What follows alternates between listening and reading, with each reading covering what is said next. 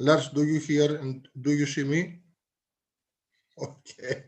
I tried, I managed to solve the problem despite my age. Thank you.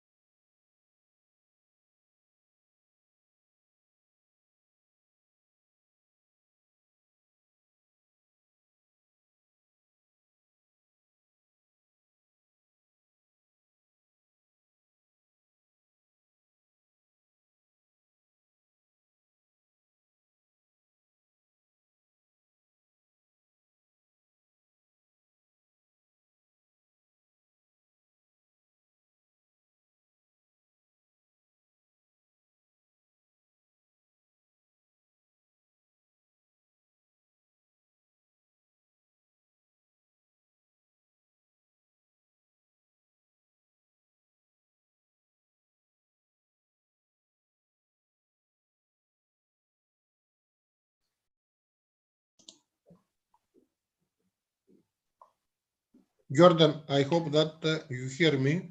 Absolutely, General. I Okay. can hear, and everyone can hear and see you. Okay, so I'm we'll ready wait. to start. Yes. We'll wait for a couple of more minutes, I think, because more people are joining right now. Okay. So let's take 2 to 3 minutes more. Okay, okay. I'm awaiting you for the start. To Yes, sign General. me for the start. Okay, thank you, Jordan.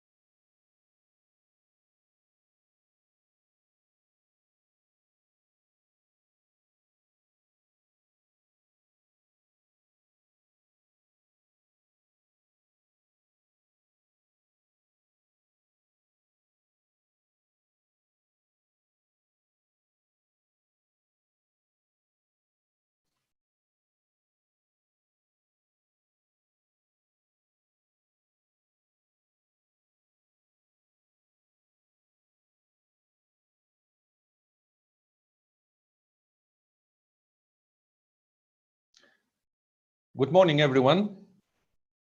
Good morning from Sofia. I'm Iordan Buzilov, President of Sofia Security Forum. We are about to start our webinar. I would like to ask all participants, especially those who take part through Zoom, to mute microphones. And of course, only speakers will be asked to unmute when they will take the floor. So we have a lot of people joining via Zoom, I see, and YouTube. So we are almost ready to start. Of course, more people are joining right now. I would like to encourage all participants to use chat and ask questions or make comments. So we would like to have it as a dialogue.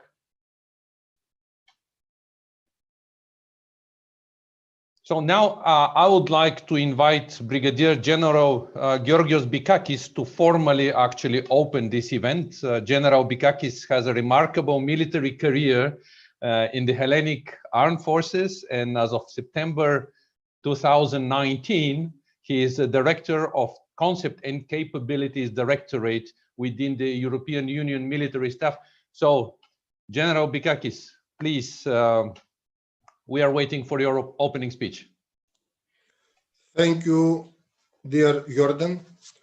Mr. Secretary of State, Admiral, ladies and gentlemen, first of all, I have to thank Mr. Jordan Bozilov, President of the Sofia Security Forum, and the organization that he represents for the offer to the European Union military staff to co-organize this event. And of course, I would like to express our gratitude to all the panelists that have replied positively to our call. I am very pleased that despite all the difficulties caused by the COVID pandemic, we are able to host this important event. This webinar marks a significant step along the path we initiated in 2018 when we pointed the spotlight on the digitalization of the European armed forces and artificial intelligence. What we see now looking at our societies? The way of life is changing as ever-increasing digitalization is becoming more prevalent in all facets of life. This same shift is occurring in defense. In all areas of military, digitalization is steadily increasing. This has impacts on the modalities with which we approach crisis and the way we conceive, plan, and conduct the CSDP missions and operations. Of particular importance to us is that most of the defense solutions in these areas are sourced from the civilian market. This raises many issues in regards to operational security in general, and in particular in the protection of our soldiers once deployed. Our response began with a workshop held in collaboration with the Finnish presidency, followed by my presentation of the EUMS point of view to the Chiefs of Defense convened for the EU Military Committee in November 2019. This year, we achieved a first important milestone in our response with the EU member states' approval of the Strategic Implementation Plan for the digitalization of the EU forces last June. This plan is based on the assumption that our forces are required to engage concurrently across the 5 domains: land, maritime, air, space, and cyber. And it thoroughly examines the application of AI and all other emerging disruptive technologies within the defense ecosystem. AI is listed as one of the 4 big challenges that we are called to face together with the networking of forces, the interoperability, and the threats pervading the cyber domain.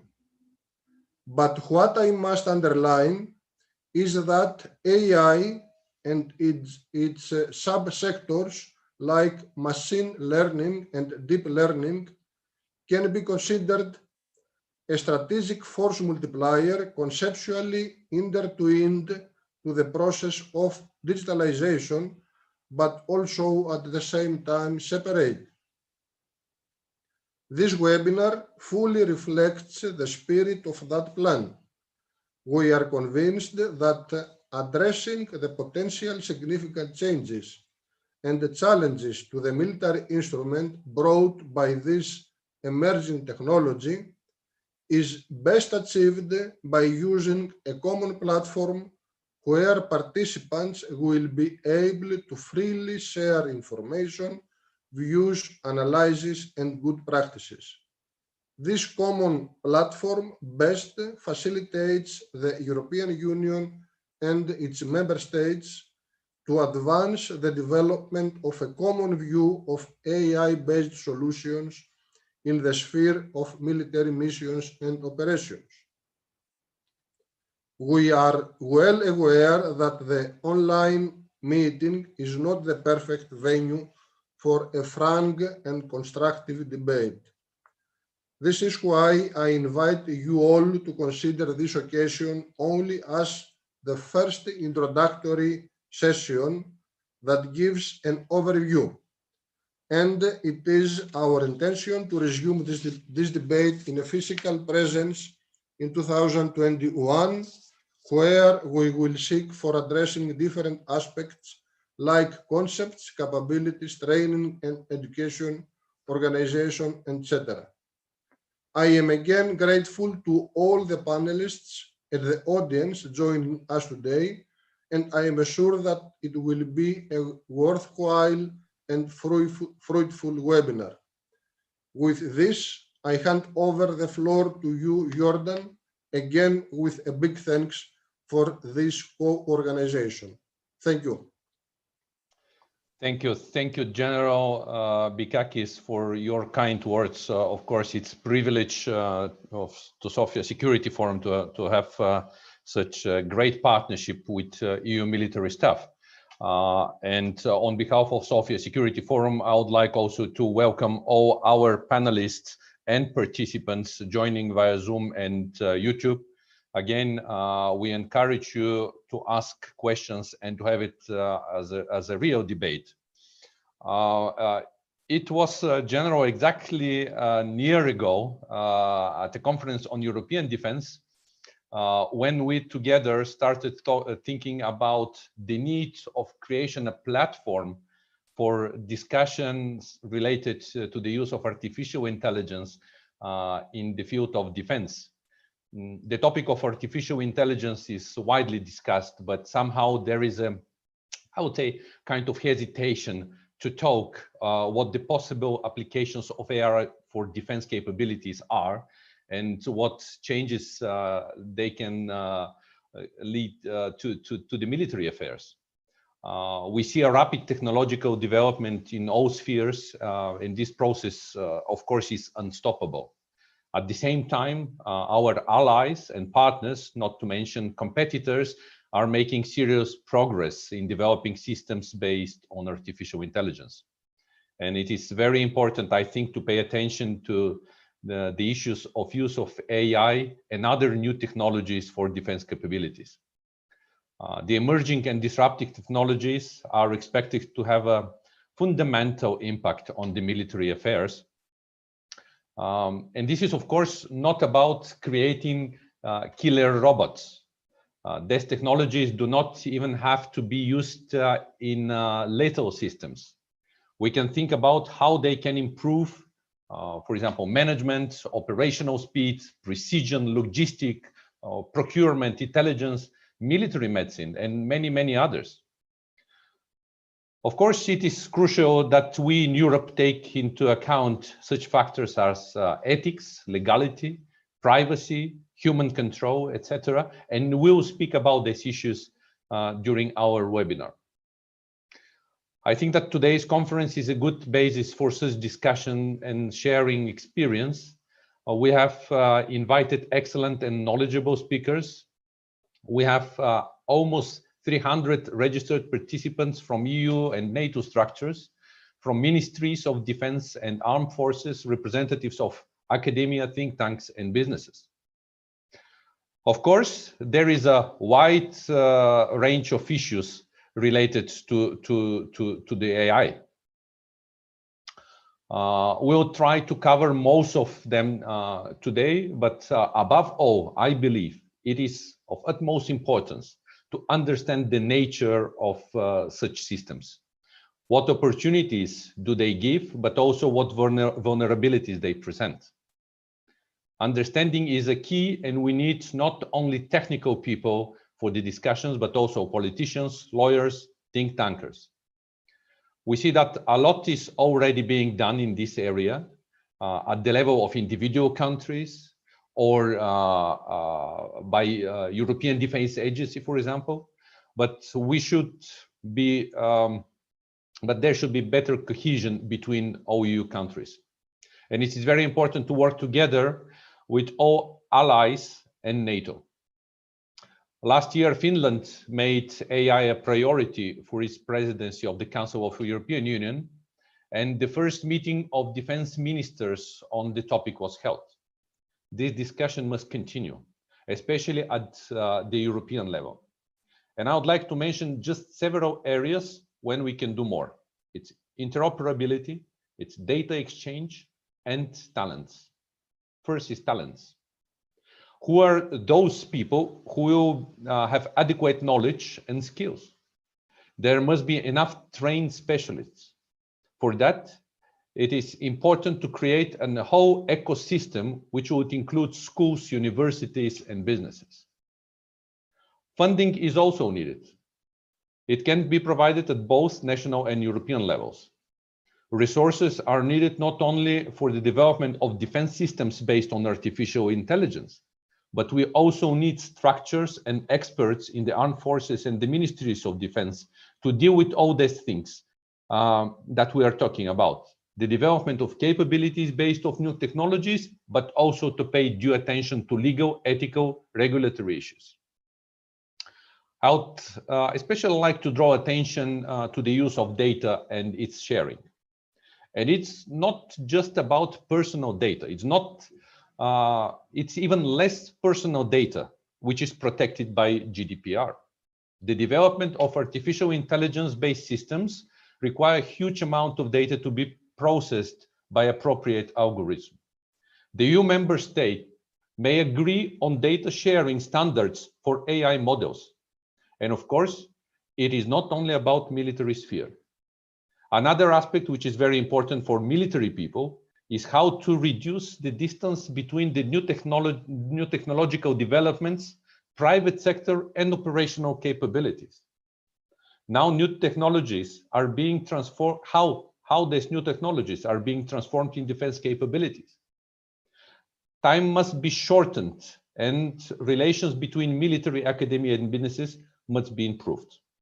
I do believe that the civilian and military sectors can support each other, but we need to define the best forms of collaboration. A joint military collaboration, a long-term goals which focus on AI readiness would greatly speed up the US competitiveness economically. And this is observation from the businesses that currently it's easier for European tech startups to scale outside the EU than inside of EU. We rightly pay attention on the regulations, but the question is what to regulate. We cannot regulate the technologies, are they evolving objectively. So we shall turn our attention to their applications. We have to take into account issues related to the transparency, accountability, privacy, human control, ethics, and so on, but to find a good balance and not to go over regulation. These are very complex issues that require complex approaches, and I hope that will generate ideas and proposals for the future policies and actions at today's webinar. Once again, thank you for joining the discussion. And with this introductory remarks from my side, I would like to invite the representative of the Bulgarian Ministry of Defense. Our speaker today is Lieutenant General Tsanko Stoikov, Deputy Chief of Defense of Bulgaria. Before taking this position, General Stoikov served as a commander of the Bulgarian Air Forces. He is a fighter pilot with many flight hours. So please, General, it is our privilege to have you at our webinar. Okay. Thank you very much for this presentation. I would, first of all, I would like to, on behalf of the Chief of Defense, express his gratitude and also his compliments for all the organizers, for the enthusiasm and also for the courage in order to organize this forum in this extraordinary circumstances. It is a privilege for me to share with all of the participants my thoughts on the future of allied defense in a world of disruptive technologies and fast-track defense innovations. The political and military leadership of the Bulgarian armed forces are fully aware that our forces and weapon systems will depend on the development of the artificial intelligence. However, we must be realists, and I need to say that our armed forces are still using industrial era armament and equipment predominantly. And this simple example poses on us an additional challenge. Not only we have to look into the future development on science and technologies, but we have to compensate our technological deficiencies. The conflict in Nagorno-Karabakh between Armenia and Azerbaijan demonstrated some of the characteristics of modern warfare. Moreover, recent conflicts have been used as testing grounds for the new technological developments and weapon systems. The political and military leadership of the Bulgarian armed forces understand clearly that we should allocate our scarce resources reasonably in order to face the future challenges and be not only a reliable ally, but technologically equivalent partner. As you are aware, Bulgaria has started 3 main projects for modernization of its land forces, air force, and naval forces. Expectations are that by successful and timely completion of these projects, plus well-developed and fully digitalized communication information environment, we will be able to conduct multi-domain operations and pave the ground for the future application of the artificial intelligence. It is clear to me that the artificial intelligence will require completely new qualifications of the personnel regarding training and exercises. And during armed conflicts, it's very important. In addition, the military staff dealing with the high technologies, I believe, has to be fairly paid in order to be kept in the armed forces. With these words, I conclude my presentation on this topic. And I would like to emphasize that the political and military leadership are deeply convinced in the need of close cooperation among the public and private sectors and academia on national and international scale in order to face effectively the challenges posed by the modern and greatly interconnected world. And finally, I would like to say that it is essential for our country to closely cooperate with other countries and institutions from the European Union in order to share the expenses fairly and be an adequate ally to its NATO and European Union partners. Thank you very much for your attention. Over. Thank you, General Stoichkov, for addressing our audience. You highlighted many important issues which will be discussed later today in the conference, but I would just mention that you said that new requirements to the personnel will be needed in terms of training and preparation, and also the necessity for better interrelation between military and businesses and academia while acquiring new capabilities or capabilities based on new technologies. Thank you once again for addressing our webinar. And with this, I would like to invite our next speaker, who is Brigadier General Vasil Sabinsky, who will take part in this webinar on behalf of Vice Admiral Hervé Blejean, the Director General of European Union Military Staff, who had unfortunately to be at another event on a very short notice. Brigadier General Vasil Sabinsky is a Director of Communication and Information System and Cyber Defense Directorate at the EU Military Staff. So, General Sabinsky, may I invite you for your intervention? Thank you. Yes, thank you. Good morning, ladies and gentlemen. As I'm on behalf of Admiral Hervé Blejean, I would like to congratulate you, Mr. Buzilov, and your team for the hard work done in setting up this webinar in these challenging COVID times. The planning for this event began, as I heard, last year, almost last 1 year, before COVID restrictions. I hope that we can continue this discussion in person next year.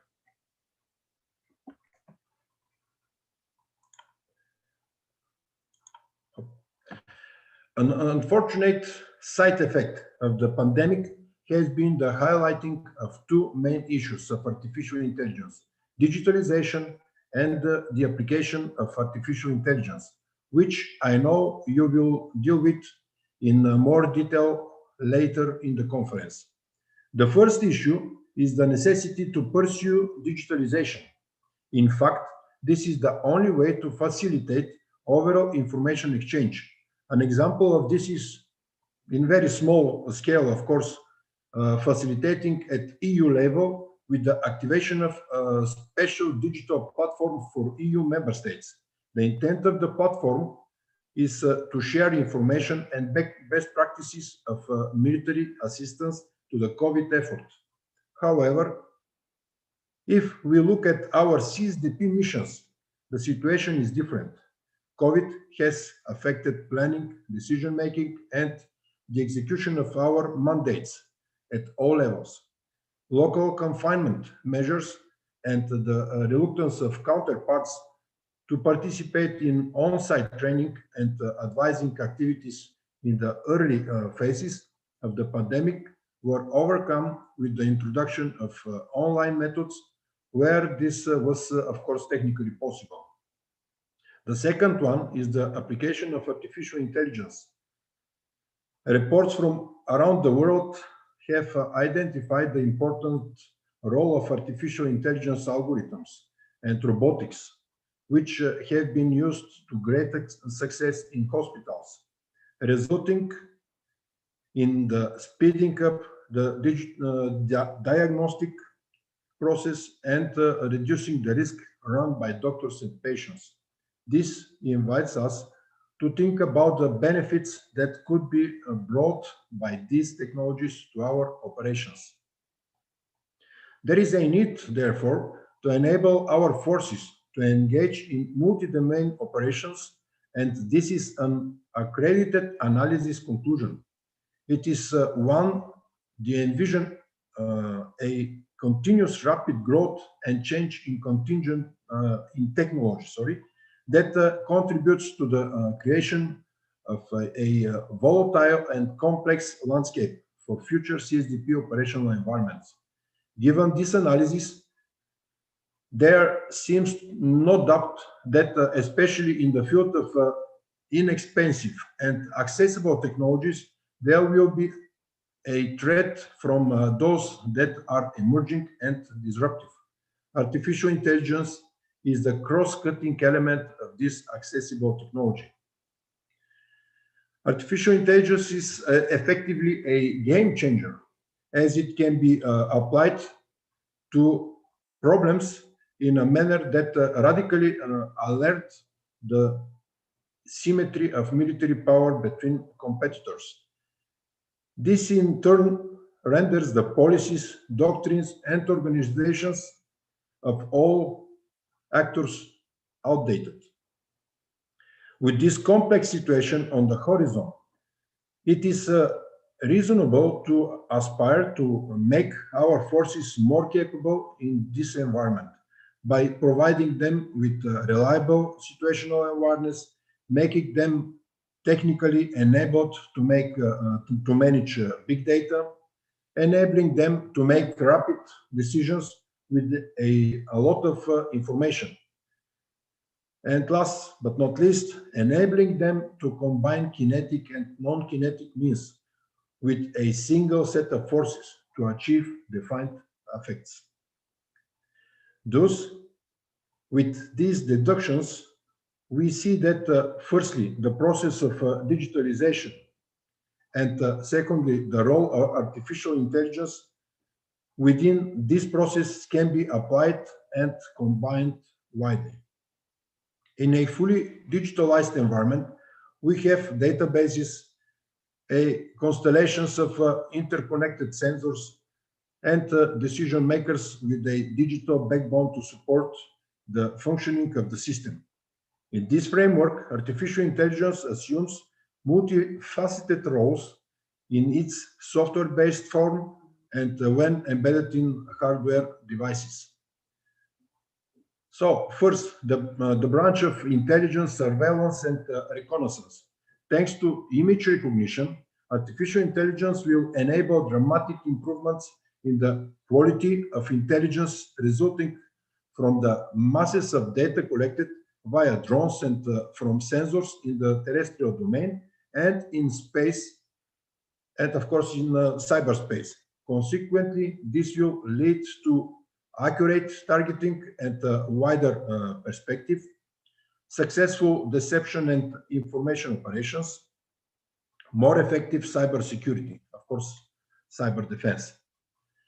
For data, or better to say, big data analysis, multiple sensors like drones implies that the sheer volume of information collected will be more than a human or team of human could analyze. The ever-growing volume of data available means that artificial intelligence will continue to increase in prominence. Third, I would say that a rapid in supported decision-making. This is the ability to make decisions quickly, particularly in this future data-rich environment, will stand as a winning factor. Artificial intelligence supporting the OODA loop of observe, orient, decide, and act would enhance the ability to get inside the adversary's decision loop, preventing counteractions and providing further options. This is also relevant in the management of logistics. However, it is in cyber defense that artificial intelligence could have greater effect and potential. In this sector, we see artificial intelligence algorithms that are able to observe software on a system and flag actions that are identified as suspicious. This is an improvement in the resilience of the overall digital core, which would give our forces the capacity to anticipate any malicious acts in such a challenging domain. Let me say that whatever will be the form of artificial intelligence within the systems, for a military point of view, the effective potentialities will be measured not only by the outcome expressed in data form, but in terms of operational effectiveness, security, safety, reliability, stamina, robustness, and, as I already said, resiliency. Finally, yet importantly, artificial intelligence has made significant progress in the automation of the systems. For the military, this takes the form of advances in unmanned means, which will enable forces to maintain or expand war-fighting capacity without increasing manpower. This can be seen in the field of swarm tactics. Artificial intelligence can protect and reduce the risk of our soldiers when tasked in environments with anti-access and area denial systems. In terms of automation, it is acknowledged that there are many sensitive questions and legal issues to be resolved, particularly with autonomous weapons systems, and among these, lethal ones. The ongoing discussion taking place in Geneva within the framework of the United Nations group of governmental experts is one the UMS is following very closely. When asked, we have provided contributions giving our military perspective. These are always based on EU principles, of course, of the rule of law and the use of forces. Furthermore, this must abide by international law and human rights, and that lethal force needs to remain accountable and under the control of human for decision. In promoting a common EU vision for the development of artificial intelligence in defense, there are three relevant elements related to CSDP missions and operations. First, the necessity to develop suitable rules of engagement that ensure human control is exercised at level appropriate to operational and strategic context of each situation. Second, the observation that the use of lethal autonomous weapon systems could be key for the protection of forces, at least in a defensive situation.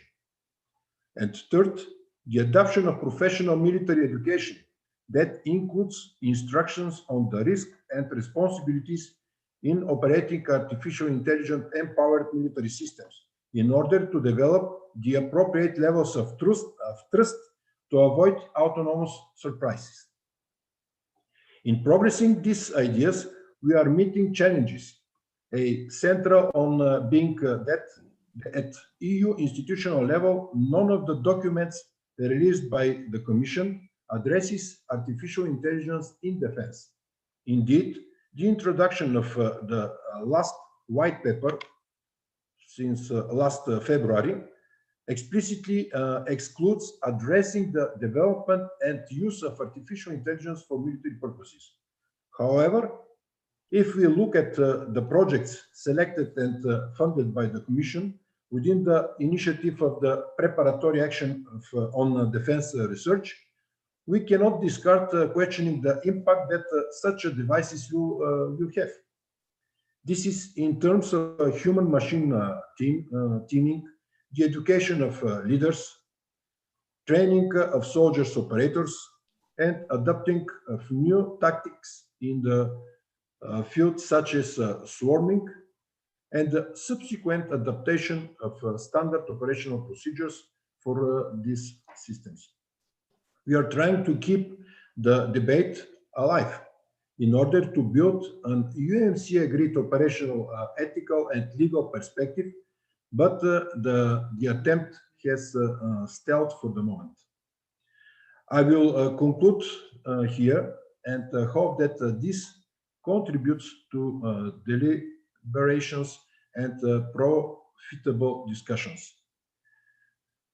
The reality is that there is significant investment and development in artificial intelligence, and if the EU aspires to be a reliable global security, it needs to invest now. I thank you all indeed for your attention and to the Sofia Security Forum for having supported us for promoting this debate. Thank you very much. Thank you, General. Thank you for this introductory remark on behalf of the EU military staff.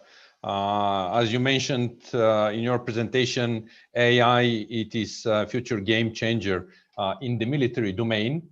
Now I see we have about 5 minutes left in this panel, and we already received several questions from YouTube.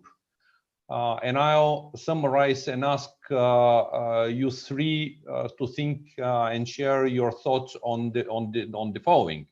The first is, what is the current status of AI with regards to EU missions and planning process? Maybe you can elaborate on this. The second question is about small states and development of AI-based capabilities, whether they will provide better positioning in the future, and the efforts of EUMS on development of AI-based capabilities. So, generals, please take the floor, and after your remarks, we'll close this session and move forward according to the program. General Bikakis. Yes, thank you, Jordan. I will try to answer briefly in these questions. So, regarding the current status of artificial intelligence in EU operations and missions, the artificial intelligence enabled capabilities, military capabilities, is a quite new topic that we are dealing with. And as I said in my opening remarks, we recently managed to have the approval of our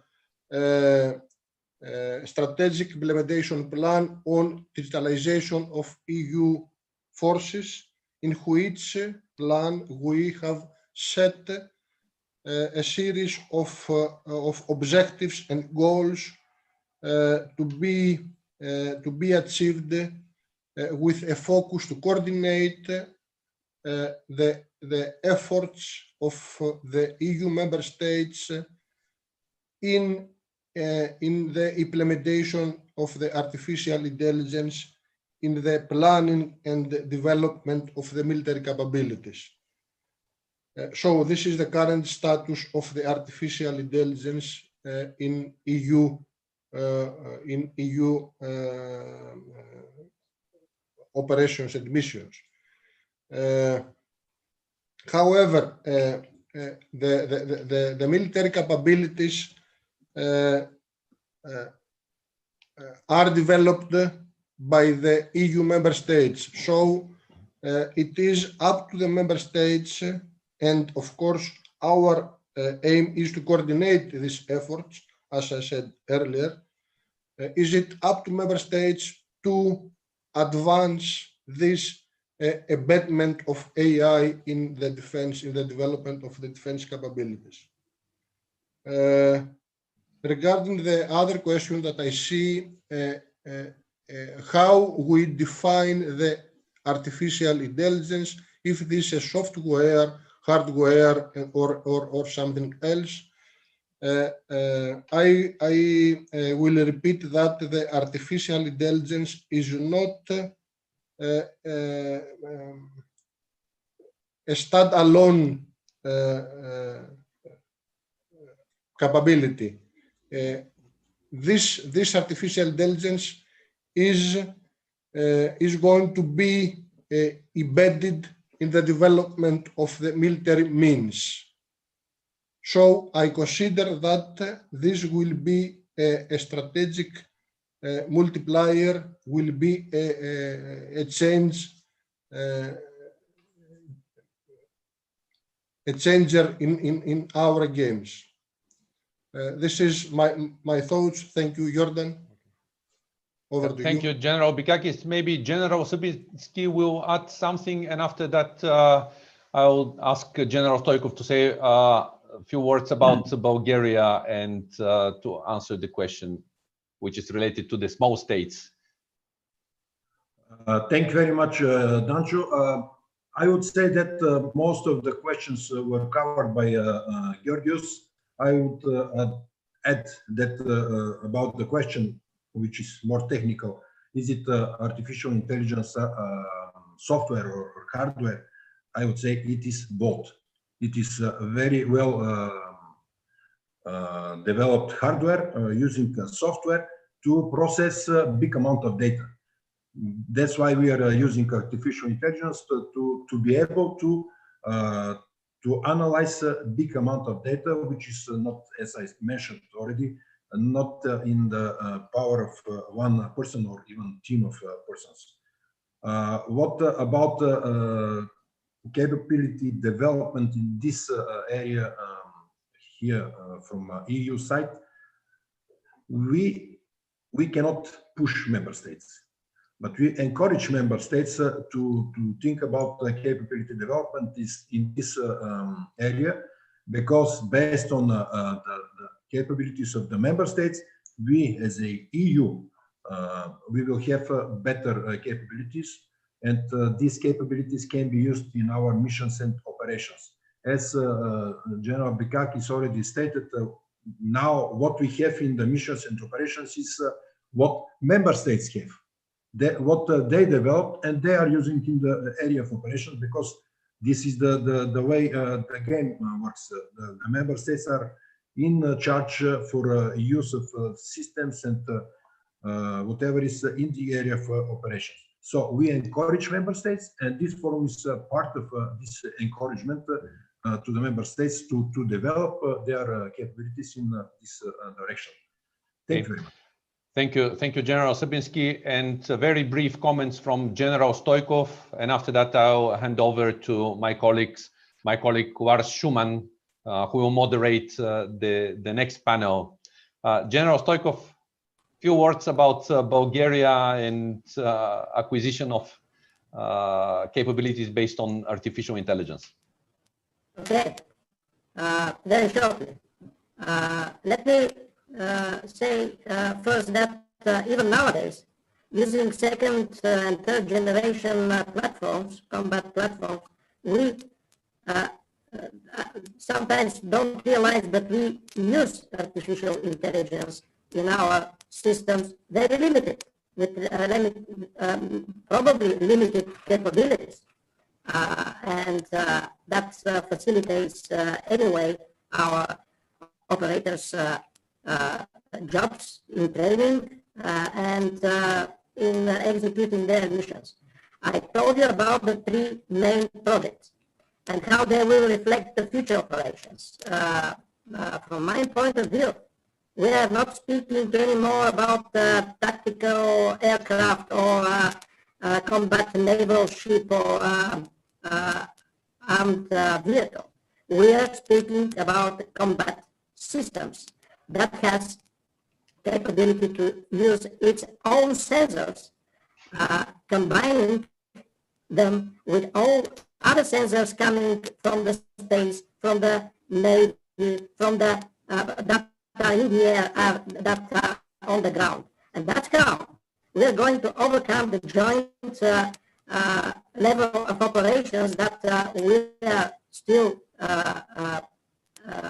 leading, and we are going to the next level of multi-domain operations that are combining all those informations, using all those sensors that I've mentioned in one complicated command and control system that simultaneously with all the platforms can in the real time detect, observe, monitor, and estimate the threats. That's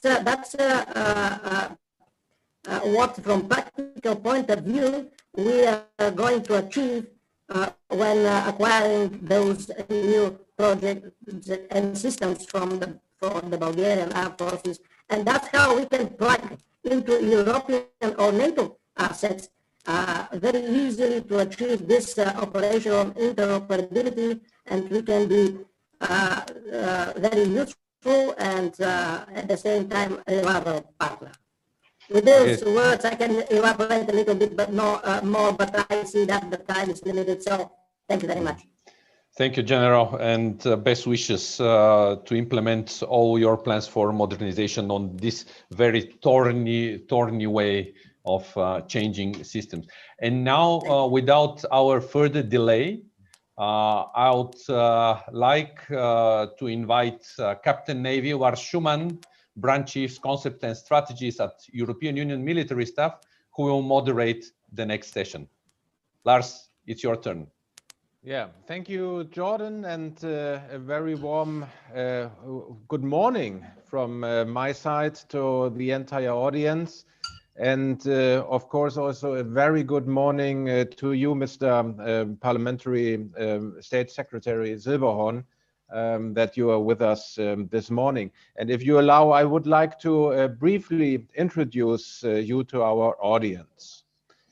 Mr. Parliamentary State Secretary Thomas Silberhorn was born on the 12th of November 1968 in Kemmern, district of Bamberg in Bavaria. After receiving his high school degree in 1987, Parliamentary State Secretary Silberhorn studied law in Erlangen, Munich, and Bayreuth. From 1994 to 2000, he worked as an academic assistant at the University of Bayreuth, and since 2001 as a lawyer. Since 2002, he is member of the German Bundestag. There, from 2005 to 2013, he was his party's spokesman in the German Bundestag for foreign affairs, defense, European Union affairs, economic cooperation and development, human rights, and humanitarian aid. Additionally, from 2009 to 2013, he took over the responsibility as the spokesperson in his party's parliamentary group on the Committee on Legal Affairs of the German Bundestag. 1 year later, he also occupied the position as the deputy chairperson of the parliamentary group for internal affairs, law, and consumer protection. In 2014, he assumed command as Parliamentary State Secretary to the Federal Ministry for Economic Cooperation and Development. And finally, since 2018, he serves in his current position as Parliamentary State Secretary at the Federal Ministry of Defense. Parliamentary State Secretary Silberhorn is Catholic, married, and has 2 sons. Sir, we are so pleased and honored to have you with us, really. And before diving into the interview, I would like to give you the floor for any introductory remarks you might have. Sir, the floor is yours first. Thank you very much for this introduction. I'm really surprised that such an extensive curriculum vitae is available online. But welcome to everybody for joining this debate. When it comes to artificial intelligence, we have to realize that yes, there are far-reaching transformations in all our society, and this affects our complete communication, our social conversation, our way of living. And in this regard, we have to state that we are increasingly dependent from information and communication technologies in all areas of our society, and of course, including in the area of security and defense policy. And from this specific standpoint, as a security politician, I would say, yes, we have to be aware of new threats affecting all of us, of new vulnerabilities. And I don't see this as a risk only, it's also a chance for our public discussion on security policy, because we can exemplify, we can show everybody with this one smartphone that information is key, that communication can be discredited. So we have to realize that it's an essential part of our life. It offers new opportunities, but at the same time, we have to be aware of growing vulnerabilities and risks. And I see a chance in this discussion, and also a chance to enlarge security policy debates throughout our entire society, because everybody can see and feel and have a look at one smartphone and realize that this is part of our information society, and also not offering opportunities, but part of potential threats. And in this regard, it's our ambition to remain a credible security provider as German government, as the Europeans, as NATO members. And in this regard, we have to develop suitable defense measures. We have to be capable to counter threats in the information sphere. And that's why this important issue has been addressed by the federal government's AI strategy. And within this strategy, the German Bundeswehr is a part of, and it's seen as an important issue for the future capability development, artificial intelligence for the Bundeswehr. But my impression is we have to continue to work in this regard, that there cannot be accepted a division between military and civilian aspects of artificial intelligence. We have to find a common approach on artificial intelligence, and this has quite clear consequences and some hard questions to be raised, for example, when it comes to financing. And of course, it's our ambition to find ways how to make responsible use of new technologies using artificial intelligence in accordance with international law, including humanitarian law. And of course, that's why we need close cooperation and coordination among EU and NATO member countries. So again, welcome to this debate. Yeah, thank you very much, sir, for this already very rich insights, I must say.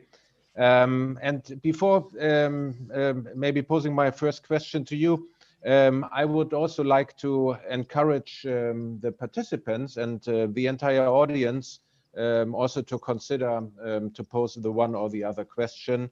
I think this is really a unique chance today. So I would like to start with a more general question, and that would be more on defense capabilities development in general. So how do you view the development of European defense capabilities? And maybe even more, do you think that Europe could really build and should build autonomous defensive potentials?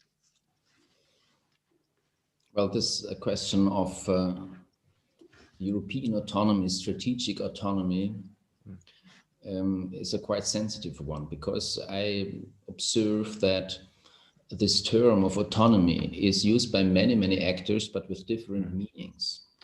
In substance, I would say we should gain more ability to act as European Union member countries. And by doing so, we should strengthen our European pillar of NATO. So we see European, both national and coordinated European capabilities in full complementarity with our NATO capabilities, and in not only in theory but also in practice.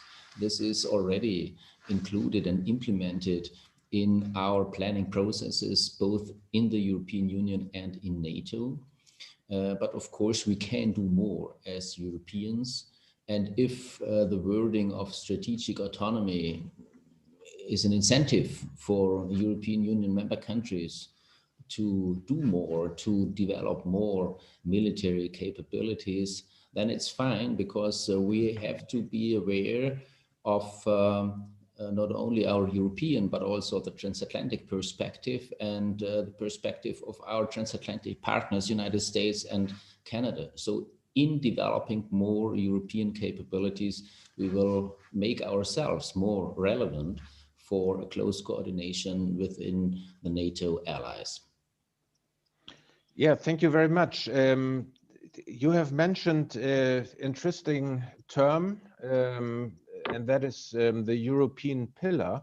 If I just quickly may ask, what is your understanding of this European pillar, as this might also answer to a certain extent already views on EU-NATO relation? Yeah, so what is that for you?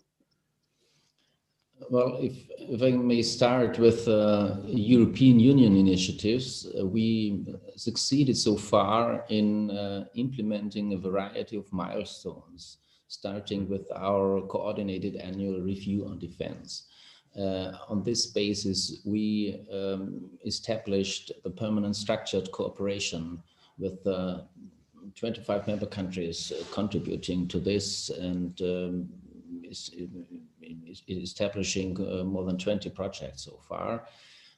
We have to be as concrete as possible, and if we succeed in establishing the European Defence Fund and supporting or providing the financial means needed for a close cooperation within the European Union, then indeed we have three major milestones: coordinated review, permanent structured cooperation, plus defense fund.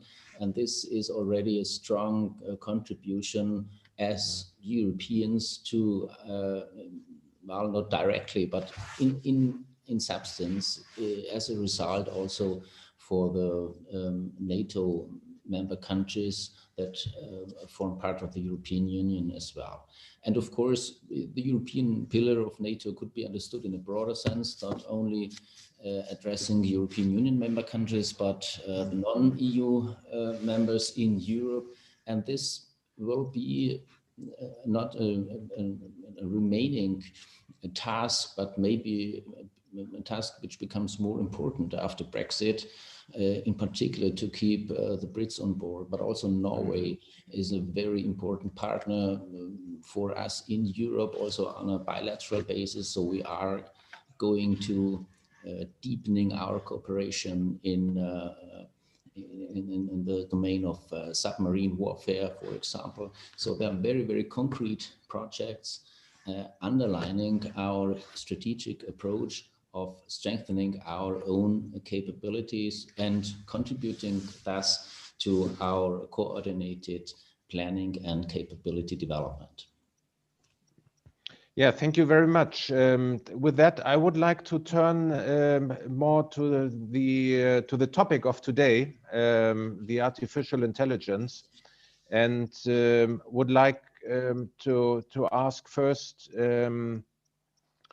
that, I mean, given that some call artificial intelligence a game changer, we have heard it already today.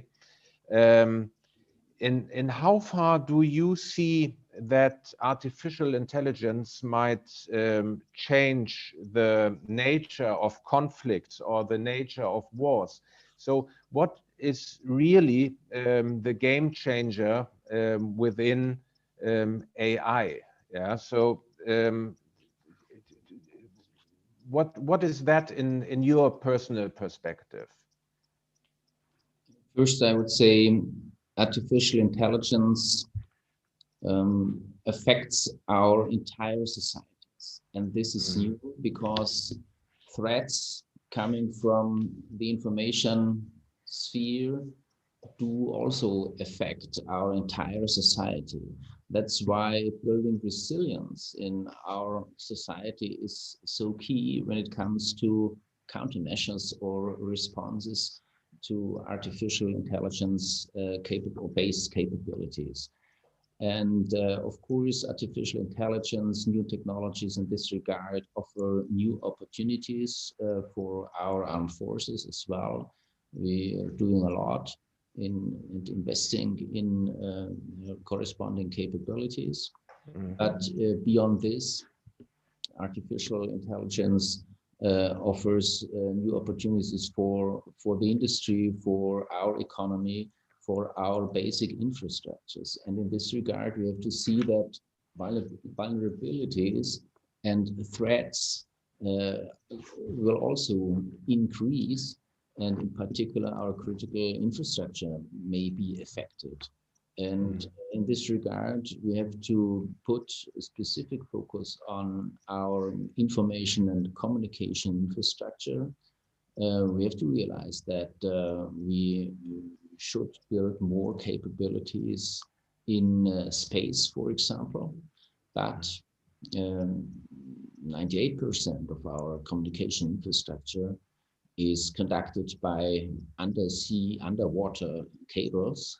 So we have to be very cautious about potential threats and attacks on our basic communication infrastructure. And in analyzing these vulnerabilities, we have to develop countermeasures and capabilities that enable us to respond to those potential attacks. So far, we are not yet capable to adequately respond on threats that we are thinking of. And that's why it's crucial for our armed forces in Europe, in NATO, to adapt our strategies in a way that we can develop new countermeasures. And of course, artificial intelligence will play an integral role in the capabilities of our armed forces. So artificial intelligence-based technologies will be included in our equipment on the one side, and on the other side, it reflects the growing threats and vulnerabilities.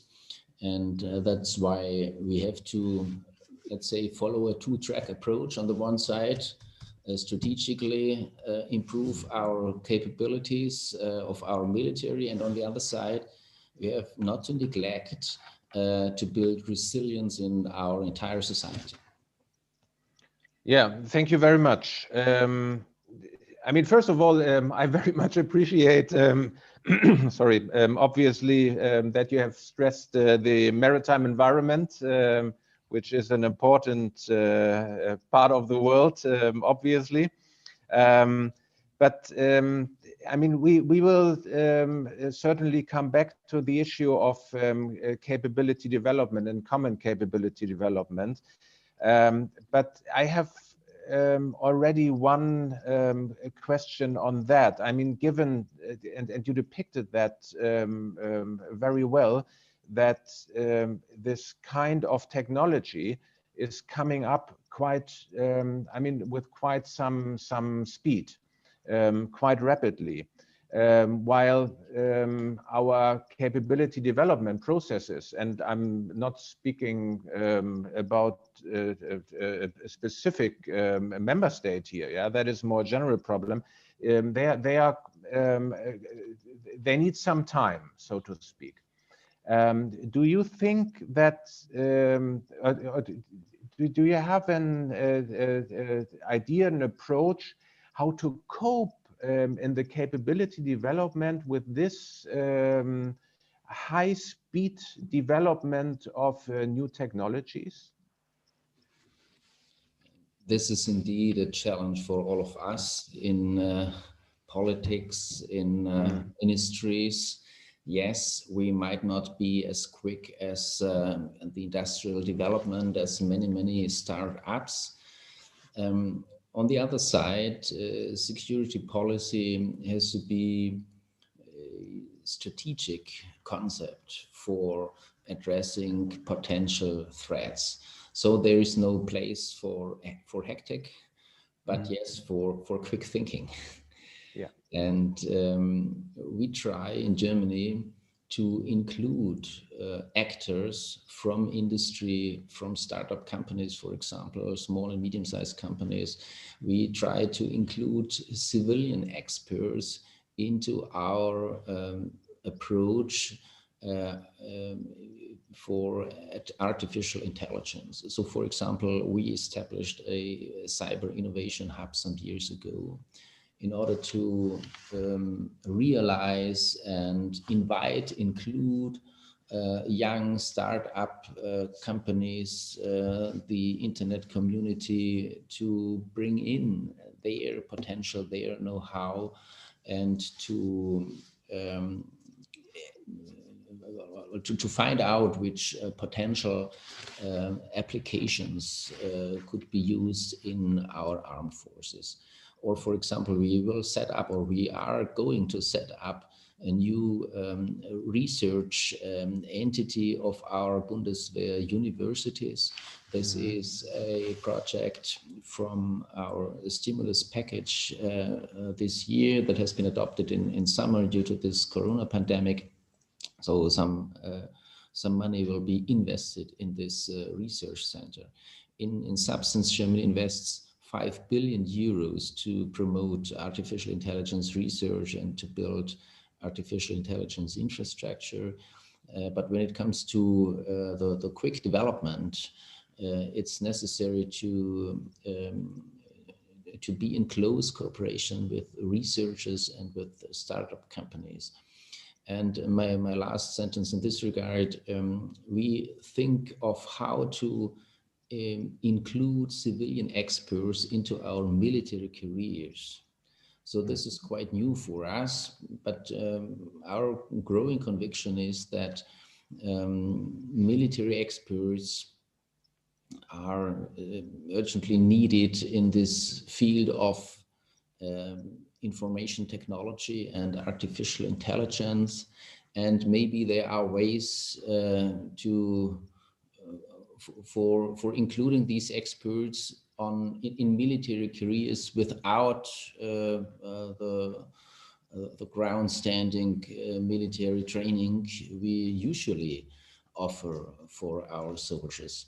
So IT soldiers might need different approach, different education, and that's why we try to remain open for our needs, and also open for young people interested in contributing with their know-how, because there is one significant advantage we can offer as Army. Our IT experts are allowed to do things that might not be allowed in civilian life. That's so you can do things which cannot be done outside the Army and outside our security institutions. And this indeed is quite interesting for IT experts. Yeah, that is indeed interesting. Thank you very much for this insight. I would turn with this maybe back to the issue of strategy. You mentioned, I have heard that in your, I think, introductory remarks, that there is a kind of national AI strategy. And I have also understood that it is also maybe briefly touching on military affairs. I'm not so sure about that. And but maybe you can build a little bit on this and go a little bit deeper on that. So is there a strategy, and what it is pointing out in terms of security and defense, and what are maybe the main guidelines?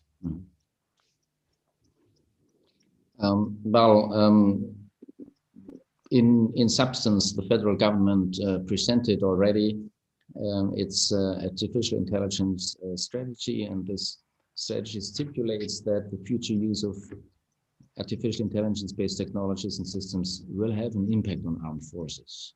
This is already a statement that has to be noticed from our side. Yes, we are included. It's not an exclusively civilian strategy. In Germany, this is a debate. I don't see any partners differentiating between civilian and military aspects so explicitly as it is sometimes done in Germany, and that's why it's important for us to be included. We have to find an approach that is holistic and keeps all aspects in mind, both civilian and military aspects, when it comes to artificial intelligence. And that's why this issue is seen as important in this strategy for the future capability development of the Bundeswehr. So indeed, this is again a statement in the strategy of our federal government stating, yes, there are capabilities in the field of artificial intelligence that have to be provided by the German Bundeswehr. And emanating from this strategy, we do a lot in our ministry, and of course in close cooperation. It's one specific challenge to adjust and reorganize the cooperation among security institutions, also with our Ministry for Domestic Affairs and with our subsequent bodies of this Ministry of Interior Affairs. That's why we already established institutions that are conducted by both ministries, because it takes some time in cases of threats from information space, it takes some time to realize and to know whether these threats are coming from outside our country or from inside. So is the Ministry of Defense affected in its capacity, or is it the Ministry of the Interior? So we have some severe questions to be resolved at administrative level in order to organize a very, very close and open and transparent coordination of our bodies.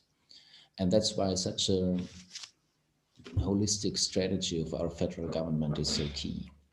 And yes, we are an integral part now, but when it comes to concrete results, to concrete initiatives of our government, for example, now in this week, we'll have the final debate in our plenary to adopt the budget. And yes, some questions are still pending because there is not everywhere consensus that artificial intelligence money can also be used for military aspects. So there are different approaches when it comes to concrete questions how to finance our projects, and that's why this comprehensive approach, if I may say, is so key when it comes to artificial intelligence. But we are on a good way, and I see the German Bundeswehr able to deliver.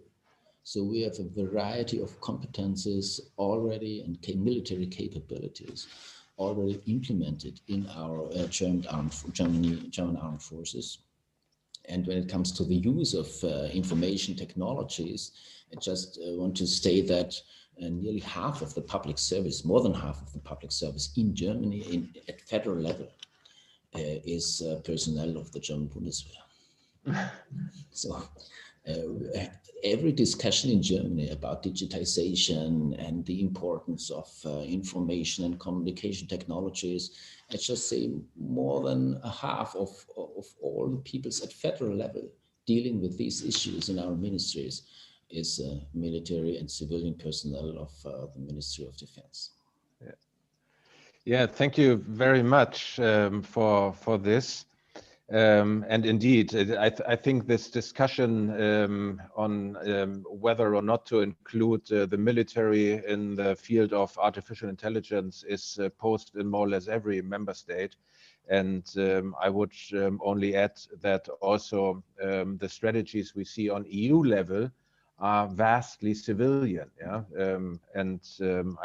I personally think it would make sense to include the military aspect a little bit more here, as on the timeline, I think it cannot be circumvented. Yeah, artificial intelligence, sir. You have already touched upon the one or the other application of artificial intelligence, so how it could be used and how one could benefit from it. But maybe you could shed even more light on what kind of applications for artificial intelligence in the military field you see, and maybe even not only artificial intelligence, but other emerging and disruptive technologies.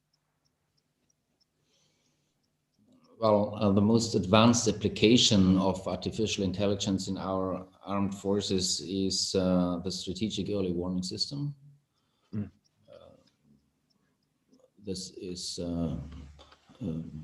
operable. It's it's operated every day, 24 hours, 7 days a week, and 365 days a year. And this is a tool that enables us to anticipate future threats and to provide a sound analysis based on automatically processed data.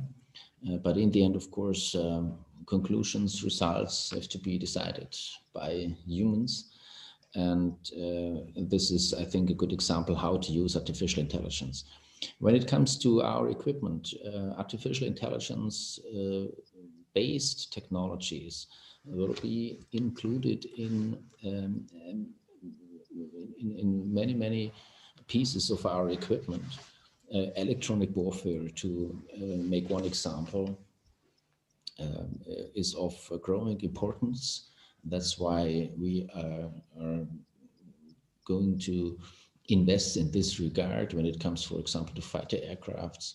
This will be an integral part. And beyond electronic warfare, we are discussing, as you know, a system of systems of air defense with our future combat air system, concluded with France and Germany, and now Spain. It's still open for additional European partners, because the key question is what are the core competences, both at the industrial side and in the military in whole Europe will be in our future. So we see artificial intelligence is an integral part of our equipment. It will play a growing role, and beyond our core tasks of capability development and equipment of our army, we have again to realize that artificial intelligence is an integral part of everybody's life, and that's why the resilience of our entire society is so key. Attacks on our information infrastructure will affect many people, and it can have severe consequences. We just a few weeks ago we had an attack that was supposed to hit a university, but in the end, the university hospital has been hit, with the result that the patient has to be transported to a neighboring hospital, and on this tour, the patient died. So we already are confronted with severe consequences, even of hazardous attacks of civilian actors. And this shows that we have a wide range of vulnerabilities to be respected, and that's why building resilience goes far, far beyond procurement procedures of our army and capability development of our army. We have to counter these vulnerabilities with a wide variety of aspects, and this, of course, includes also education and training of our students, of everybody, in order to keep our liberal democracy a free and open society. Yeah, thanks very much for that. I would also, with a view on the to the clock, now dive a little bit deeper into the issue of implementation of AI and cooperation in this field. So in purely practical terms, what structures and mechanisms does the German Ministry of Defense and the Bundeswehr have to develop or build capabilities based on artificial intelligence? Yeah? And maybe as a second question, can Germany there be an example to other European countries for the introduction of those technologies and solutions? Well, the second question can be answered quite easily. If we succeed in providing adequate means and in achieving convincing results, then yes, it will be an example for others. I think we should act in this way and lead by example. This is my clear answer to all the questions of German leadership. We should not try to lead by recommendations, but we should do our homework. And if the results are convincing, this is leadership by example. And to showcase this in the current corona pandemic, we have artificial intelligence-based data collecting and processing, so that we can provide the necessary information for our government, for the entire society. And this, I think, is a good example how to lead in a case of need. When it comes to the armed forces, as I already mentioned, we established a range of centers, bodies, agencies in order to create the necessary know-how and in order to recruit experts, both military and civilian experts in this regard.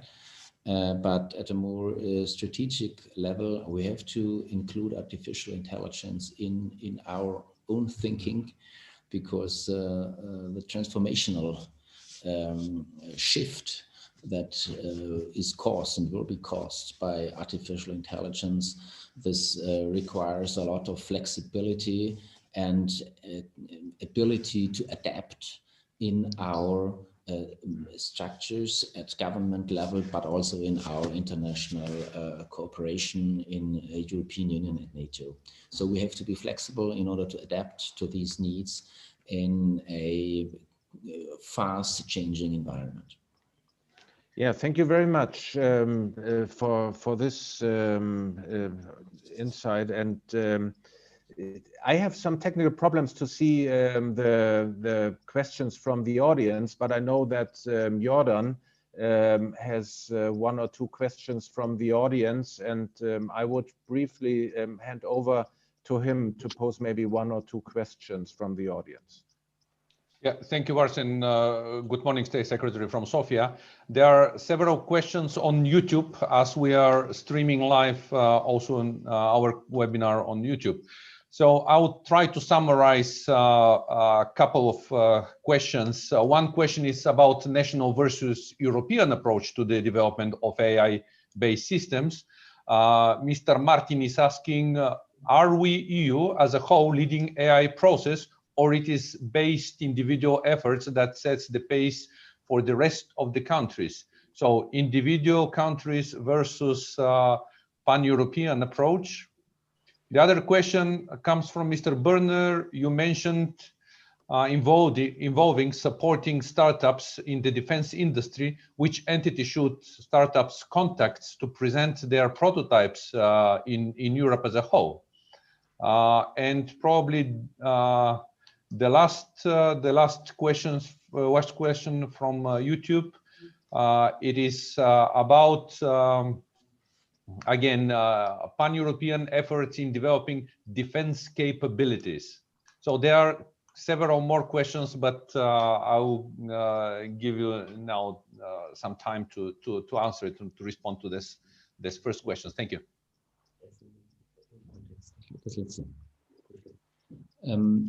Well, maybe I start with the startups.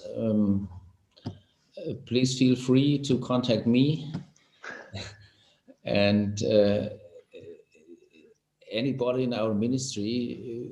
Usually ministries are organized in a way that any comment and proposal and suggestion is conducted in a proper manner.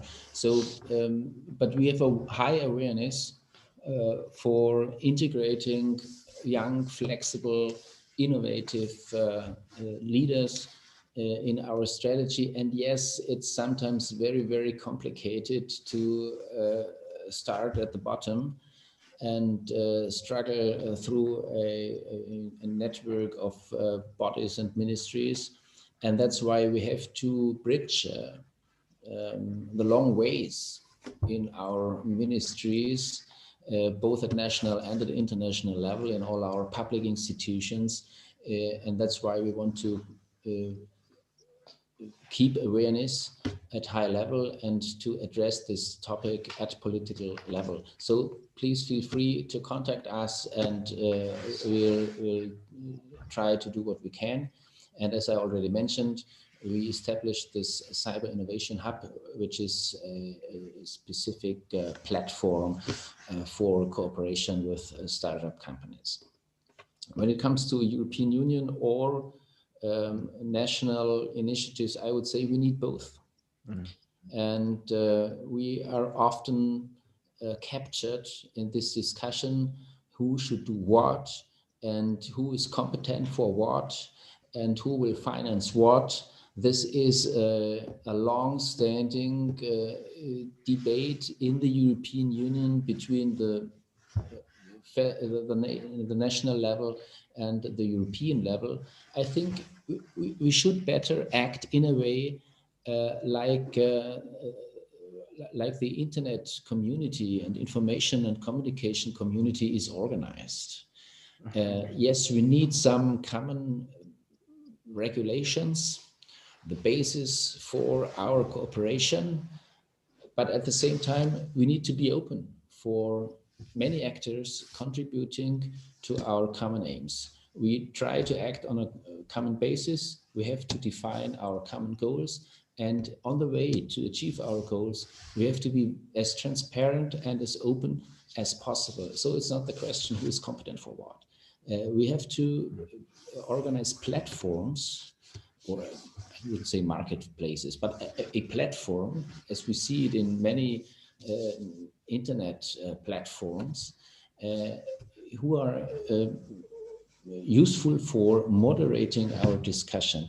And yes, of course, every member state of the European Union will contribute and has to contribute with developing own capabilities, but the development of own capabilities requires already a close coordination and open-minded approach in the European Union, but also beyond the European Union. So it's a global community of addressing the needs in artificial intelligence and in information and communication technologies. And with this open-mindedness, I think we have to act in close cooperation as Europeans, but not by delegating the tasks to a European level and expecting some Europeans, whoever, to do the job. No, we should do our job on ourselves in each member country, and then we can come together on our coordinated platforms in the European Union and discuss in full transparency who can contribute what. And in this context, yes, it makes sense to have a coordinated planning process to concentrate. Not everybody of us can do everything.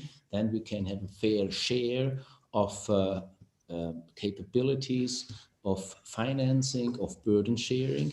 But this requires, I say it again, each country has to contribute by doing its homework, and then we can come together and coordinate it. At the European level, I would say, yes, we can do a lot. Of course, we can always do more at the European level, but we should not have an understanding that the European level could substitute our national efforts or could replace national contributions. This will not be done. This would not be as open and as transparent as it is required in this field of information technology. Yeah, thank you very, very much. And I'm afraid we have come to an end now.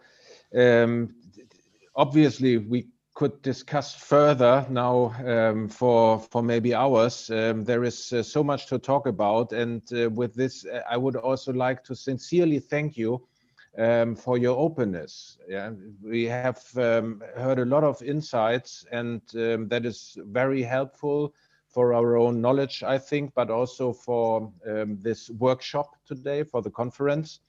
So with this, let me, on behalf of the organizers and also the auditorium, thank you for the time you have taken for us today. And if we were not online in a webinar, then you would certainly hear now a huge applause and many thanks from the audience as well. Mr. State Secretary, thank you very much for taking the time for us. And with this, I hand back the floor to Jordan. Thank you very much. Thank you. Thank you very much for this enlightening, I would say, panel. Many issues has been put for future discussions. And as we are going almost according to the program, I would like to announce now a 5 minutes technical break in order to connect with the panelists from the next panel, Ruka ChatOn, Tanya Latii, Edward Christi, and Nick Colosimo. And we'll reconvene at 11:10. So 5 minutes technical break. Thank you.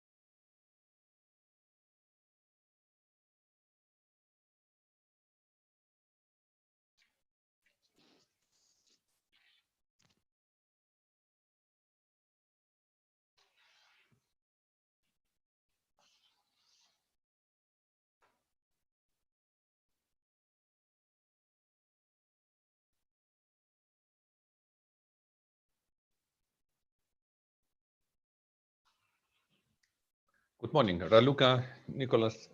Can you hear me? Good morning. Yes, very good well. morning. Good, excellent. So Nick, I will share my screen and just let me know when I have to switch to another. Tanya, good morning. Good morning. Morning, everyone. So we are still waiting for Edward to join us.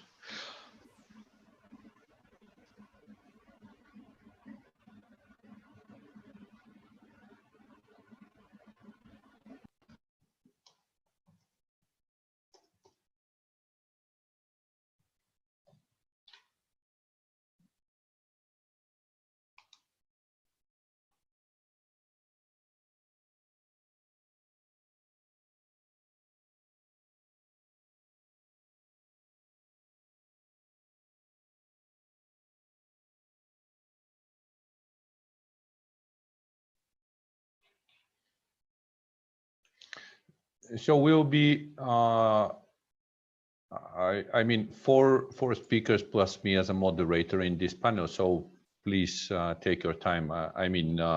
10 to 15 minutes. Not a problem to take more time.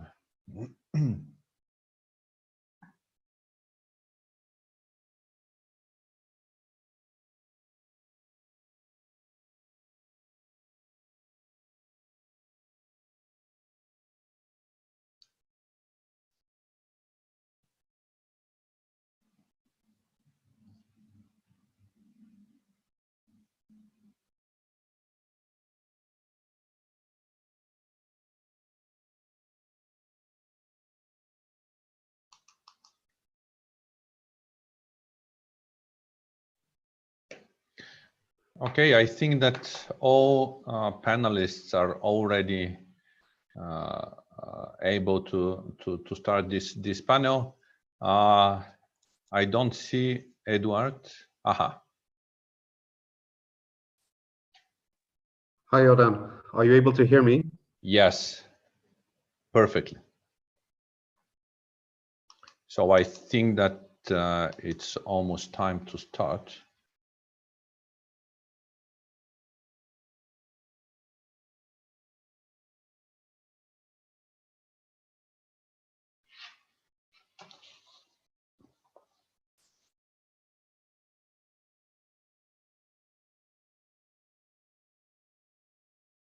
So I see more people are joining this session. So let's wait for a couple of minutes before starting.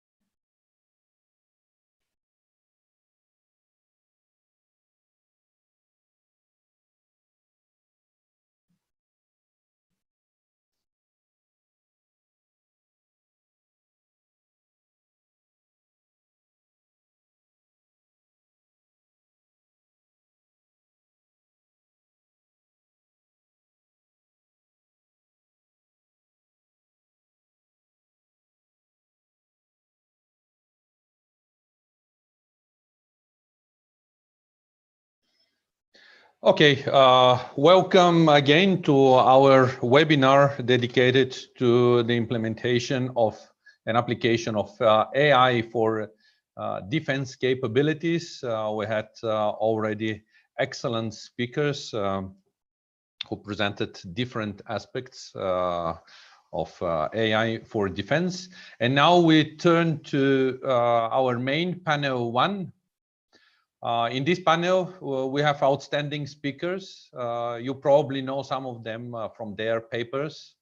All are experts in various aspects of artificial intelligence, as well as on issues related to the European defense, EU-NATO cooperation, and defense capability building. Let me briefly present our speakers for today. First is Ruka ChatOn. She is a visiting scholar at Carnegie Europe, where she works on European security and defense with a specific focus on disruptive technologies. We have Tanya Latii, policy analyst, European Parliamentary Research Service at the European Parliament, which is actually a think tank of European Parliament, when she covers European defense, EU-NATO cooperation, emerging and disruptive technologies, cybersecurity.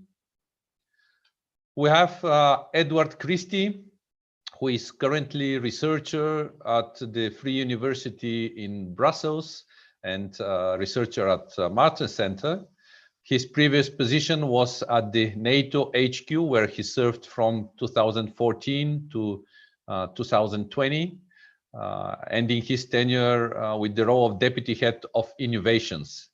In that capacity, he was the author of NATO's white paper on artificial intelligence, which I had the pleasure of sharing with our participants yesterday. And we have Nick Colosimo, member of ASD, which is Aerospace and Defense Industries Association of Europe. There is an AI expert group on his principal technologies there, on disruptive technologies. And he's also lead engineer, future combat air systems at BAE Systems. So he participates in dual capacity in our webinar. So I will invite now our speakers to take, let's say, 10 to 15 minutes for initial presentations. And after that, we'll continue with Q&A session. Raluca, you published this year together with your colleagues, Eric Bratberg and Vanessa Rugova, a paper called Europe and AI, Leading, Lagging Behind, or Carving its own way.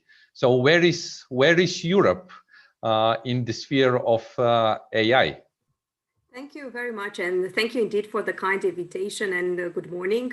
I would not answer this question for sure, but rather focus the presentation and link it more to the title of the panel, New Technologies and Revolution and Military Affairs. So as a disclaimer, I am not a technologist or strategist for that matter, but I have an international relations background, and the presentation today is inspired by my reflections about the impact of new and emerging technologies on the revolution and military affairs.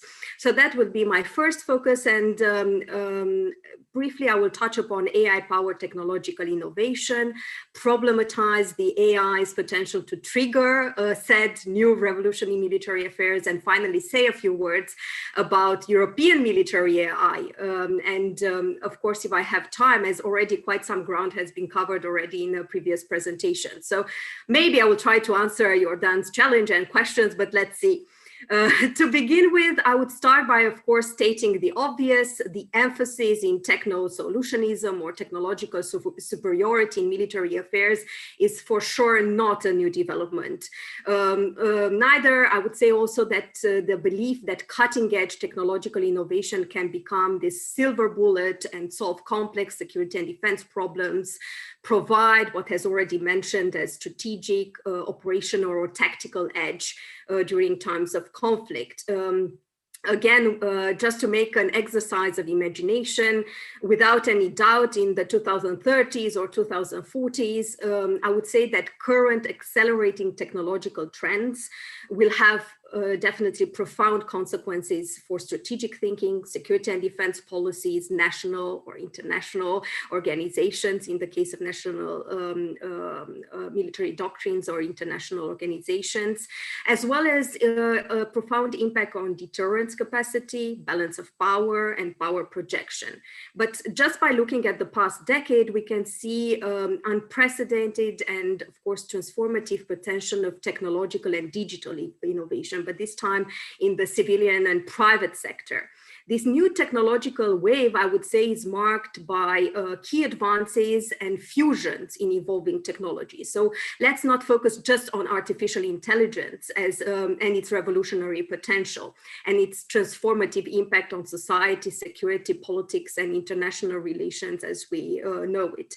But yeah, AI in itself as an enabling all-purpose technology in correlation with big data, quantum computing, autonomous robotics, and this is just to name a few, are expected to disrupt, this is a key word I want to emphasize in my presentation, disrupt existing systems of governance, trigger complex debates about design, legal, and ethical dimensions. These areas have already been mentioned in previous presentations today, but also disrupt ways in the broader deployment of certain technologies in a data-driven battlefield of the future. However, it is important to also reflect on what type of technologies and data are useful in combat environments. For instance, thinking about commercial, dual-use, military-exclusive AI, but also in terms of translating basic research to military programs, and I would say to make the difficult leap from development to operational implementation. So yeah, new emerging technologies such as AI are framed as being disruptive, are again framed as redefining a new age of global geopolitical competition. And to refer back to the title of the report I co-authored with my colleagues at Carnegie, indeed, the United States and China stand, of course, as front runners in AI because of taking lead in researching and developing cutting-edge AI application, and of course, because of big private and public investments. But as an all-purpose and enabling technology, AI, I find is misleadingly framed as revolutionizing warfare as we know it, irrespective of expert voices proclaiming that AI will trigger another revolution in military affairs. I would remark actually that technological innovation alone rarely shapes military innovation more broadly. Instead, how militaries use new technologies makes actually a difference, and history has proven this fact, as well as how open organizational cultures are to tech and bureaucratic innovation. So this brings me to my second point related to a new AI-driven revolution in military affairs. Indeed, again, AI is currently fueling a so-called arms race narrative, like the narrative that AI will trigger a paradigmatic shift in warfare. Defense experts across the globe and in Europe are rushing to label AI as revolutionary or disruptive. Of course, partly because of recent and real breakthroughs in AI technological development, but also because I would say due to considerable hype, AI has become a new cornerstone in both international organization strategies and national strategies, natural military doctrines.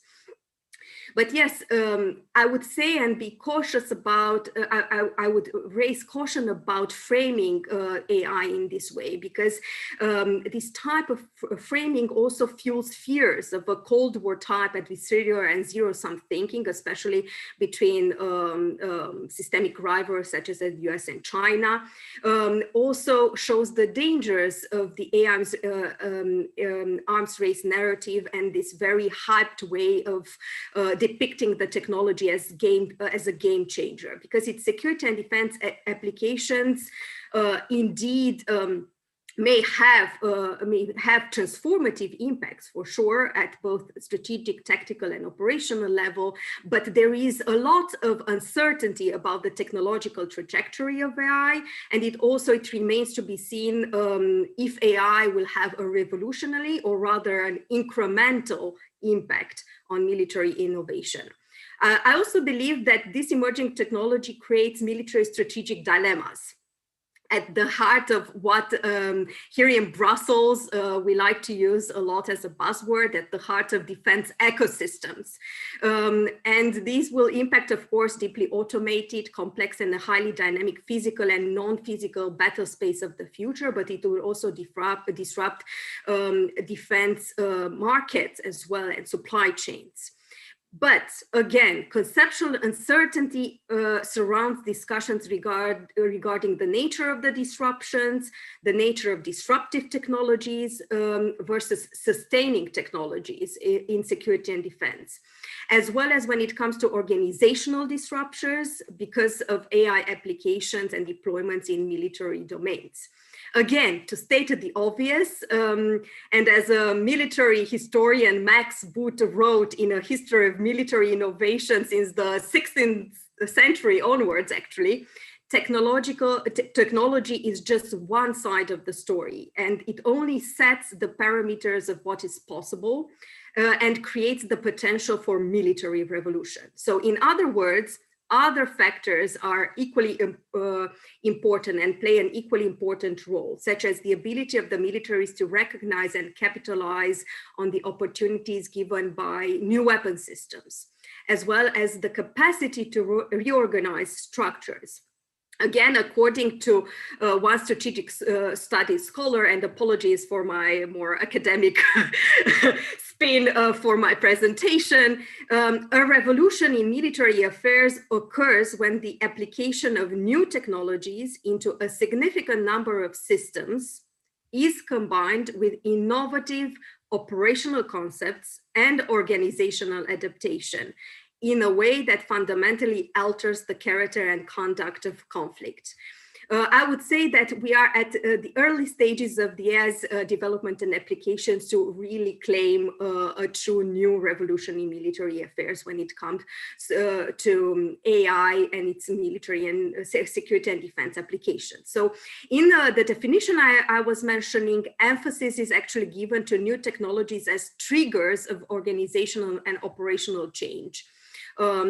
Which will actually determine vital transformation in the nature of war or warfare.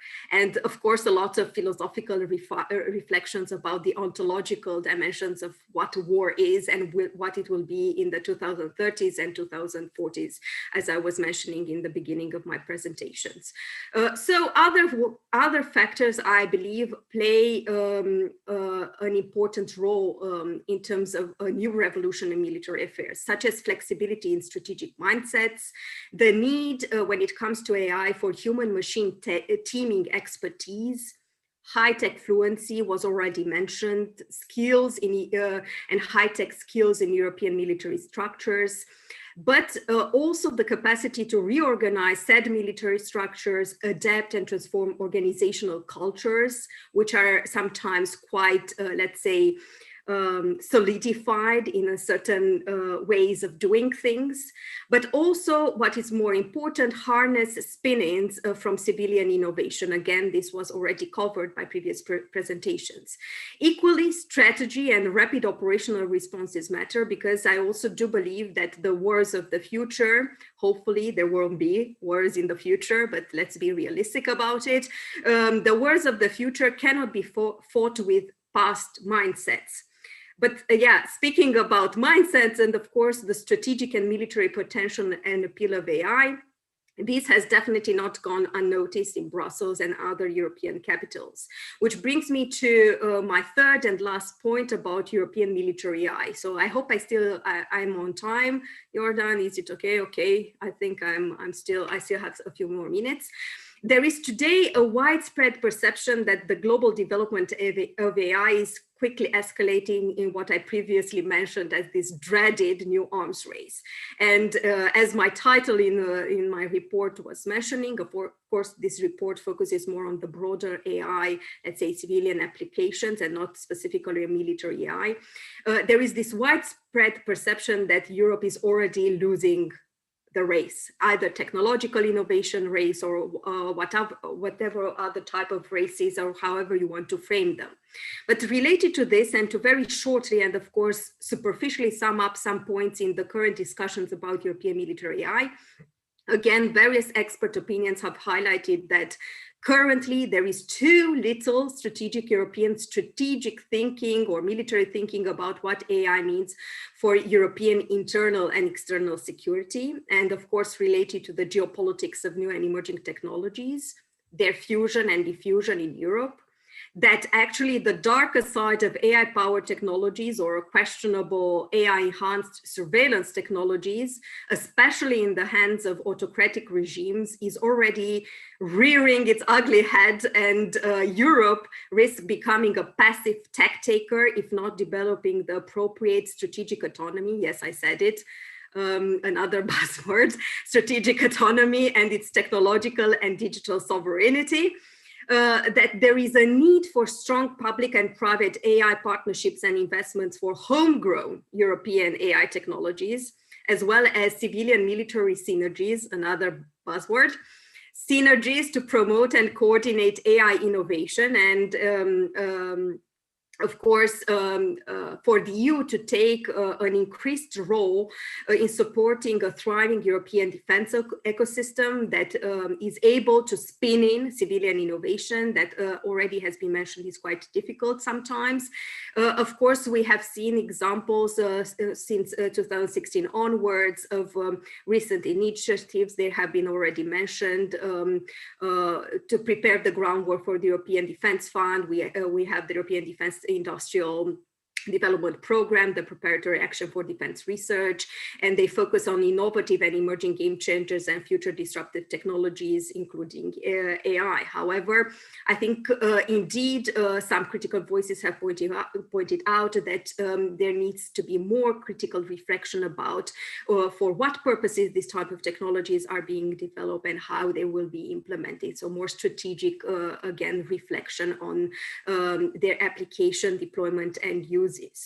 There have been also expert voices pointing to the fact that the EU is not doing enough in helping member states to harmonize their approaches to AI in either military or national strategies, or to align strategic thinking and tools under the EU-NATO banner, or now being more optimistic about the new Biden administration, also under the umbrella of the transatlantic partnership. But I believe Tanya can definitely focus more on this area. And most importantly, there are fears that the normalization of military AI and its widespread deployment in the battlefield, from the low-hanging fruits, the mundane applications in logistics, or the so-called dull and dirty tasks, to the high-risk and lethal applications such as the, again, dreaded killer robots applications, is not properly contained by multilateral arms control regimes or EU or European regulatory efforts. In my opinion, there is a risk that discussions on military AI narrowly focus on the category of autonomous weapon systems and do not create a broader normative discussion about taboo and a taboo about the development of military AI system more broadly, and of course their diffusion and proliferation. Last but not the least, in this respect and linked to creating this AI military taboo, as in line with the nuclear taboo as we have seen during the Cold War era, there should be more political reflection and strategic thinking as well in terms of promoting multilateral or bilateral, however you would like to frame them, more global arms control regimes when it comes to AI application in the military domain. The EU wants, of course, to be a first mover on digital and AI policy regulations by setting the conditions for the design and uses for so-called trustworthy AI or human-centric AI. But again, this more coming from the European Commission white paper on artificial intelligence and more dealing with civilian and the private sector, less so about the military applications. But yes, in this regard, I believe that this is a good starting point for reflecting about the responsible development of AI more broadly, but also a more responsible development of military AI. And multilateralism in this regard is imperative and also a starting point for solid conversation on responsible developments and uses of military AI or proliferation.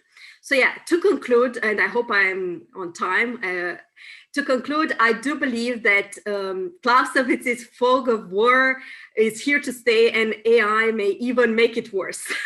But to mitigate the AI's intended and unintended consequences, there should be a strong political will to cooperate on AI regulatory convergence at the global and European level. In this respect, the US human-centric, trustworthy, responsible AI should become a reference point to discuss military AI development and applications. Also, EU-NATO transatlantic cooperation on AI should be reinforced to develop also responsible leadership in global discussions about the technology's weaponization. And most importantly, in establishing R&D and deployment red lines when it comes to the AI's potential for the military domain. Thank you, and I look forward to questions and to hearing the other presentations. Yeah, thank you, Raluca. You mentioned several times military AI, but it seems that there is a hesitation in Europe, at least, to speak on this type of application, I would say, of AI. There are a lot of conferences, events, discussion about AI in many other spheres, but not for military. Why do you think we have this situation in Europe? And by the way, while preparing for this conference, we contacted many companies and many organizations. And when we raised the issue about military application, the answer was, oh, no, we are not doing military.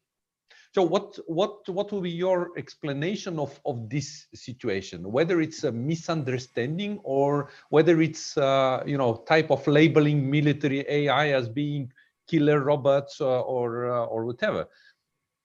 It's an excellent question. There are, of course, various factors that lead to this reticence, let's say. First of all, of course, at the European Union level, this deals more with prerogatives, member states' prerogatives, who speaks what in terms of security and defense, who has the competencies to do that. And of course, there is a sort of a delimitation of competencies and what exactly should be the realm of decision-making when it comes to the military domain. So there are some sensitivities regarding, I would say, supranational, intergovernmental, and national dimensions when it comes to European military thinking of AI, which is again an unfortunate label, and I really do not enjoy this label, but let's use it for that purposes. Secondly, of course, there is some reasoning behind the nature of the technology itself, because it's quite misleading to associate AI and military AI as an all-purpose enabling technology. Of course, the problems of associating AI to any new weapons systems or new weapons technologies, and the dual-use nature or the enabling nature, however you want to frame artificial intelligence, definitely contributes to a reticence again to use the military label per se. Also, the broad applications of this technology in the military domain, from again the tactical strategic command and control, and I won't go into details about that. And last but not the least, I think there is also quite a reticence from the, let's say, civilian private sector to be associated to developing these type of technologies for military purposes. And we have seen instances in the case of the United States and other previous projects where there has been some internal, let's say, resistance from other IT developers or developers in general in being associated with programs that are dealing with developing AI for military purposes. So yeah, I will leave it at that. Yeah, thank you very much. Actually, it's a very, very good opportunity to turn to Tanya and to ask her for her thoughts on AI. And it will be also very interesting to see how you, Tanya, see the overall debate going on within EU Parliament and probably Commission. Please, Tanya. Thank you. And yeah, Jordan, I'm really happy to see how well represented Romania is on this panel. I don't know if it's, to celebrate that yesterday was our national day or not, but anyway, very happy. But I wouldn't expect anything else, of course, from our southern neighbors. So thank you for that. So today I'd like to speak to you about first two things that keep me up at night as regards this debate, and then essentially what can Europe do to help me sleep better. Now, the two things that keep me up are first the role of tech in geopolitics and warfare, and second, thinking about interoperability among allies. And then third, I'll speak about Europe. But first, the role of tech in geopolitics and warfare. Tech is the path to power. I think this has become increasingly undisputed, and all countries, and not only countries, seem to have very well understood that. Now, the EU, we've spoken about this already. The EU only rather recently began to speak about technological sovereignty, digital sovereignty, strategic autonomy, and only even more recently overcame this shyness about these topics. Meanwhile, of course, we look at the US talking very confidently as ever, sometimes even slightly aggressively, about maintaining its military supremacy at all costs through its technological edge. And then we also see China, which is very diligently and strategically pursuing long-term goals of military modernization, also through cutting-edge tech. Now, Raluca mentioned this, and she might disagree with what I'm about to say, but we all know too well from the Cold War how tech races can lead to insecurity and mutual suspicion.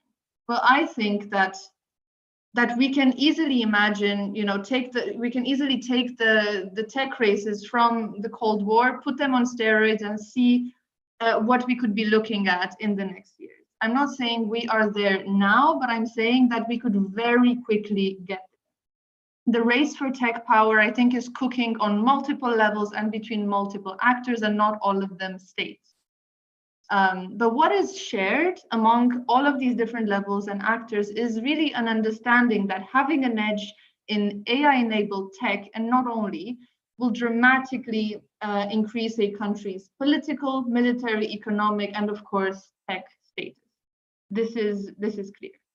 Now, I think where the danger really lies is both in the ambiguity and the boasting about having AI and broadly about high-tech advancements. So ambiguity as well as boasting. I think both and each of these are really bound to create security dilemmas, as Raluca already mentioned. For instance, this could lead to, or this sort of pressure could push countries to skip steps, to take shortcuts, to develop these high precious technologies in order to advance with their own programs, which in itself is very dangerous, because just this very competition can lead, I think, to unintended conflict that can escalate. Just imagine a scenario in which, I don't know, a rogue state, what a 2000s expression, but still, a rogue state, would threaten to target nuclear facilities with a newly developed offensive AI capability or offensive cyber capability powered by AI, or worse, threatened or claimed already on Twitter or something that it has already done it. In today's political climate, can we imagine something like this really going unanswered, given how sensitive everyone is, all the major political actors are about these topics? Something to think about. But I think not only this, but generally AI-enabled tech, together with quantum computing, 5G, hypersonic weapons, are also very much stress testing the resilience of the international system. And here I'm thinking specifically international law. I'm thinking international humanitarian law, the law of the armed conflict, but I'm also thinking about international norms, specifically who establishes them, who will interpret them, and who will enforce them. Questions to think about. And additionally, what I find interesting and paradoxical somehow is that the demand for international cooperation on AI is occurring in a way in parallel with an increasing push for more tech protectionism, more tech nationalism, as well as a trend which has been accelerated by COVID-19 for reshoring, nearshoring, or even onshoring. So I think this is quite interesting. And this, we could say, sums up the geopolitical part of my insomnia. And the second part, as I said, was related to interoperability among allies. And it's funny how the issue of interoperability, I think, used to be a very defense military focused term. And now we hear about it a lot also in the tech community. And it's for a good reason, because if we don't have interoperability, we have nothing. We can't work together. I think it's as simple as that. And we can take NATO, for example. And I'm a bit afraid to not say any nonsense here, because I see that we have a former NATO official in the panel. So let's see. But I'm thinking, you know, if NATO countries would have fundamentally different approaches to AI-enabled systems, to developing them, developing different standards, developing different risk assessments, developing different ethical requirements, this could essentially lead to a transatlantic and even European technological decoupling. And this in turn could lead, you know, just one example, to NATO's own communications and intelligence networks to be restricted only to those systems that are trustworthy and shared among allies. And therefore, I think it's a no-brainer to say that such discrepancies, just thinking about them, could severely undermine NATO's deterrence posture. So I think in this sense, it is absolutely imperative that both in the EU and in NATO standards match. I think it's a prime area for EU-NATO cooperation, and one that can really only benefit both. If the EU is not tech strong and resilient to offensive tech from outside, NATO's own resilience will also be undermined. They simply share too many things and too many members. Now, the US, as you probably know, has a National Security Commission on AI, which was mandated to provide recommendations to Congress as to how exactly the US can maintain its technological edge. Well, this commission has argued that, well, if the US doesn't have this edge, it will not be able to deliver proper defense and deterrence in theaters in East Asia as well as in Europe. The same commission also recognizes that if these efforts for innovation and tech development are not coordinated early on among allies, this in itself could lead to a strong deterioration of military coalitions and alliances. So they've also reached this conclusion. And here I don't mean to say that allies now have to go on a shopping spree of American innovation and technologies. No. But instead, I think with really early coordination, trying to think a bit ahead and beyond politics and in good faith, we could reach some sort of division of labor, I think, in the alliance, in the sense of allies, for instance, having the option of developing niche AI capabilities, not only AI capabilities, but just as an example, niche that could fit, for instance, domestic priorities, and therefore could help politicians sell these technologies at home and also secure the necessary funding for them. This could be an idea for how to also make use of money that is currently very tight. But it's not all bad. I think there's also some light at the end of the tunnel, and I think that if we look through the European lens, we could reach the light a bit faster. So this is the third part of my intervention. As we've talked about it already quite a lot, Europe has started to care quite deeply, I think, about AI. But nevertheless, as Lars Schumann also mentioned, and Ruka also mentioned, the European focus tends to be rather on the civilian side, while the military aspect has been a bit sidelined. And I think the question you posed, Jordan, was very valid. I think it's also in response to public opinion in many countries and how they tend to how citizens tend to see these technologies, which is also partly based on the fact that we're not that effective at communicating about them. But coming back to the EU, we've seen Europe slowly crafting structures and instruments for itself to become an actor in AI. Here we've seen, Raluca mentioned as well, the Commission's white paper on AI, and we've also seen the European Parliament creating a special committee on AI, whose mandate, by the way, includes defense.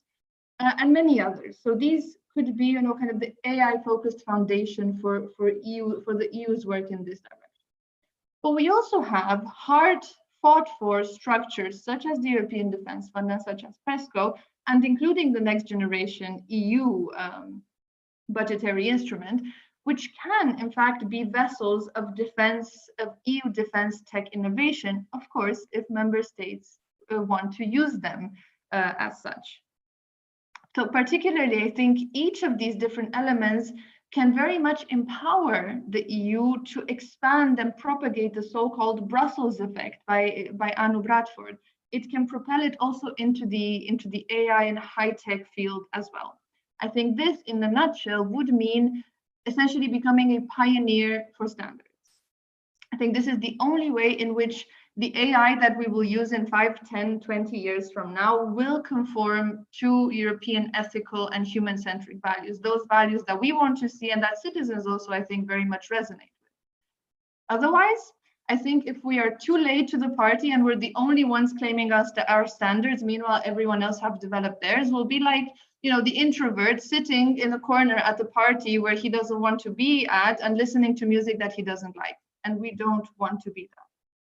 And I think this ambition that I think Europe has expressed quite eloquently is best achieved through a transatlantic approach, as I think Raluca also mentioned. So I think Europe, on the one hand, should really take advantage of the hand extended by the Biden administration and hold it tight, make the best out of it, because you don't know what comes next. So really maximize this time. And on the other hand, really capitalize on the progress and on the trust built so far through EU-NATO cooperation. By joining forces on innovation, standards, regulation, there's no such official cooperation forum. I think we've seen, probably most of us have seen that the expert group report on NATO 2030 came out publicly yesterday. And among the recommendations are also a strategic dialogue between NATO and the EU on AI, which I think is a very good suggestion. And in the NATO 2030 Young Leaders Group, of which I'm also part of, we're discussing actually the same sort of recommendation, that we're trying to develop some multilateral fora within the alliance in which we can really coordinate. So a common approach is really key. But in this sense, I think it would be quite beneficial politically if Europeans and North Americans stop washing their laundry in public and instead work harder quietly behind the scenes to achieve actual consensus on a common way forward and on common interests on AI and other sensitive and highly valuable technologies.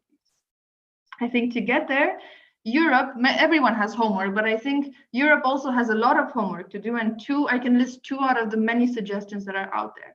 I think first, Europe should really not avoid the conversation on military AI. I think this is happening with or without us, and it's much better if we are actively involved in setting the narrative, in setting the terms of the conversation, because otherwise others are going to do it without us. So it's better if we are setting these terms.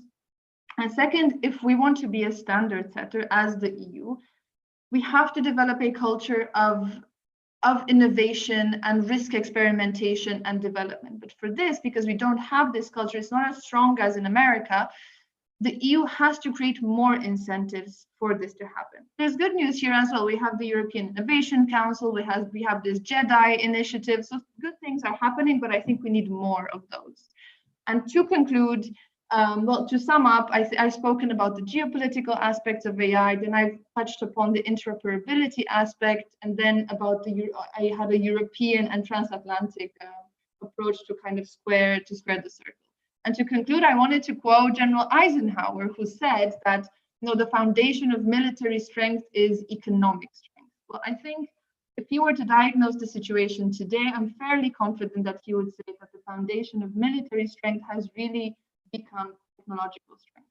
And I think we have to bear this in mind as we advance in this debate. Thank you. Yeah. Thank you, Tanya. You put a lot of very important questions, and what strikes me, it's about interoperability, because we are talking today not only about AI, but we are talking about military capabilities enabled by AI, and this is a very long-lasting discussion about this, you know, interoperability among NATO allies. And unfortunately, what I see, the gap between individual member states is growing, unfortunately. And this is also because inability of Europe and European countries to implement these newest technologies in defense, in creating defense capabilities. And I think it's a very good starting point probably for Edward to join our discussion, as he used to work in NATO and knows very well this issue. But before I give the floor to Edward, I would like to ask our panelists to look at the chat where we put questions from YouTube, and also our participants from Zoom can pose directly questions, and there are some already addressed to Raluca and Tanya. Edward, I would like to invite you for your remarks now. Yes, thank you, Jordan. Thanks very much for the kind invitation. It's a great pleasure to be here. Just as a very quick preamble, of course, we've already had very detailed and relevant contributions. So necessarily, I will repeat some of the points that were made by others, either on this panel or by the State Secretary earlier. But I'm mainly going to talk, of course, from the perspective of a former NATO official. I mean, I was working in that capacity until last week, so it's very, very recent. And so my talk will rather be from a NATO perspective, obviously, but hopefully it will open up other points of connection. So the first thing I'd like to say is that NATO allies acting in their national capacities, but also through existing NATO structures, actually have been investing in and developing artificial intelligence and, I stress, related precursor technologies for defense purposes for some time. So we are not starting from zero, far from it. What do I mean by precursor technologies? I mean the wide range of ICT-enhanced capabilities that have been in development and also deployed for many years. And if one looks at unmanned systems in particular, so those that rely on remote operation, obviously there's been a lot of development and testing and gradual improvement over the years for all of the robotics-related technologies, concretely sensors, actuators, and control software, where the control software relies on more traditional approaches to do with control theory and optimization techniques. So that earlier wave of technology, I would like to stress, is not obsolete. It's going to continue to be there, and it's going to be there alongside the insertion of the current wave of AI, which is really based on machine learning and deep learning, and which is itself increasingly being integrated. I also say this to pay tribute or to mention some of my former colleagues at NATO who work, I mean, not by name, but just to highlight the existing groups and structures. There's a number of capability development groups that are organized. NATO also has a science and technology organization with a very large network of defense science and defense technology researchers. So that work has been going on for many years. There's a large number of projects related to AI, related to autonomy and robotics, whether it's research and increasingly going into capability development as such. A few words on the cross-cutting policy work that I've been involved in over the last year, roughly. Some of you may know that NATO has an emerging and disruptive technologies roadmap. That was a document that was approved by defense ministers in October 2019. It's a classified document, it's not public, but I'm just mentioning its existence. And so that was a broad political document that sort of gave us our general guidance for the work in the staff, and it came on the heels of an earlier document by Allied Command Transformation in Norfolk, Virginia, which was a more sort of military-focused kind of document. Ours was a bit more political and cross-cutting. Coming from the NATO International Staff perspective, what we did in the team this year, we produced 4 policy white papers for the consideration of allies. That was the work that I supervised in particular, and I was the author of 2 of them in particular, one on artificial intelligence and one on autonomous technologies. Again, these white papers are not public documents, but there is a sort of snapshot overview of some of the thinking in an article I recently had out on NATO Review, which Jordan was referring to earlier. But that's not the white paper itself, of course. So in any case, what I can say is that's not yet policy, because that was staff writing a white paper, a little bit in the image of the Commission produces a white paper. It's not approved by member states. It's the Commission signaling what it thinks the policy development should be. So we did the same, and we deliberately called them white papers as well, which is not very common in the NATO context, by the way, but that's what we did. And so basically my colleagues back at the office, my former colleagues, have their work cut out to go forward. So what are we looking at as key themes? I'll start with the topic of responsible use briefly. One could also call it responsible state behavior. This, incidentally, is sometimes referred to as ELM in some communities, especially military communities, meaning ethical, legal, and moral. In the NATO international staff, we did not want to use that terminology. We preferred the term responsible use, which I'm happy the State Secretary also used earlier. So the idea is to refer to a concept of responsible state behavior. There's precedent with respect to cyber. Another reason is you don't necessarily want to claim that you're defining ethical standards. There's different baskets here. One is lawfulness with respect to the existing body of international law, international humanitarian law. You can make assessments of that. And of course, allied governments are all, as individual states, committed to a number, to the body of international law, international humanitarian law. So obviously what we have to do has to be lawful. So that has to be assessed. That's one piece. But then in addition, you can also consider the definition of principles. So basically, states would make a political commitment and would announce it. And they would say, we intend to develop AI for military purposes following principle A, principle B, principle C. Among those principles, you might have a principle that simply says it has to be lawful, but then you can have other additional principles. So an example of that is the US Department of Defense principles from February 2020, or public declarations made, for example, by the French Ministry of Defense, where you could see that there's some sort of public commitment to certain principles. So what this is basically is a public commitment to certain self-imposed limitations, not in the sense of quantitative limitations, but in the sense of qualitative limitations, and how you intend to develop and use artificial intelligence for military purposes. And what I would say very briefly on that point is that in reviewing existing national principles, which are publicly available, our feeling in the staff, and this is just a staff view or former staff view, is that the principles are really eminently sensible. And so I'm actually quite optimistic that it should be possible for NATO to have some sort of political agreement in the course of next year.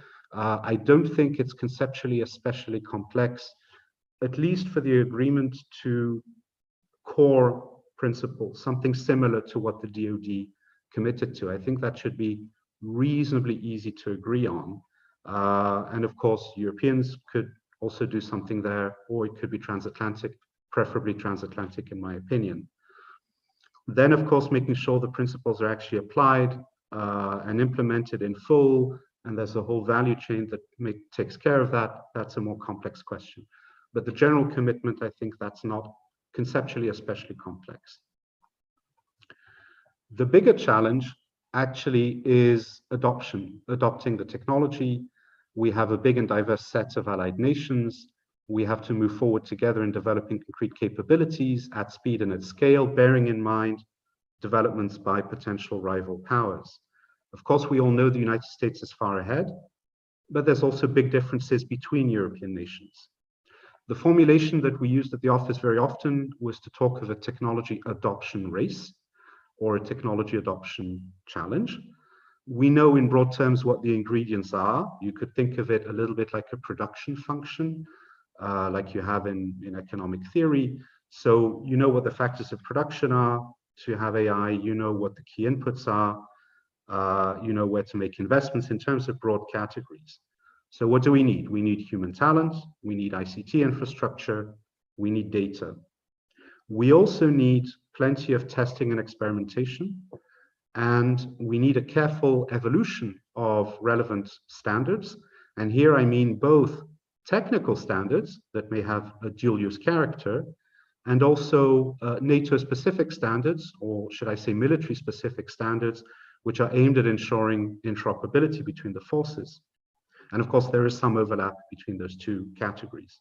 So in that context, we need to evolve our facilities and procedures for certifying capabilities. We need to figure out in that context how to best leverage modeling and simulation.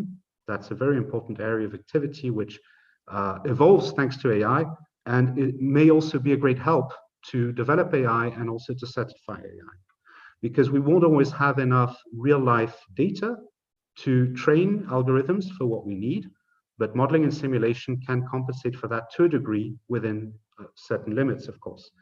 But I'm a great believer in the need to do further thinking about the exact role and place of the general field of modeling and simulation for many of the issues we've discussed.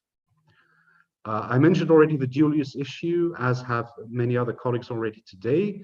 We all know that's true. We all know AI is largely driven by the civilian sector. I want to stress this expression, by the way, because sometimes people talk about the private sector or the commercial sector, but that's not the right terminology.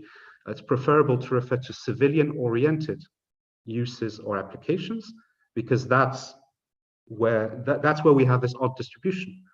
Overwhelmingly, AI is developed for civilian purposes. That's the point. It's not so much important who is developing it. In any case, in many Western countries, many of the key arms manufacturers are private companies. So it's not a question of private sector versus public sector. It's rather an issue of civilian orientation versus military orientation. In any case, there's justifiably many attempts, many discussions to connect the civilian-oriented lines of effort on AI with military-oriented lines of effort, and there's a clear need for a whole-of-government kind of effort. If we want the best AI, it's because we want two things. We want world-class companies that produce world-class civilian products, and we want world-class armed forces that have world-class capabilities, and we want both at once. And so getting more concrete now, there's basically two sides to this. One is the higher policy level, the other is the applied work in defense communities. So for the higher policy level, I'm very happy that Tanya mentioned the NSC-AI. To me, that's best practice. So what the United States has done through the National Security Commission on Artificial Intelligence, that was a genuine whole of government policy reflection embedded into a single process and a single body of experts where one could discuss defense issues, security issues that are non-military, and broader issues to do with research and development priorities, what various institutions should do, including civilian heavy ones like the National Science Foundation of the United States, for example, or what should the Commerce Department be doing. So it wasn't just what should the DoD be doing, it's here's something for the DoD, here's something for the Department of State, here's something for the Department of Commerce, here's something for Homeland Security, etc. So a real cross-cutting view. I think that was definitely best practice, and I think that that's something that we should try to do in Europe as well. It's almost impossible in Brussels for many, many reasons, but if we want to move forward, I think we need an effort of somewhat similar nature. For the applied work in defense communities, I think we've been doing the right sort of thing more or less for decades. I mean, we work on interoperability all the time. It's a very old topic. It always comes up every time because it's always necessary to work on it. We develop common standards. We have multinational projects. Our forces exercise together. We have joint doctrine documents. NATO has strong and useful traditions and structures here, and increasingly so does the European Defence Agency. I'll just give a few examples of some collaborative activities. For example, there's MUSI, NATO's Maritime Unmanned Systems Initiative, which has recently welcomed new member nations. There are many other efforts that are roughly similar. By that, I mean multinational projects with varying degrees of involvement from NATO or the EDA at the institutional level. And no doubt more projects will come forward. Of course, we should always consult, go into the communities, ask the experts. But at the same time, we also need to put on our best thinking caps to summarize and distill the takeaways and do the prioritization, because that's obviously a tricky question. We should leverage our capability development and standardization and science and technology communities. We will need to embed AI everywhere. We need to do the whole value chain of defense policy, concepts and doctrine, exercises, lessons learned. On that last point, lessons learned, I think, needs to get back its letters of glory. If we digitize properly and make full use of the benefits of automated data processes, we can really close the loop and make sure that interesting data, and that should be a principle, relevant data should always be stored, labeled, analyzed, exploited to the maximum benefit. We need goals, of course, capability development goals that reflect the rise of AI and autonomy. This is to a degree ongoing, but we may need to consider quite specific or more specific targets and to consider how also smaller allies and member states can contribute. Incidentally, and Tanya also mentioned this in NATO 2030, there is a mention explicitly with respect to EDTs of better integrating that into the NATO defense planning process. Obviously, that's a recommendation that we saw come through over our desks at NATO before it went out. On testing and certification, both our civilian and military sectors need to learn to cope with autonomous vehicles of all kinds. So we may wish to consider, in some cases, joint testing facilities and mixed civilian military communities of experts who can make sense of those questions. On data exploitation policy, we know what the questions are. Now we need solutions. So states will have to invest and adopt better and faster. This is also an important opportunity to generate conceptual clarity. I'll just give an example here, just to briefly mention the GDPR. It is an odd thing, but it's hard to find people who have legal expertise on data issues as they pertain specifically to military issues. There are hundreds and hundreds of experts on civilian questions who know the GDPR inside out. The GDPR has basically created a new industry. But what about the military side of the equation? There, it is harder. There are, of course, legal advisors in defense ministries, but it's a much smaller niche. And sometimes people involved in the relevant policy discussions are even confused about whether the GDPR even applies or not, for example. I mean, sometimes, so we really need to do a little bit of homework there and make sure we have enough also legal knowledge that is directly relevant and applicable. And we will have to make dedicated efforts, of course, to facilitate data sharing between allies and to make sure that we can exploit data collectively to the best effect. Another area of interest in my view that I'd like to briefly mention is distributed autonomy. So that's the idea of swarming, but where the individual autonomous systems are able to continue to perform well, even when communications are compromised. Of course, they perform best as a swarm, but they still perform adequately without. And this is, of course, directly related to how resilient our systems would be. So thanks to greater onboard autonomy. Speed of technological change and the specific nature of innovation when it comes to AI or anything that is ICT intensive, of course, the pace of technological development is quite different and faster. People talk a lot about agile development, for example, things of that nature. I would just like to mention one set of colleagues in the Netherlands from the JIPO, the Joint Innovation Program Office set up by the Dutch MOD, who seem to me to have a very good spirit with respect to innovation in the world of defense, particularly for software intensive and possibly also AI related capability. So I'll leave it at that with these few ingredients and happy to discuss further. Thank you. Yeah, thank you, Edward. You put a lot of proposals which should be considered by EU or individual EU member states in order to catch up in order to move forward in developing AI-enabled systems. This should be, I think, considered at both EU and individual countries' levels. Now, I would like to ask Nicholas to join the discussion as he is a representative of businesses and organization which is studying AI and AI capabilities. we mentioned several times that it's of crucial importance to establish better connections between militaries or governments and the businesses and academia. Nick, I'll try now to share my screen in order to show your presentation.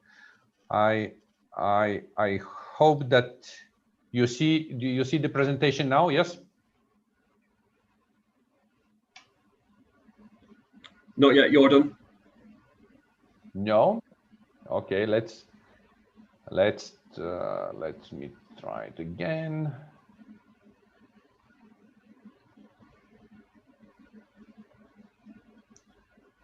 Got it. Thank you. Is it on the screen now? It is indeed. Yes, thank you. So what I hope to do, so thank you, Jordan, for your earlier introduction, and also thank you to the previous speakers who've made very many excellent points. What I hope this presentation can do is perhaps bridge between some of the important concerns that we've just been discussing, whether they're societal, ethical, legal, and also the military need, but bridge between those things and industry and ultimately military use. As part of that bridging process, to essentially create a framework that would allow us to filter out unnecessary automation, or where the automation of a function or a military system may be considered to be irresponsible, and then lead us on to where we have perhaps very little in the way of choice but to automate, how we strike the right balance between meaningful human control, the type of AI which is used, which is a very broad church, as we know, and there are very many different types of artificial intelligence, its implementation, and how ultimately it's engineered from a qualification and certification perspective. So if you could move on to the next slide, please, Jordan. Thank you. So it's always good to perhaps start with a definition. Now there are many definitions of meaningful human control, and this is really but one. So I'll just read that out for you. So human control and moral responsibility of automated machines capable of exerting force and producing other effects which may cause the direct or indirect loss of life and or damage to infrastructure. And it's important to stress as part of this that moral responsibility includes human accountability from a legal and ethical perspective in respect to the use of those automated machines, their actions and their consequences. Now, this applies not only to the user, but also to industry, the maker of such systems. And as mentioned, we need to kind of bridge between these sorts of definitions and our sentiment and our intents to how industry goes about engineering solutions that our military users can ultimately utilize.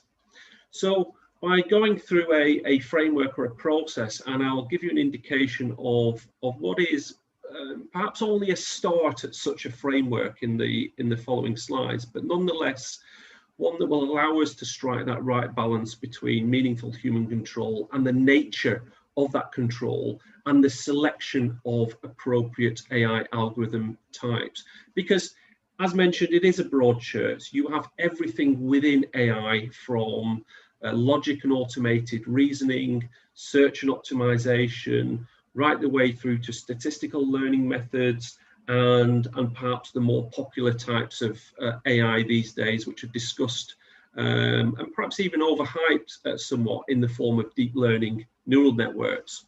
So if you could move on to the next slide, please, Jordan. Thank you. So this is a very simplistic zonal model which attempts to capture the two primary axes of concern at present. So there is a concern about the impact of things going wrong, which is the vertical axis. In the very extreme, it could lead to loss of life, loss of many lives, and perhaps down at the bottom end or the origin of that vertical axis, there is no significant consequence to infrastructure, for example, and perhaps in the middle of that axis, you might be talking about no loss or risk to life, but perhaps minor damage to infrastructure. On the bottom axis, we have the need, the military necessity, if you will, to automate, and that relates to benefits or reward. So what is the compelling need to automate a function within a system or a system in its entirety? And what you can kind of do here is to split that up into 4 boxes. Now, clearly, if there isn't a compelling need to automate a particular function, but the impact of it going wrong is particularly high, then we might regard that as a reckless action. In some cases where the need is very, very high, but the impact of things going wrong is low, perhaps at most minor risk to infrastructure, then we may refer that to as a zone of acceptability. The challenge perhaps in all of this is the orange box in the top right, the zone of difficult choice, where there is a strong compelling need to automate from a military necessity perspective, but at the same time, if it goes wrong, the impact is quite high. Now, I must stress that impact is a component of risk, but it is not risk. And we can mitigate the risk ultimately by controlling the probability. And this is what industry does all of the time, right? So it's industry's job ultimately to recognize the impact of a thing that may go wrong, but to engineer solutions that minimize the probability of those things going wrong. In the same way that if you were to take an airliner with a complex flight control system, so very complex software, not unlike artificial intelligence in many respects, it's very complex software, but the impact of things going wrong are catastrophic. It's multiple loss of life in that particular instance. But the probability of things going wrong is engineered in such a way that that probability is near zero, and therefore we regard air transportation as a relatively safe undertaking. So there is an argument in here to say that, well, if the impact of things going wrong is particularly high, then we need to dial in meaningful human control. And in the extreme, that might be regarded as human in the loop. So the human is a key element of the control system with well-trained individuals, and the investment is in training in that case to ensure that the human can perform the role. Stepping back from that, human on the loop, and then ultimately at the bottom, human out of the loop, where perhaps the impact is so low that we can afford to automate that particular function perhaps in its entirety. There is a challenge, however, and I think the elephant in the room for the military is that some functions will have to be automated in the future battle space, largely because of machine speed warfare. So in other words, we're seeing a rise in faster weapons, whether that's cyber, whether it's laser directed energy weapons, hypersonics. We're also seeing a digitalization of the battle space and increasing use of automation, and therefore we risk being outside of the adversary's OODA loop. And as we know, making better, faster decisions should ultimately be our goal. So that creates a dilemma, because the balance with respect to meaningful human control now shifts more towards the machine. And it's important there to select the right kinds of applications to be automated with the right kinds of artificial intelligence, so that we can ultimately mitigate the probabilities of things going wrong. So if you move over to the next slide, please, Jordan.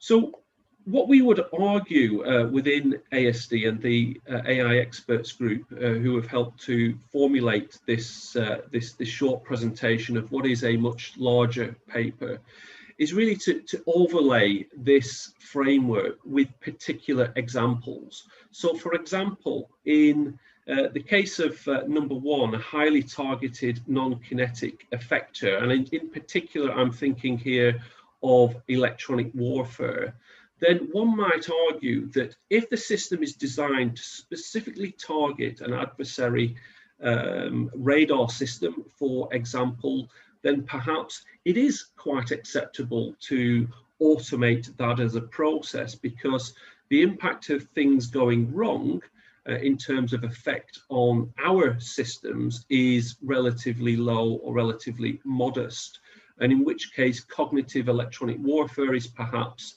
an acceptable use. Now, that always comes with caveats, as this always does. On the other hand, a close-in weapon system, so the sort of system that might be used to perhaps guard a ship from incoming anti-shipping missiles, those systems are largely already automated. So there are aspects of logic and automated reasoning already employed in those systems. So in many respects, AI within weapon systems is not a particularly new topic. However, the way they're designed is such that they are highly discriminating in nature.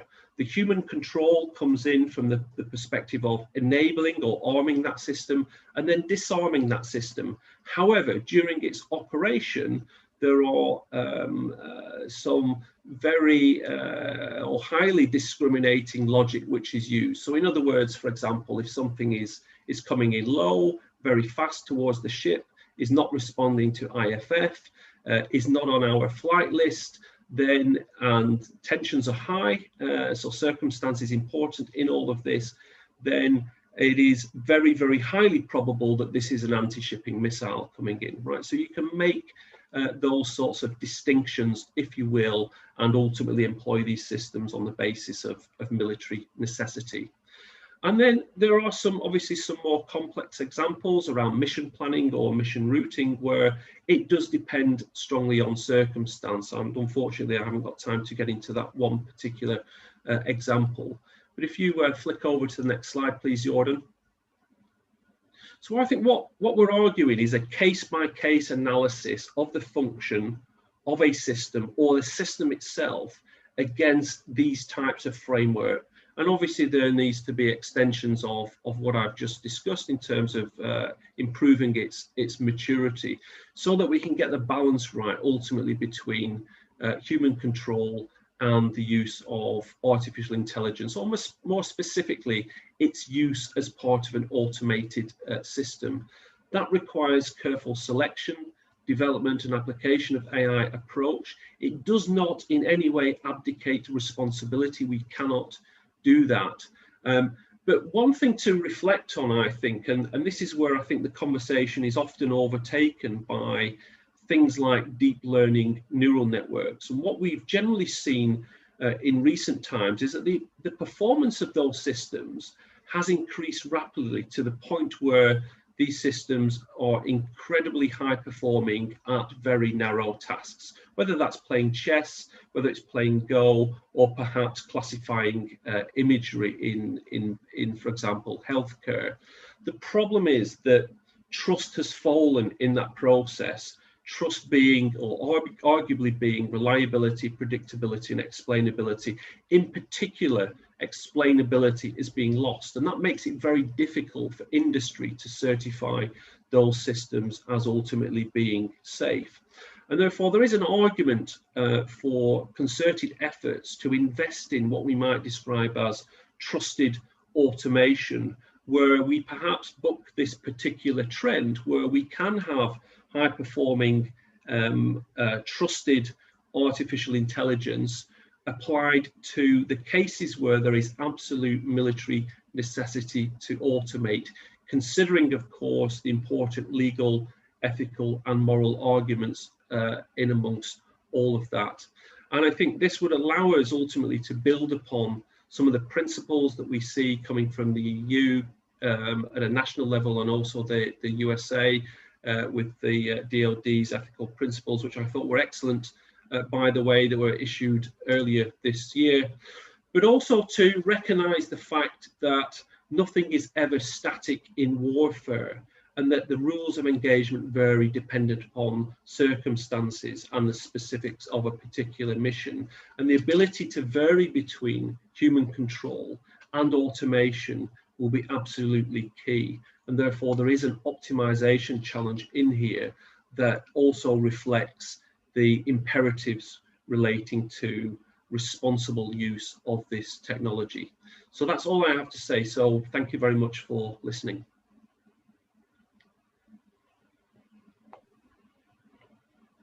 Thank you, Nick. Thank you very much for this excellent presentation. Now, as we are running out of time, I would like to ask our panelists to spend about 3 minutes each, maximum, if possible, for final words, and of course, if possible, to address some of the questions which have already been asked.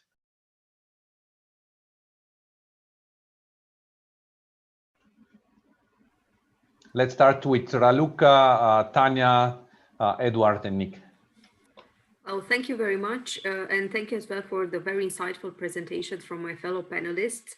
In terms of concluding remarks, I would say that it is a very complex discussion on how to develop and how to control the development of AI-enabled technologies in general, and then more specifically when it comes to the military domain.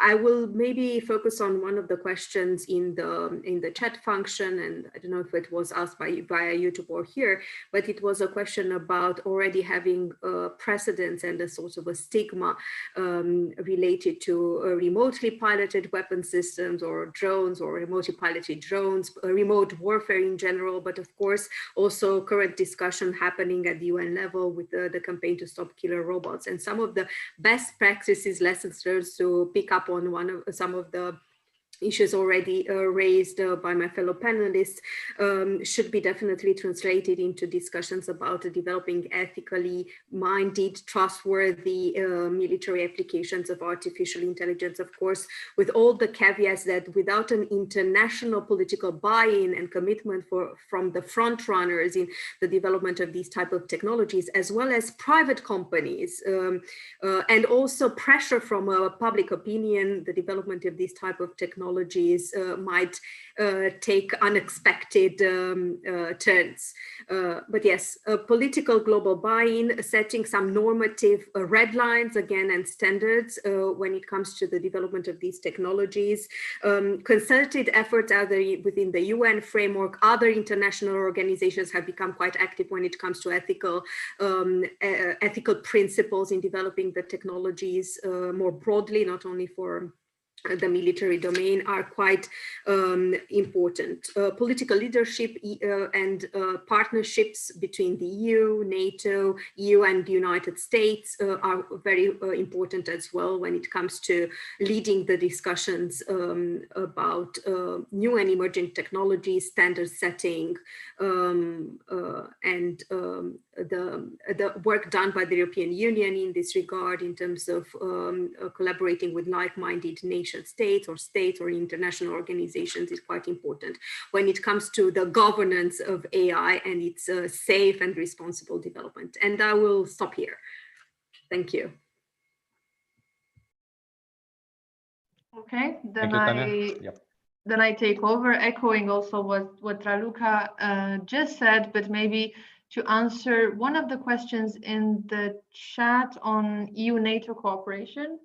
And yeah, what mechanisms could be triggered and how the work could look like. Well, I think, you know, it starts from staff to staff level cooperation, from the highest level to the most technical level. And this translates onto several tech domains. For instance, we could envision joint meetings with private companies and startups and civil society by having both NATO reps and EU reps at the same table. I think both the EU and NATO can form a better reflex of keeping each other in the loop. So I think what we're witnessing now, this might sound naive, you know, to military and tech people, but I think it's really true. We are witnessing a change of mindset as regards the EU-NATO relationship. And I can see it in my own interactions with both NATO officials and EU officials. There's a change of mindset. 4 years ago, the discussion or the tone of the conversation was very different. So I think there's room for the EU to keep NATO in the loop as regards the EDF, as regards the EDA's activity, as regards cyber, PESCO, all of these different areas that really are in both of their interests to coordinate on. We can train more together, we can have even more exercises, there's space to do all of these different activities. And what I think is also important is to for both of them to maybe activate political back channels to find ways to get rid of the bottlenecks, which are of a political nature sometimes, that stand in the way of information sharing, for example. I know intelligence sharing is a bit difficult, legally speaking, but information sharing is a bit broader than that and doesn't have to mean, you know, the highest classified information to be shared. As I said, the proposal on establishing a strategic dialogue on AI that was in the expert group report is a very good one, and we're currently discussing it as the younger expert group. So you'll certainly hear more about that and more proposals about that in January as well. And yeah, as a final suggestion, for instance, why not coordinate more the NATO Science and Technology Organization with the European Innovation Council, for example, or create these common structures to enable more synergies.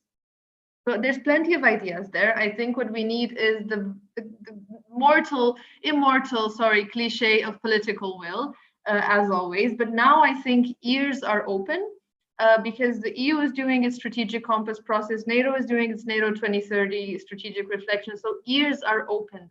Officials are open to listen to suggestions. So I think we shouldn't hesitate in coming up with such suggestions. And I think events like yours, Jordan, is a very good forum to exchange them and to test them in debate. So that's all from me. Thank you again for inviting me. Yeah, of course. Thank you, Tanya. We'll analyze and summarize, of course, all this very good proposals together with EU military staff, which is part, of course, of the EU Commission. So it will be, I hope, kind of contribution to the development of policies. Edward, may I ask you to join for your concluding remarks? With pleasure. Well, the first thing I want to say is actually I'm quite optimistic. I think that, I mean, if you look at the various presentations we heard, there was a lot of overlap. I think we know many of the key questions where we're not completely all over the place. And I think that's a good sign. And I do also think that there is some convergence of views on both sides of the Atlantic. There's still differences, of course, but I think that we're not in a bad place overall. Nevertheless, I think it is clear that there are differences in perspectives, and everybody who speaks on these matters comes from a particular perspective, right? And there's a difference between the US perspective, European perspectives, plural, meaning from nations, and EU perspective. So of course, the EU institutions have been, and that's kind of a funny thing, because if you look at the AI white paper from the European Commission, it deliberately left out the military side. But in parallel, we have the EDA doing very concrete activities and producing a glossary and doing projects and so on. So even the EU is not, or even the European institutions, let's say, as a whole, they're not monolithic either. But I just want to make the point that they're different perspectives. And related to that, it's a little bit coming to the question of that you raised, Jordan, earlier I think to Raluca, about talking with companies, and all of a sudden they're like, oh no, we don't do military. I may have an alternative explanation to that, which is simply that the civilian uses of AI are massively dominant, and even more so in Europe than in the US. I mean, I can't put a number on it exactly, but let's say it's 95%. And so, of course, lots of companies don't even have a clue and are not even that interested. They don't even see a market there. And maybe some people individually saying, well, I don't really want to do that. In the US, it's already a little bit different. But I do want to say, in Europe, we do have a number of private companies who are involved in military robotics or military applications of AI that are not robotics, that are more analytics, things like that. Such companies do exist. In addition to the defense primes who are also integrating these technologies. So it's not like we have a desert in Europe, far from it. And so related to that, of course, people who are in the EU planet often have a certain sense of justified pride in the EU's fantastic ability to put together great standards, to do harmonization.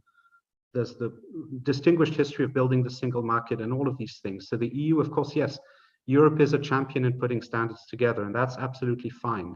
I simply would like to say, please, let's not have, as Europeans, and I'm a European myself, let's not limit ourselves to simply saying, oh, we're going to do standards and they're going to be great.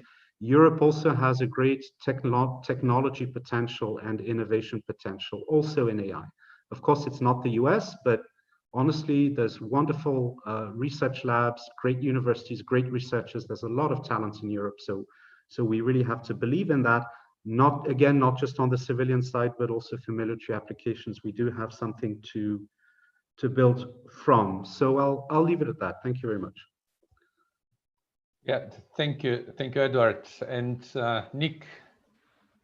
Yeah, thank you, Jordan. So I'll keep this very brief, I guess.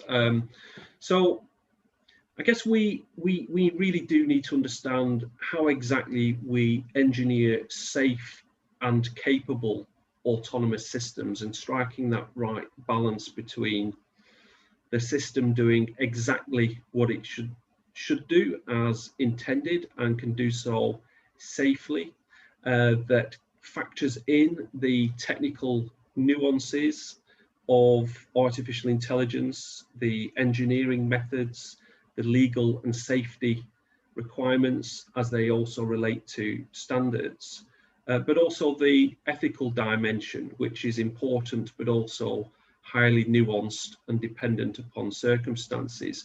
Now, arguably, the defence industry already does all of that, right? The difficulty perhaps is, and perhaps the new and emergent property that needs further consideration, is around the ethical principles and around the use of autonomous systems in real world situations, particularly as those autonomous systems become more complex and capable.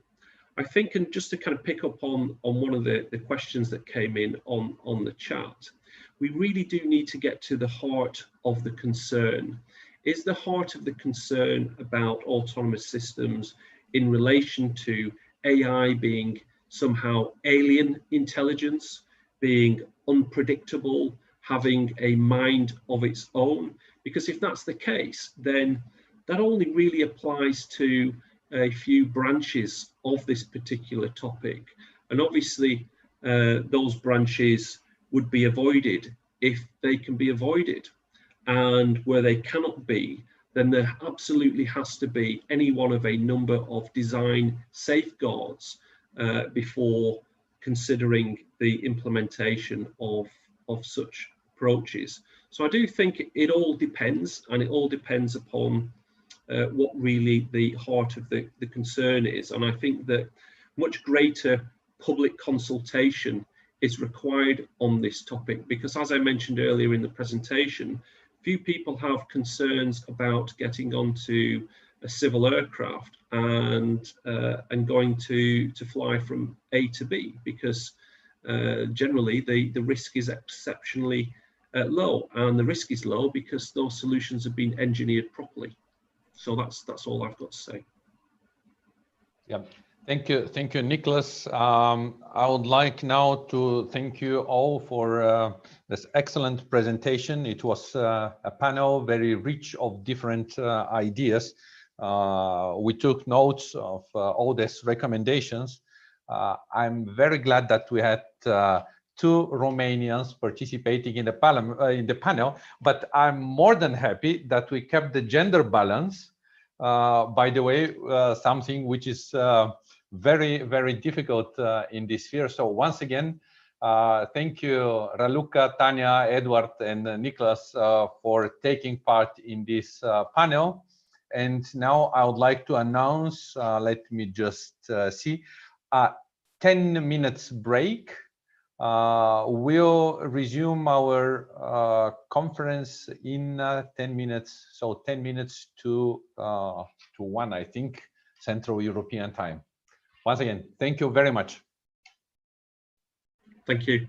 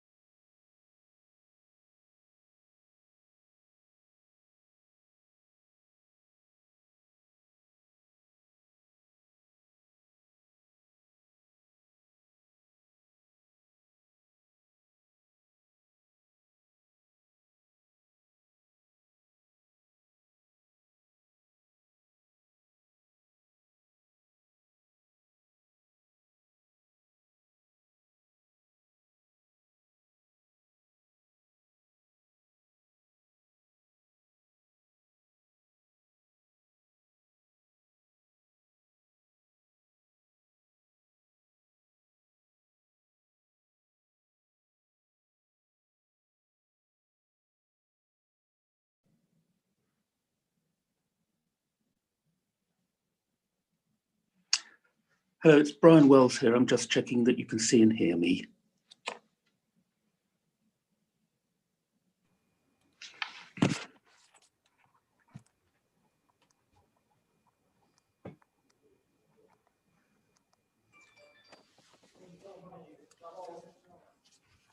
Hans, can you hear me?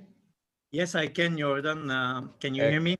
Yes, absolutely. Let's just check with other panelists whether everything is okay. Excellent. Good morning, Jean-François Epoche speaking. I don't know if Bonjour, you can Jean-François. see and hear me. I can see Ari is in a winter wonderland. Yeah, you could say so. Colleagues, it's Brian Wells here. Can I check that you can see and hear me? Yes, we do hear you. Yes, Brian. And we can see you. Perfect. That's my response to the winter background. Good to hear. Just a question to you all. You don't have any presentations, PowerPoint or so on? No. Okay. Actually, I do have a PowerPoint presentation. Can I get it? Should I use my own computer? And I'm not sure that you can share your screen. Let's try. Let's try. Otherwise, let's see. No, host is disabled. Okay, I have to. Let me see if I can give you. And I'm also in the different computer, so don't remember your email. So I need that if I send this to you. Can you send to jordanbo@yahoo.com? Just a minute. I just wrote it down. So Jordan. Yeah, with J. Yeah. Jordan B-O. Jordan Bo. One word. Jordan Bo at yahoo.com. Yahoo. Yeah. All right. I will send it to you. It will come from my first name dot last name at gmail.com. So I will send it through that. So we'll have only one PowerPoint presentation, yeah? Yep. Just a minute. Nothing yet. Yeah, I will just attach it. So it will take a minute. Jordan, hello everybody. Yes. Frederick speaking. I will also have a file, a slideshow. So I will send you the PDF right now on the. Okay, please do. Just.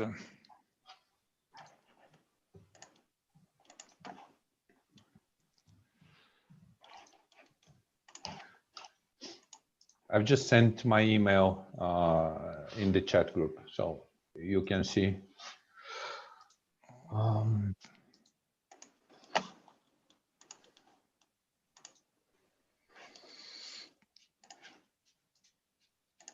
Yeah, that's correct.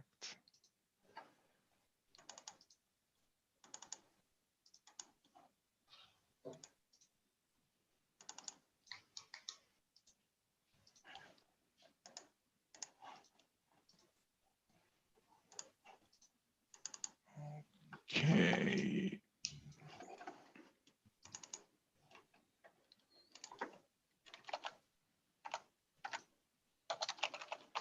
Let me try something.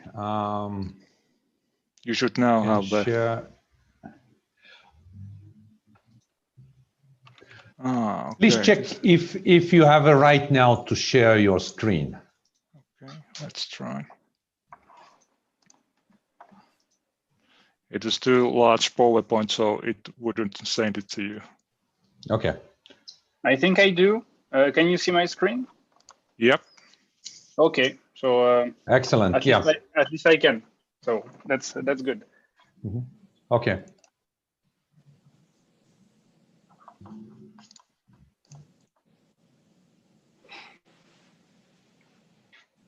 Could you stop sharing? I will try it also. Okay, how do I stopped? Thanks. Okay, excellent. Let's see.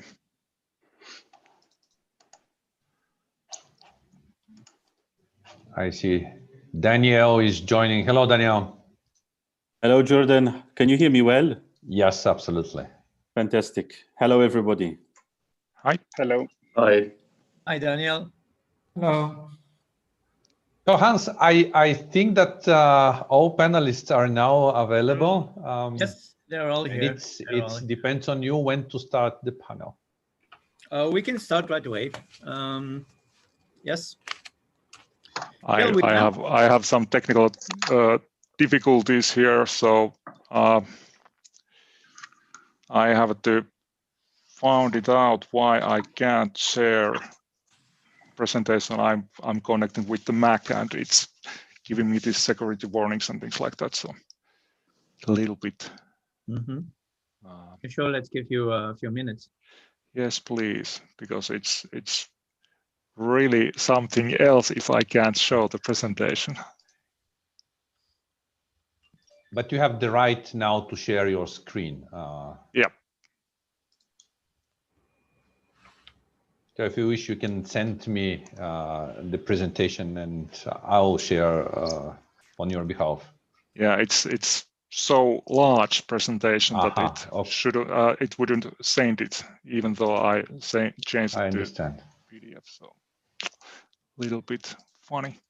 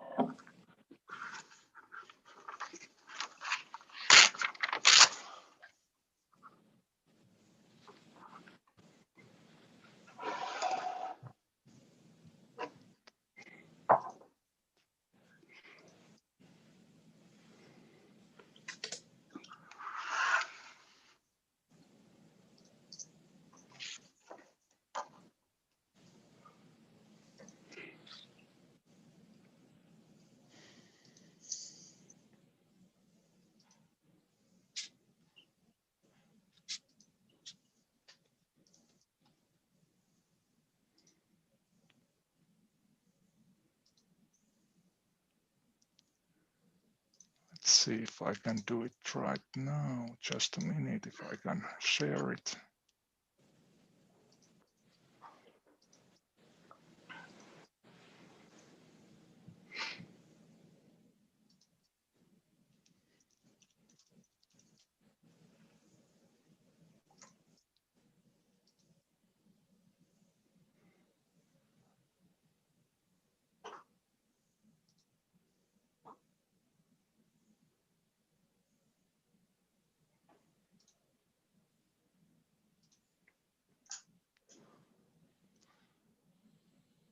Just one more time.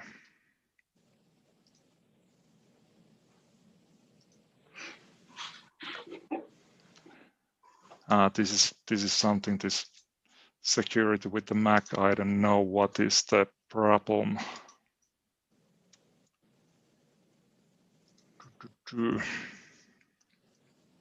Just trying to find a way to send this to you, because it's, when I'm trying to send it, it shows it's 40 megabytes, but it's not so large.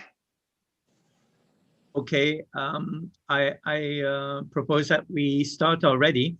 And Ari, if you can try, maybe, yeah, I tried. I'll leave you as one of the last speakers if you want, and then I will introduce everybody already. Thanks, let's do that.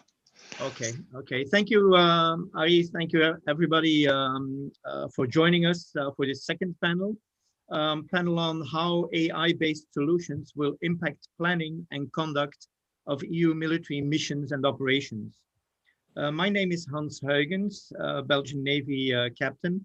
I am currently division head at the military staff of the EU on military assessment and planning.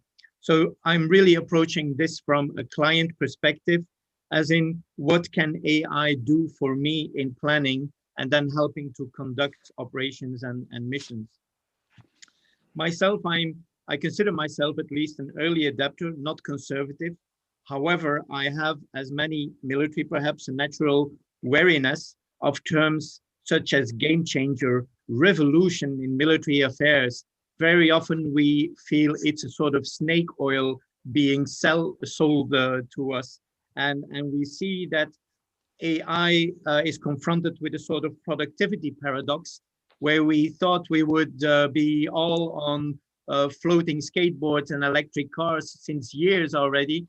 We sort of expected the same thing from artificial intelligence, having taken over the world almost a decade ago. Hasn't happened. However, I don't want to sound too conservative, although in a general terms, very often it's said about military that the only thing more difficult than getting a new idea into a military head is getting an old idea out of it.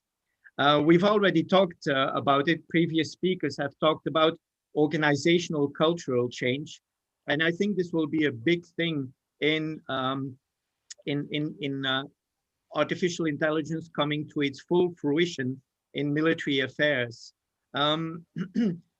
Besides this cultural change needed, artificial intelligence is always or very often linked to cyber, hybrid, cloud computing, the Internet of Things, blockchain, quantum computing. It's all a bit of a fuzzy issue.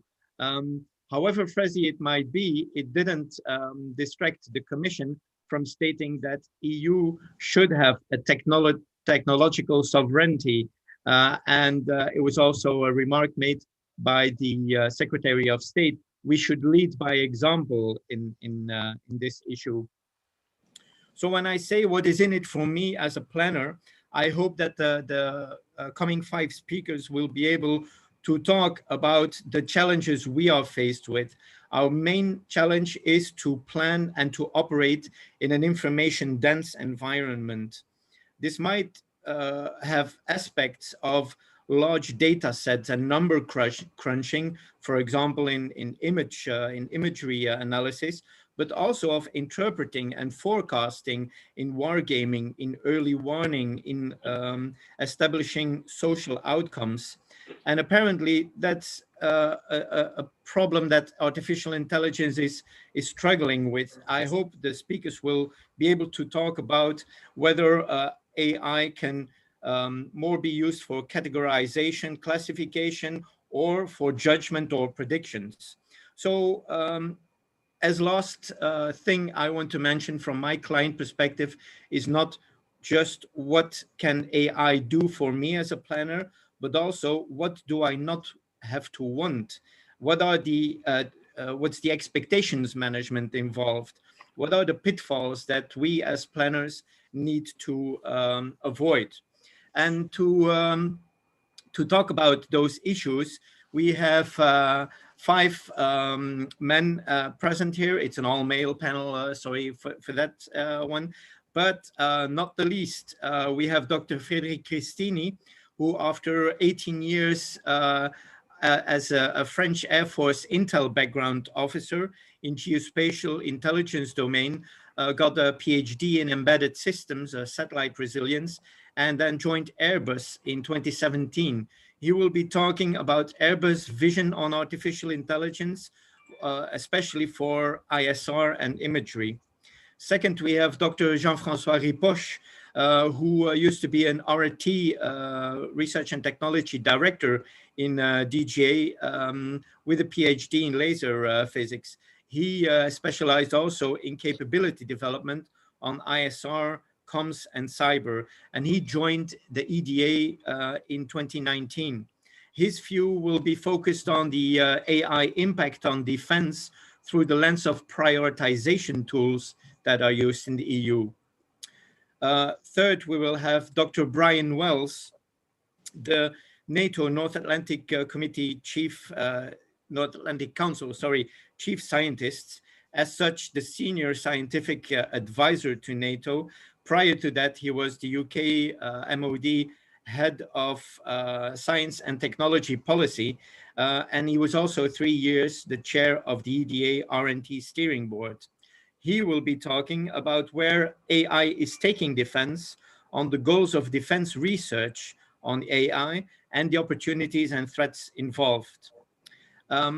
As fourth speaker, we have Ari Hartikainen, working at the Finnish Defense Forces as Artificial Intelligence Service Manager in Plans and the Policy Division of the Finnish Defense Command. He will, I suppose, talk about the national Finnish point of view on the digitalization of the Finnish Defense Forces and the use of artificial intelligence in that.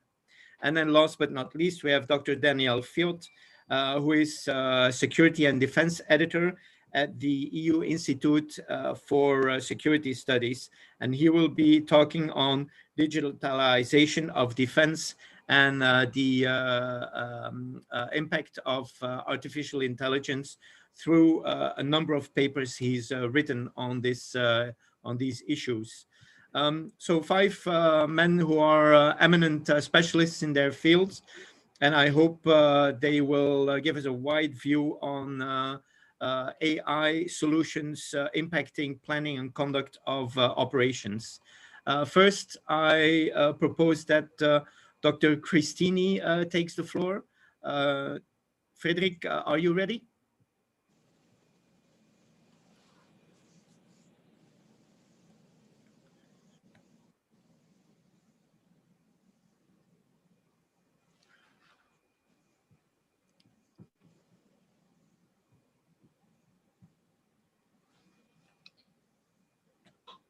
I'm really honored to be part of this very impressive panel. I was quite lately associated with this event, but I was very thrilled to prepare content on that, because that's topics I'm working on. I've been working on for maybe already 2 decades now, and so I'm really glad to have the opportunity to show what we are doing at Airbus in this field of artificial intelligence. And despite the fact that I will speak about satellites, so very high-flying objects, it will be very down-to-earth consideration I will present, hopefully, in order to Hans, to convince you as an operational guy that AI is a real game changer for at least intelligence and ISR activities.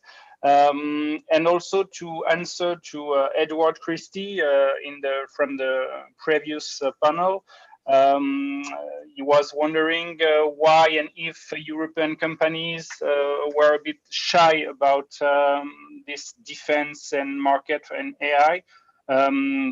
Definitely at Airbus, we see AI a real market for real opportunities for defense market, and we are investing a lot in this field.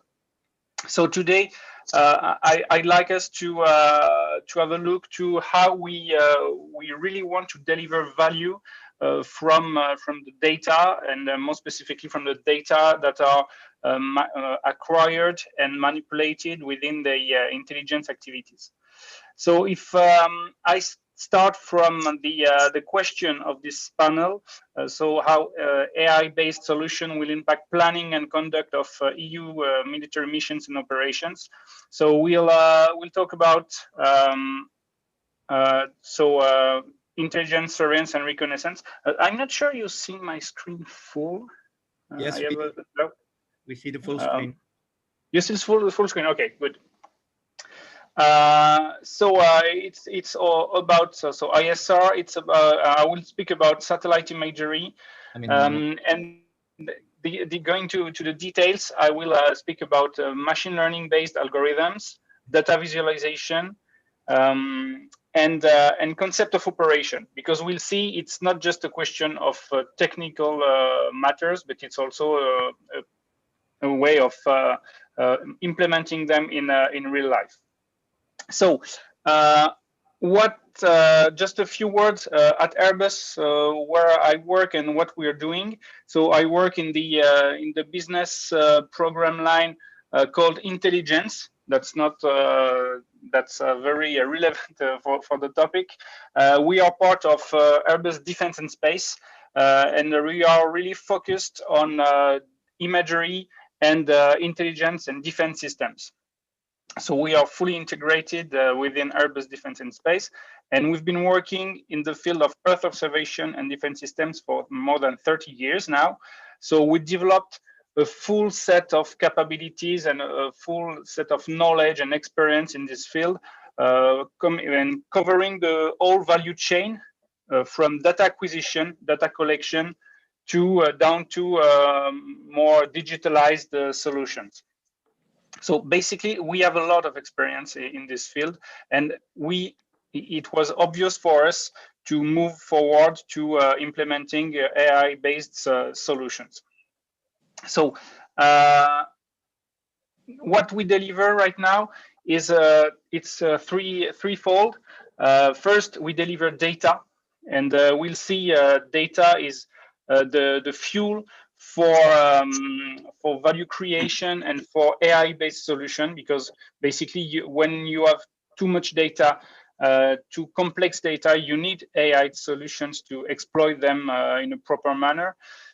We also deliver systems and services to customers that can be ground receiving stations, that can be intelligent systems. But we also have our own digital offer in order to deliver online services that can be used for defense customers as early adopter solutions in order to experiment a new concept of operations. So just to give you a few examples of what is the data we are talking about. We are talking about satellite imagery, but coming from different satellites, different resolutions, from a very large swath from EMC constellation, down to 30 centimeter resolution for Pléiades Neo, that will be launched next year. So we cover a lot of resolutions, and coming from those images, we can extract different details, different information that needs to be processed and made available for operational purpose. Next year, we will launch Pléiades, the first satellite of the Pléiades Neo constellation.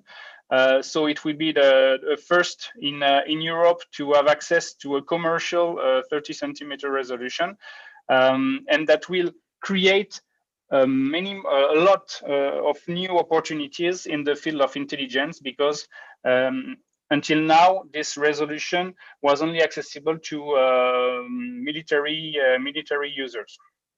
And of course, our constellation will be also accessible to defense users who may not have their own sovereign satellites. In order to make it accessible for users, we also developed and implement direct receiving stations. So we can equip intelligence services with ground receiving stations to have access to our satellite imagery. And in order to exploit this imagery, we also develop and implement a full set of ISR solutions that cover the full intelligence cycle, all the intelligence domains and disciplines for any type of use for air, sea, land, or central service purpose. Finally, as I just described very briefly, as we will have access to an increasing number of imagery sources, thanks to our constellation, because we are talking about our own constellation we are operating right now. We were a bit forced, and we had no choice to implement artificial intelligence based solutions in order to exploit properly this multitude of sources of imagery. And that's why we started to implement and develop algorithms and what we call internally analytics for defense and security purpose, for instance, or maritime surveillance. But in order to really take all the opportunities we could, we also developed a sandbox on our digital platform in order to attract partners, in order to attract academics, for them to test their own solutions on our imagery, for instance. So we developed many initiatives in this field of artificial intelligence to make it concrete, to make it real, not just like high-level papers. It's necessary on a certain point of view, but in our company we are doing concrete and real-life AI-based solutions for real-life concerns and issues. In the field of intelligence and really ISR activities, we are developing a new generation, a new intelligence platform with a fully integrated multi-source exploitation with an end-to-end approach, coming from starting from source data collection with let's say agnostic data collection capability, secured cloud storage, and a full set of analytics based on machine learning and artificial intelligence that can, for instance, detect, categorize, and even identify aircraft on an airfield. That can be ships in harbors, ships at sea, vehicles in a neighborhood, and also change detection or man-made change detection on infrastructure. But once we develop this most visible brick in this new generation approach and AI-based solution, we also very convinced that the fact that it's not enough, and we need to have a full set of data visualization and alerting tools in order to make it possible to exploit properly on an operational level the artificial intelligence. And we are currently working with end users on a, let's say, early adopter / R&D approach for many use cases. For instance, strategic sites monitoring, counterterrorism, border control, maritime surveillance, battle damage assessment support, and even on a let's say less expected case, but for instance, all the intelligence direction, so IRM CM process, and for instance, an automatic cross-domain tasking, for instance, from imagery intelligence to signal intelligence, and the opposite. On a very concrete aspect, we also very recently, like 2 months ago, released the first online service based on the association of our imagery, so coming from our very high resolution satellites, combined with the best algorithms we can find today for vehicle and aircraft and ship detection. So we are talking about the first imagery intelligence service online on our online service called One Atlas. And basically, for military users, you can just subscribe an account and to have access to this site monitoring capability and test it right now. It's not just science fiction, it's something running right now. And we have weekly upgrade meetings and adaptations to make it even more suitable for military purpose. So as a conclusion, if I come back to the initial question of this panel, I see three big changes and let's say pillars that will be affected by the AI-based solutions. First and foremost, we're talking about the operations that will be conducted and planned more efficiently thanks to an improved situational awareness based on better use of the data that are available. And we have more and more data available. So the idea is to really extract all the relevant information we can create. It's also about more anticipation and less reaction in the context of operation. Thanks to AI-based solutions, we will be able to be more in advance of the events and not just witnessing them. And the idea also is to optimize the full ISR direction and the full ISR cycle, and not just the exploitation. In the field of the equipment, it will also be a revolution, as on a very concrete aspect, the IT architecture of the intelligence solutions will have to be very deeply changed and adapted to this new solutions, because basically we need more computer power to run AI-based solutions, for instance, to extract objects from satellite imagery, but it's a bit, let's say, contradictory with all the needs of deployability of intelligence solutions and military systems. And it will also imply a new relations between armed forces and the industry, because contrary to the old-fashioned way to deliver a software to an end user and then it's over, AI-based solution will imply a long-term collaboration, because let's say the knowledge and the all the technical aspect, for instance, all the data scientists, they will be more on the industry side, and they will have to work hand in hand with the military users. So it's really a new type of relations. And the third pillar that has to also to adapt and that will be changed by AI-based solutions, it's the organizations, the intelligence services, the intelligence organizations, and they will have to face and they have to face new challenges right now. It's on a very on the let's say low level, is to have acceptable solutions by operators. And basically, that's something I face like every day in my job. It's okay, your algorithm is good.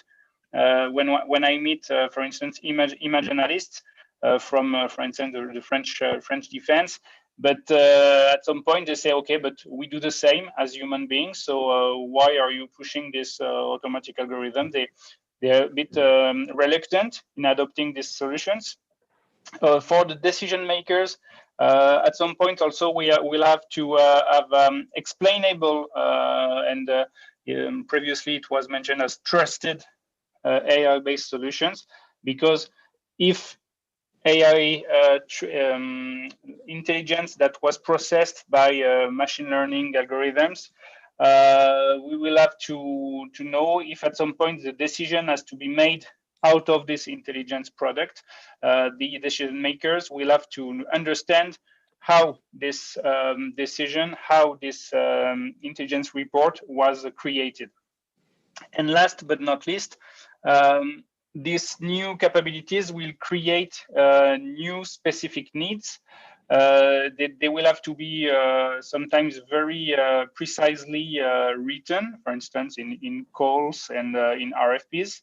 And the challenge for our intelligence organization is to implement a new concept of operations, because basically we cannot keep on doing the, let's say, military operations the same way when we're talking about AI-based solutions. So that's, let's say, many challenges we'll have to face in this field. Well, thank you for your attention, and I will be glad to answer your questions after this the other presenters. Thank you. Thank you, Frederick, for those interesting words and slides, mainly on situational assessment improvement through imagery intelligence. Next, we have Dr. Jean-François Ripoche, who will talk on EDA tools that have been developed. Over to you, Jean-François. Yeah, thank you. Thank you for inviting EDA to present to this webinar today. It's a pleasure to be there. Before presenting you some details of our activities at the European Defence Agency on AI and its possible impact on military missions, let me share with you a few introduction points. First, as one of EDA's mission is to foster cooperation at EU level, we have to make sure that we were speaking a common language. And as it has been already shown today, AI as a whole is very wide. So we chose and we have agreed on a rather restrictive definition that AI is the capability provided by algorithms of selecting optimal or suboptimal choices from a wide possibility space in order to achieve specific goals by applying different strategies, including learning from knowledge or data, externally supplied or self-generated, and surrounding changing conditions. As you can see, this is more focused on software. We are well aware that the hardware is a big dimension to AI and an important enabler, but also we had to focus on an area where we thought cooperation at EU level in the defense field could be fruitful. In terms of applicability, then AI refers to systems that then would display, well, let's call them intelligent behavior by analyzing their environment and taking actions with some degree of autonomy to achieve those specific goals. I think the purpose and we're talking about defense research here. It's important that there is a specific goal to achieve.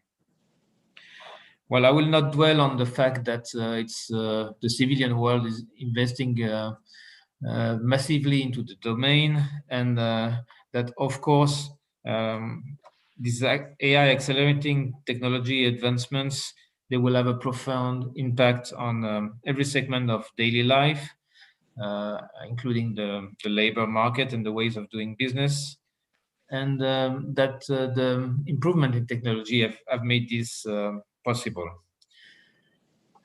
Then the CSDP activities and operation, of course, not exempted from this technological evolution. I think it was already rightfully mentioned that, on the contrary, AI is really expected to change the nature of future warfare. One of the reasons for that, first, is that armed forces are one of the big consumers of data and information. So their future system will necessarily rely on more rapid, but also more intelligent and more autonomous systems as well in support of operational engagement. If I reflect on the comment that was made by my predecessor, yeah, it's a challenge to make users realize that we want them to focus on added value, and they get thousands and thousands of gigabytes of data every day. So yes, they can see very small details in those, but to sort through the data and to find the relevant areas where their expertise would be applied, then AI can really of help. So now let me turn to what European Defence Agency is doing in the field of AI, or activities which have an AI dimension. And first, as I mentioned, there is no defense research if there's not a capability dimension to it. And one of our main activities is the capability, the establishment and the capability development plan together with our member states. On top of the fact that AI is contributing to almost all those 11 priorities, AI is an essential part of the 11th one, which is called cross-domain capabilities, contributing to achieve the EU's level of ambition.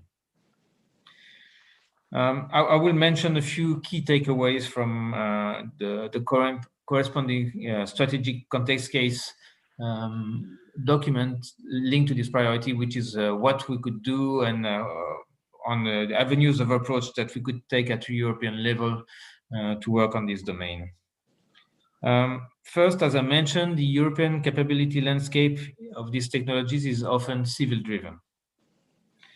And the current development of defense application is slow and incremental, although it benefits from this accelerated technology transfer from the commercial market. Second, a major challenge regarding the implementation of artificial intelligence for enhanced and new feature military capabilities will be an effective EU-level multinational collaboration in order to overcome the scattered and fragmented investments and to strengthen the European industrial competitiveness at the same time. So our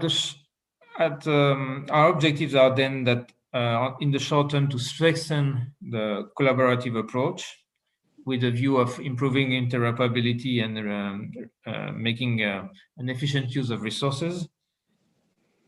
In a medium term, but we are talking about digital transformation here, so we should go fast.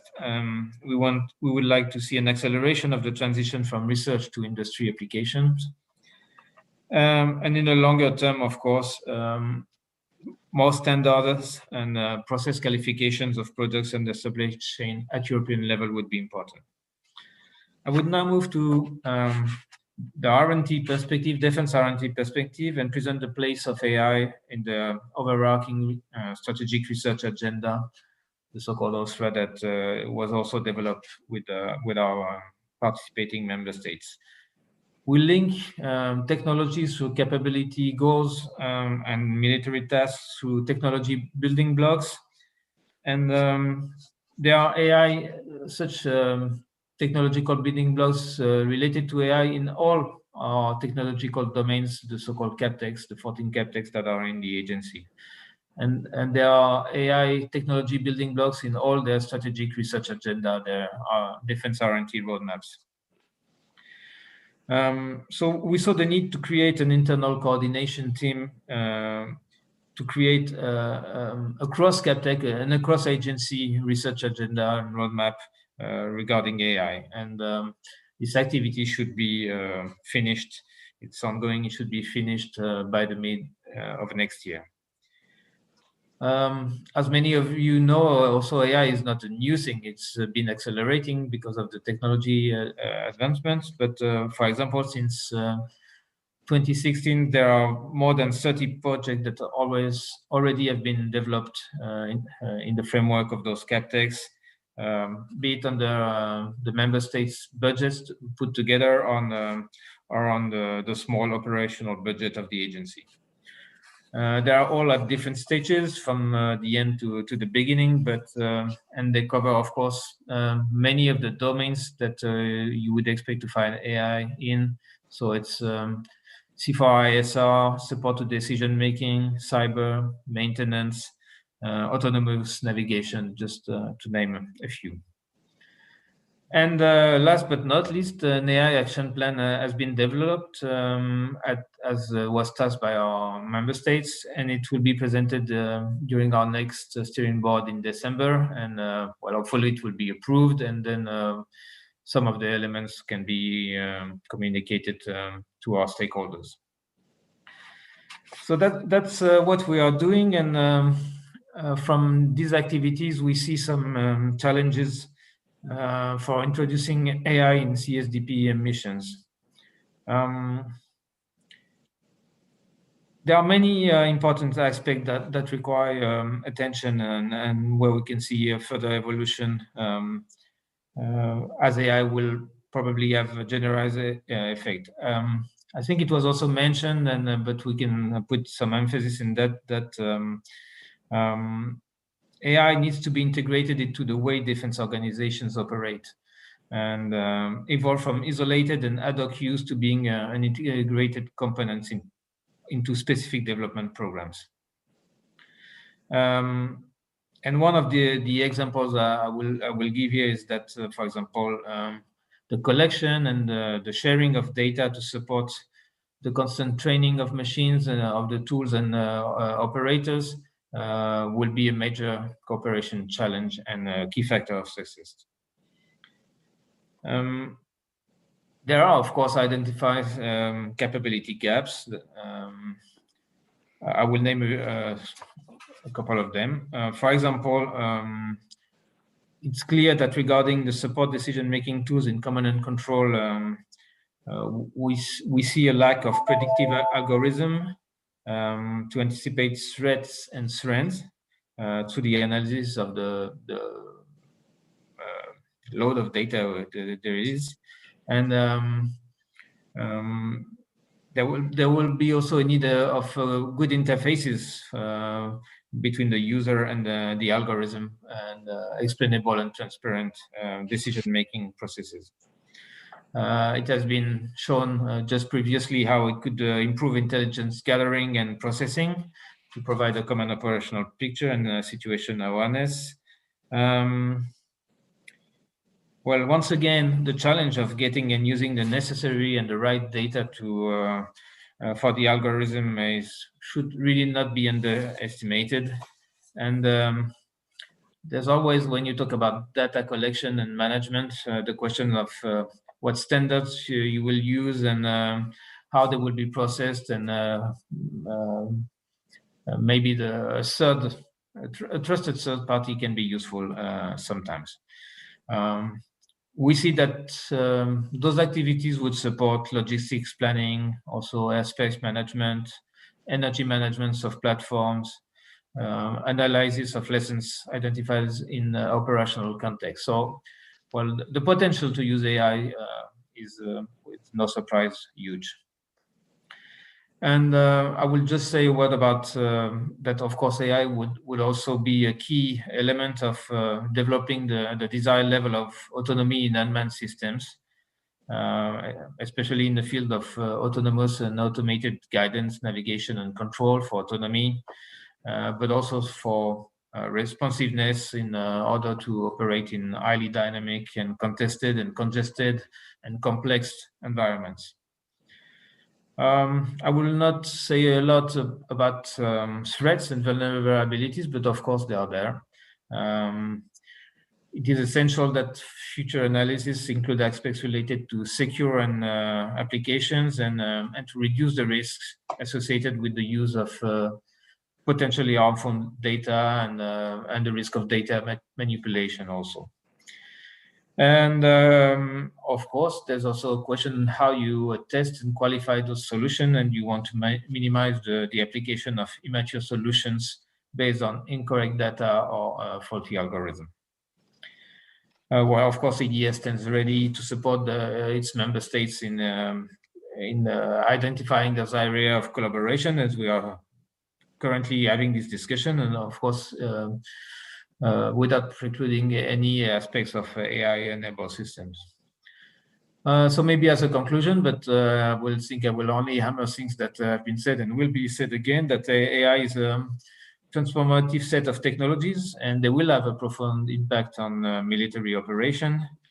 And to be used and utilized in an optimum way, it will require change in all aspects of military planning, and it's not just a technology matter. So thanks for your attention, and the floor to you.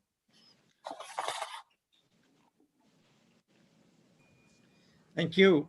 Thank you, Jean-François, on detailing all those challenges and projects from EDA pertaining mainly to capability development.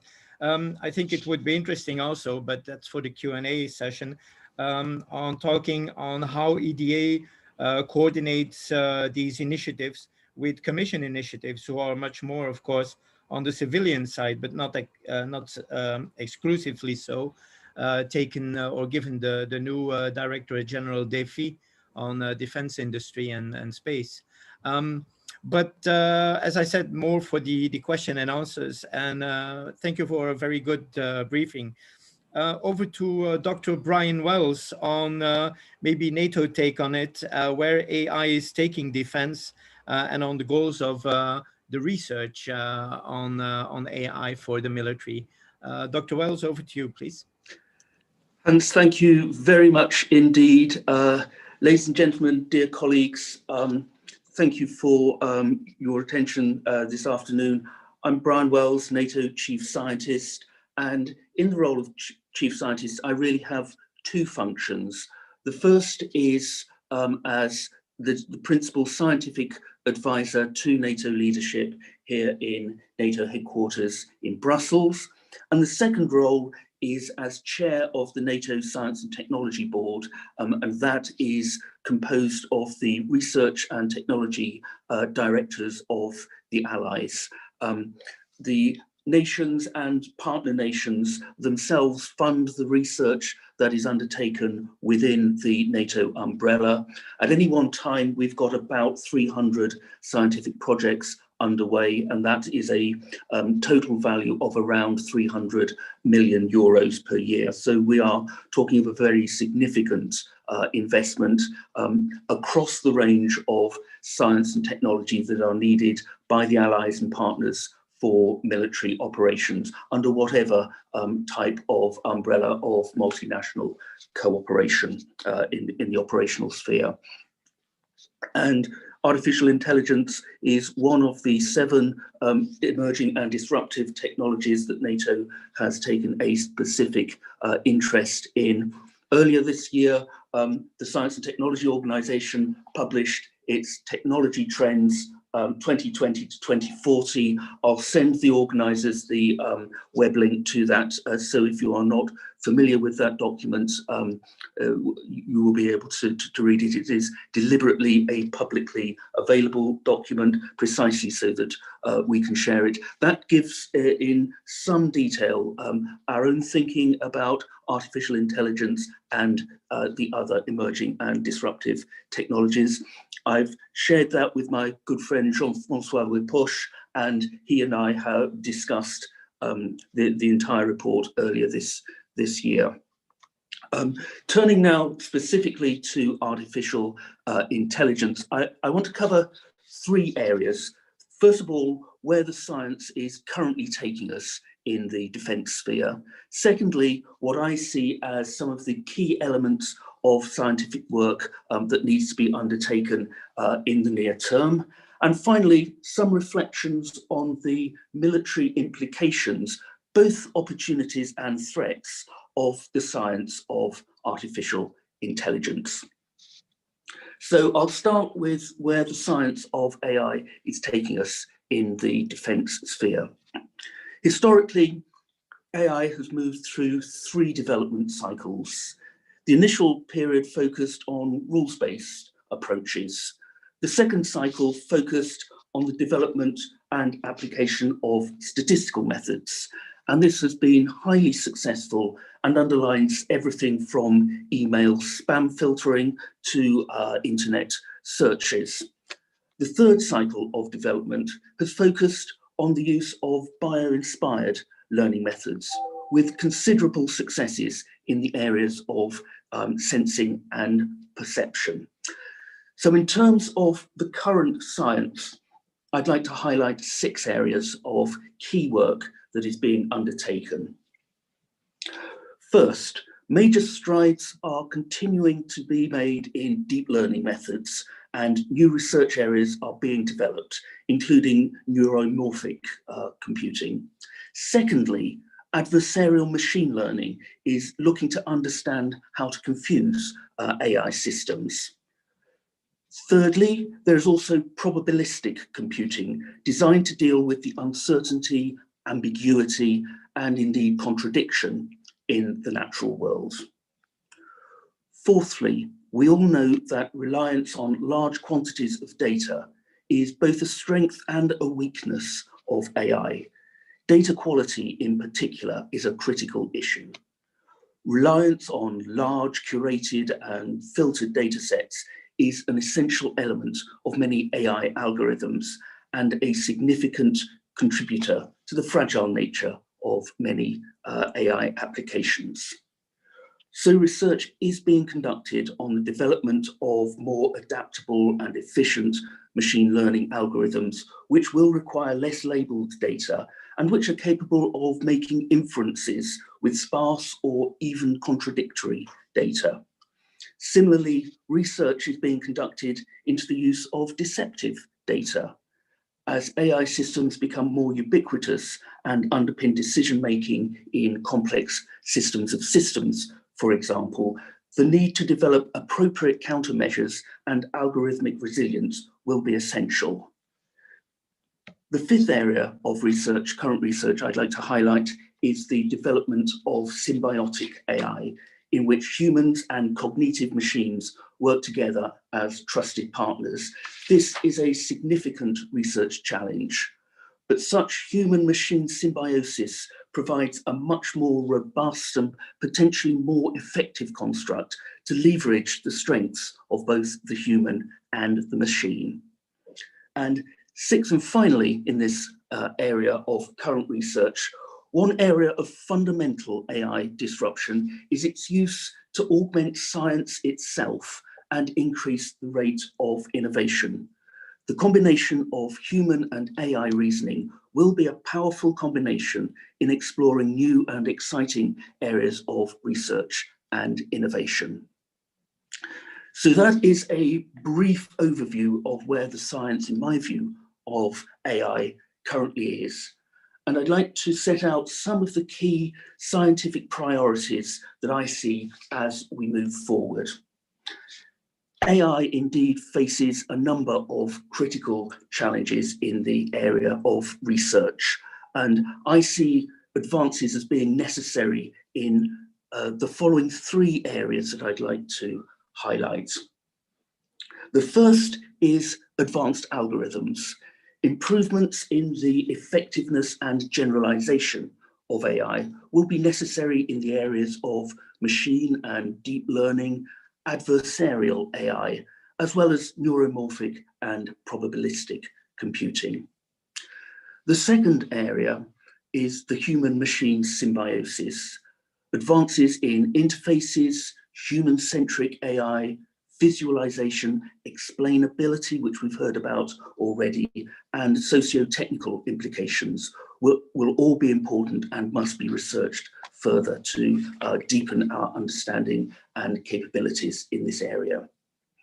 And the third area I'd like to highlight as a priority in moving forward are tools to enhance the applicability of AI. For example, there is a need for processes to better transform both structured data and unstructured data into advice for decision makers.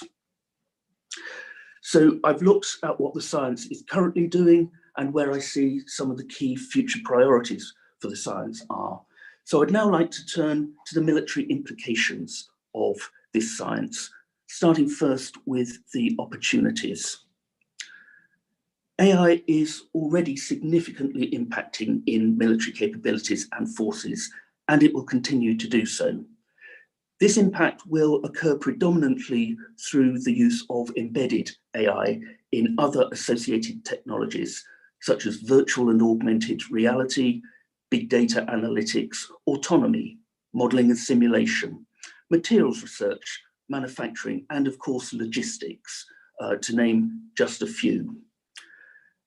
I would suggest that some of the specific potential areas of impact over the next 20 years in military operations will be found in the following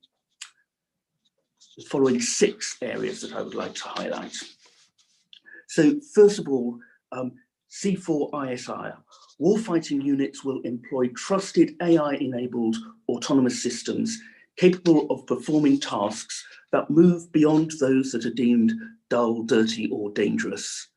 Some of the areas for potential application are expected to be in the increased use of virtual assistants, AI-enabled decision support, and AI-recommended courses of action.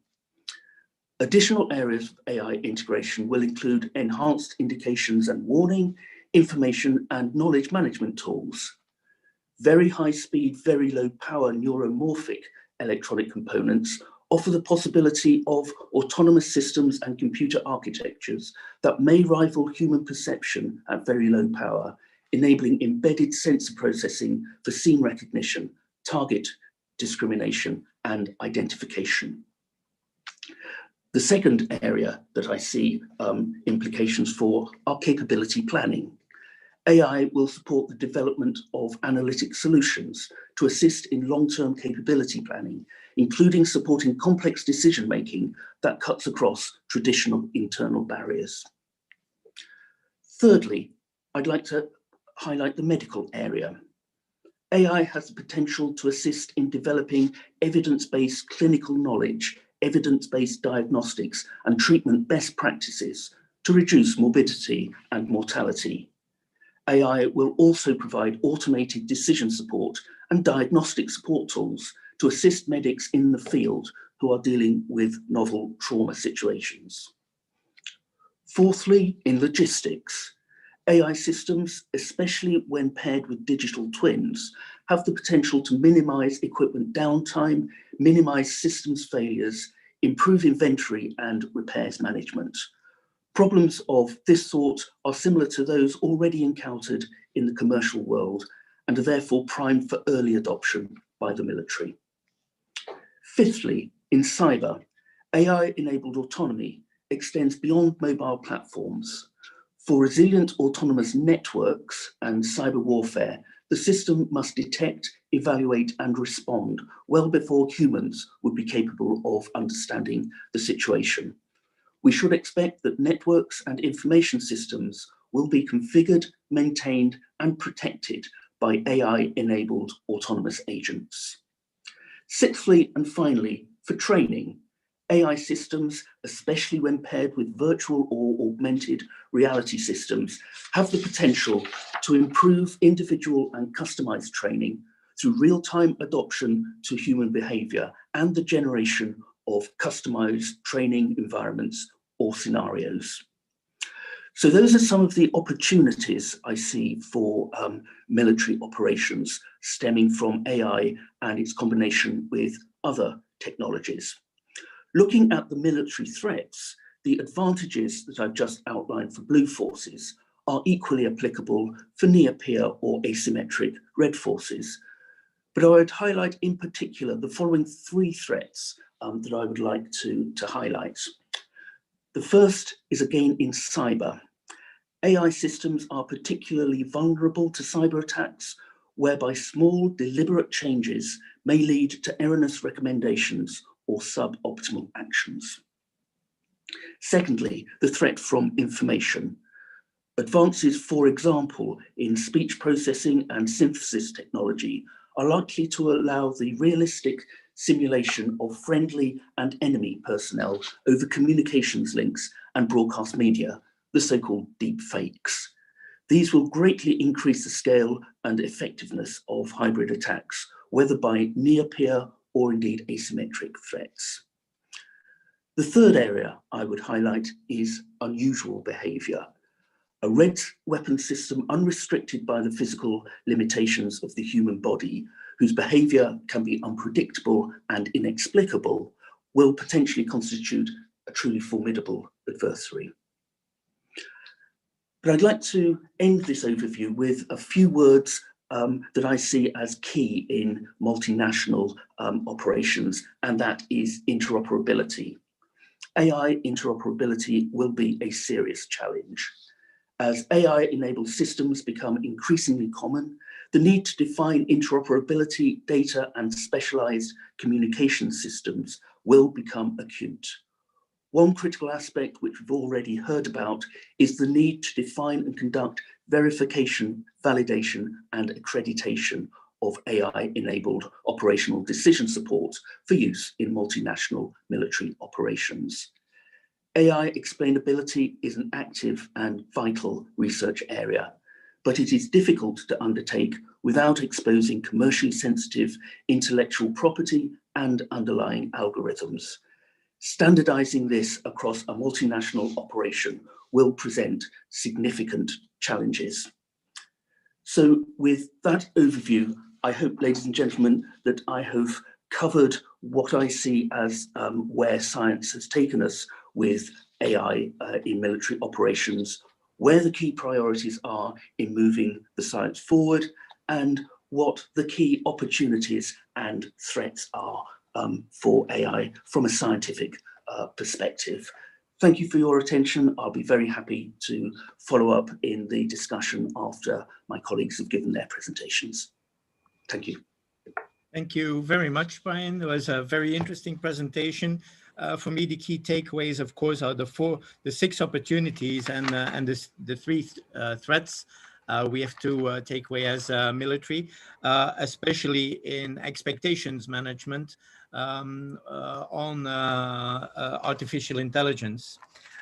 Next on my list, and I hope Arti has been able to take care of the software problem. Ari, are you ready to talk of the Finnish Defence Forces view on this? Yes, sir, I'm ready. And actually, Jordan has the presentation, so we will do a cooperation here. So, good. The floor is yours. Thank you. Thank you. Good afternoon, ladies and gentlemen. It has been really interesting day today, and I think I'm going to give you a little bit different view about the AI and digitalization in general. So I will show you how we are going through the digitalization transformation in Finnish Defence Forces. Can I have a next slide, please? So first of all, this is something where everything started. So this food for the thought paper was prepared in cooperation with Finland, France, Germany, Netherlands, and Estonia. And the aim was to facilitate and structure discussion within the European Union. And the paper was used as input to Finnish EU presidency events. And next steps included tasking the European Union military staff to draft a concept paper on digitalization and AI. So this paper was the starting point where we started to build up our digitalization program. Can I have a next slide, please? So when we look at this digitalization house, program for the digitalization has been prepared for the Finnish Defence Forces. This is a 4-year program and will be updated yearly. And this slide presents program goals in a form of digitalization house. And a slide presents realization of digitalization in 3 separate levels.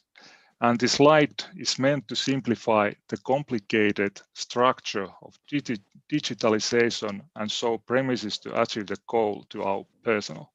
So we have been talking about AI today, but I take a little bit step, I don't know, is the right word to say, a little bit higher level, because we think that the AI is part of the digitalization, or it could be about one tool for the whole digitalization and what is needed when you go forward. So let me walk you through this Digi House. So in the foundation are the basic requirements. First of all, we have to have a secure information platform which enables availability of data. And the data is, of course, the fuel for the digitalization.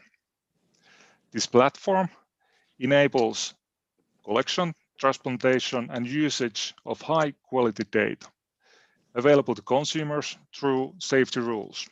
So this is the basis and one of the basic requirements. Also, anticipation to cyber threats. We have been talking about a little bit those cyber threats, which comes with the AI also. And this has to be concerned. And platform also enables working without time and place limitation, which is necessity in now and future. I think we can all agree to this.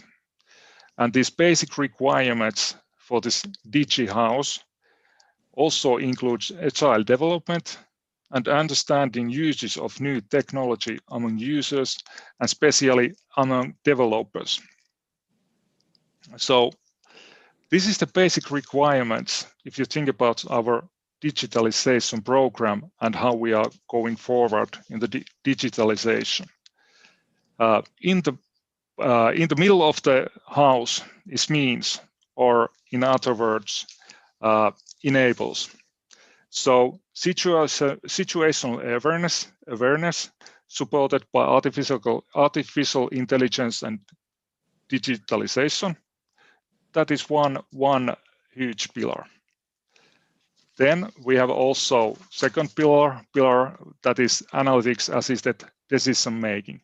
So we have lots of data, every sensors and things like that brings the data, lots and lots more, so we can have better decision making with that data. Then we have this third pillar, new digitalization element modes of operations, and this fourth pillar represents the process automation, robotics, and functions automation for those routines which are complicated, long-lasting, or computer power demanding 24/7. And the last pillar is run in and out house errands electrically, and enabling business making and transaction electronically is one of those means and enablers how we are going forward. And the most important and I think interesting thing relies in the roof. Here is the goal and targets. And we are targeting to build and support new capabilities using digitalization and AI. We are targeting to support and enhance execution of operational tasks using better and in-time information. In general, improve and agile our functions, focusing our resources to more productive and effective actions.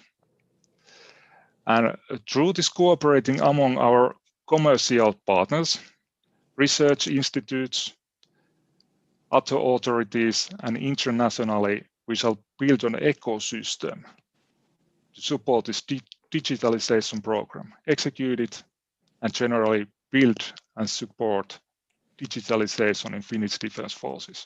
I think we talked about a little bit ecosystems in previous presentations, and this is something we have also taken and considered in this our program. And our ultimate goal is to maximize support to operational capabilities and knowledge-based command and control using digitalization. And this will be one entity in Finnish Defence Forces entirety where strength of both man and machine are utilized efficiently. Well, in the Finnish way. So as you can see, this DigiHouse puts the digitalization program all together, basic requirements, the means, and the ultimate goal and the targets what we are going through. Can I have a next slide, please? So now we have talked where we start from, how we are going forward with the Digi program, and this is a part of the digital program because we have to have some kind of structure how we function and how this digitalization of its functions and is handled across Finnish Defence Forces.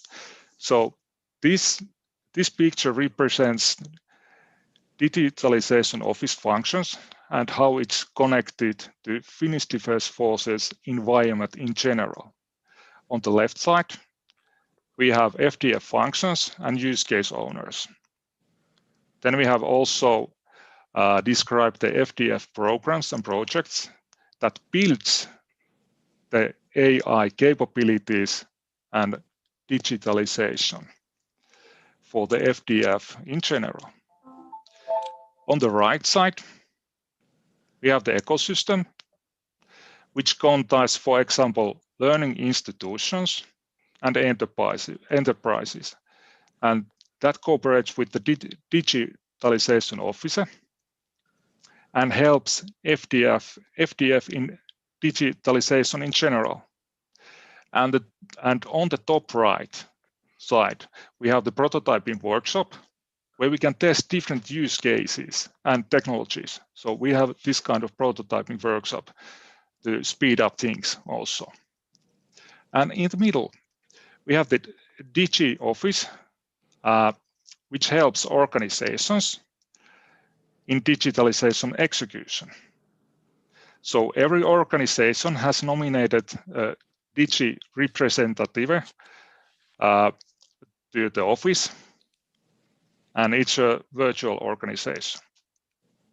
It maintains situational awareness of different use cases that are being built inside Finnish Defence Forces. It also gives development support for the programs and projects and identifies the need from the programs or projects. So it's like two-way street also what this Digi officer supports and gets.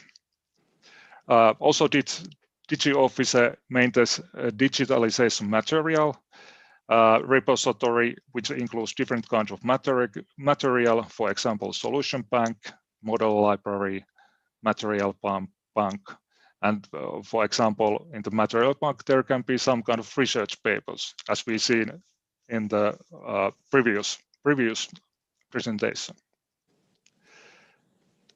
So basically, this digitalization officer is a support function for the whole FDF programs and projects and the organization. So this is how we going to handle this big thing, big digitalization, what is ongoing, and AI as a part of it.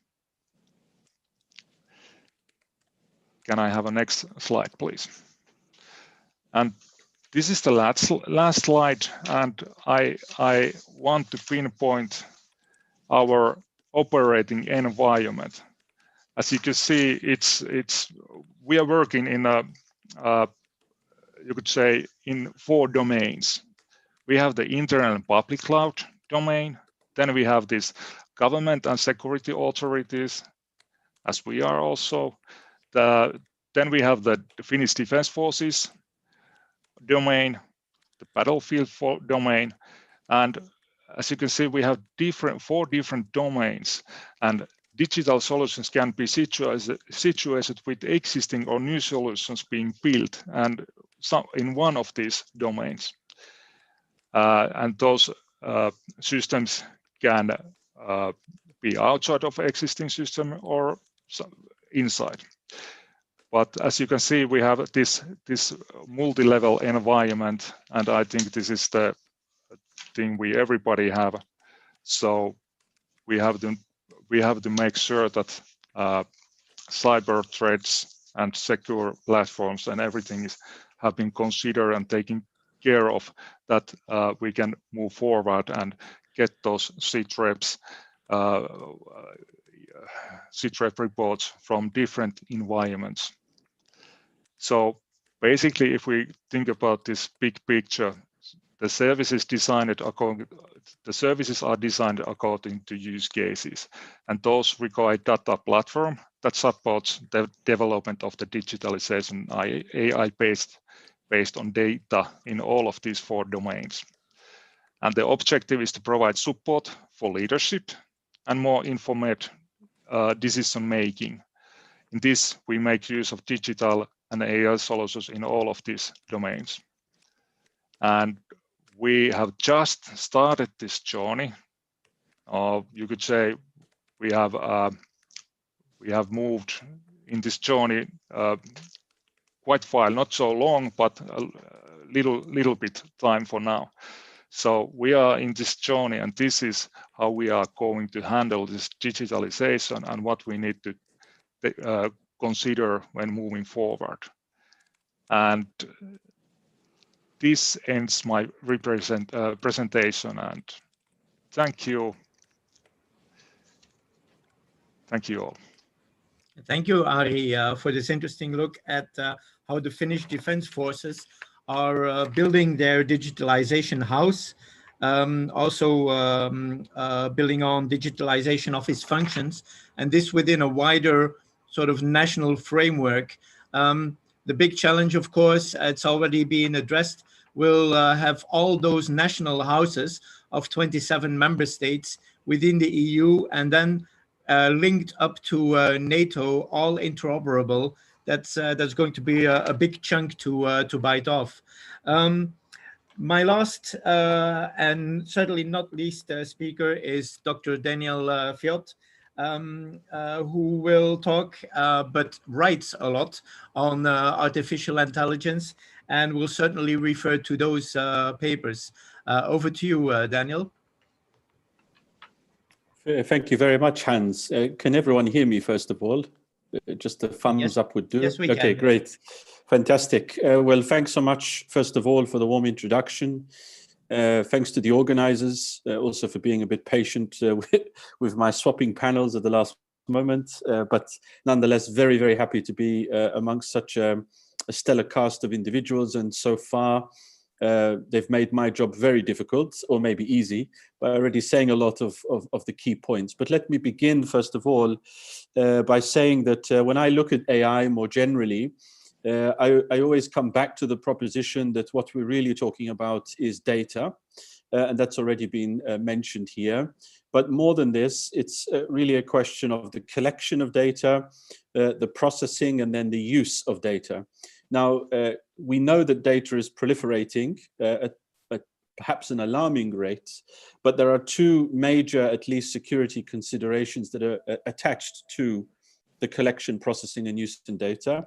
And that is the storage of this data and the communication of this data between systems. And I think already there's been reference to interoperability and safe and secure communication. So if I start with the proposition that data is the key issue here, then I guess I could maybe make a counterintuitive point, which is that looking at AI on its own is not enough. And we need to be thinking about the much broader suite of developments related to data, which we could put in the grand title of digitalization, I guess. So more of the digitalization of warfare rather than artificial intelligence, because what we see also with the proliferation of data is also a greater interconnectivity between our virtual and physical worlds and the infrastructure that supports both of those worlds. So we also have to think about the Internet of Things, quantum computing, deep learning, yes, cloud computing, virtual reality, and so forth and so forth and so forth.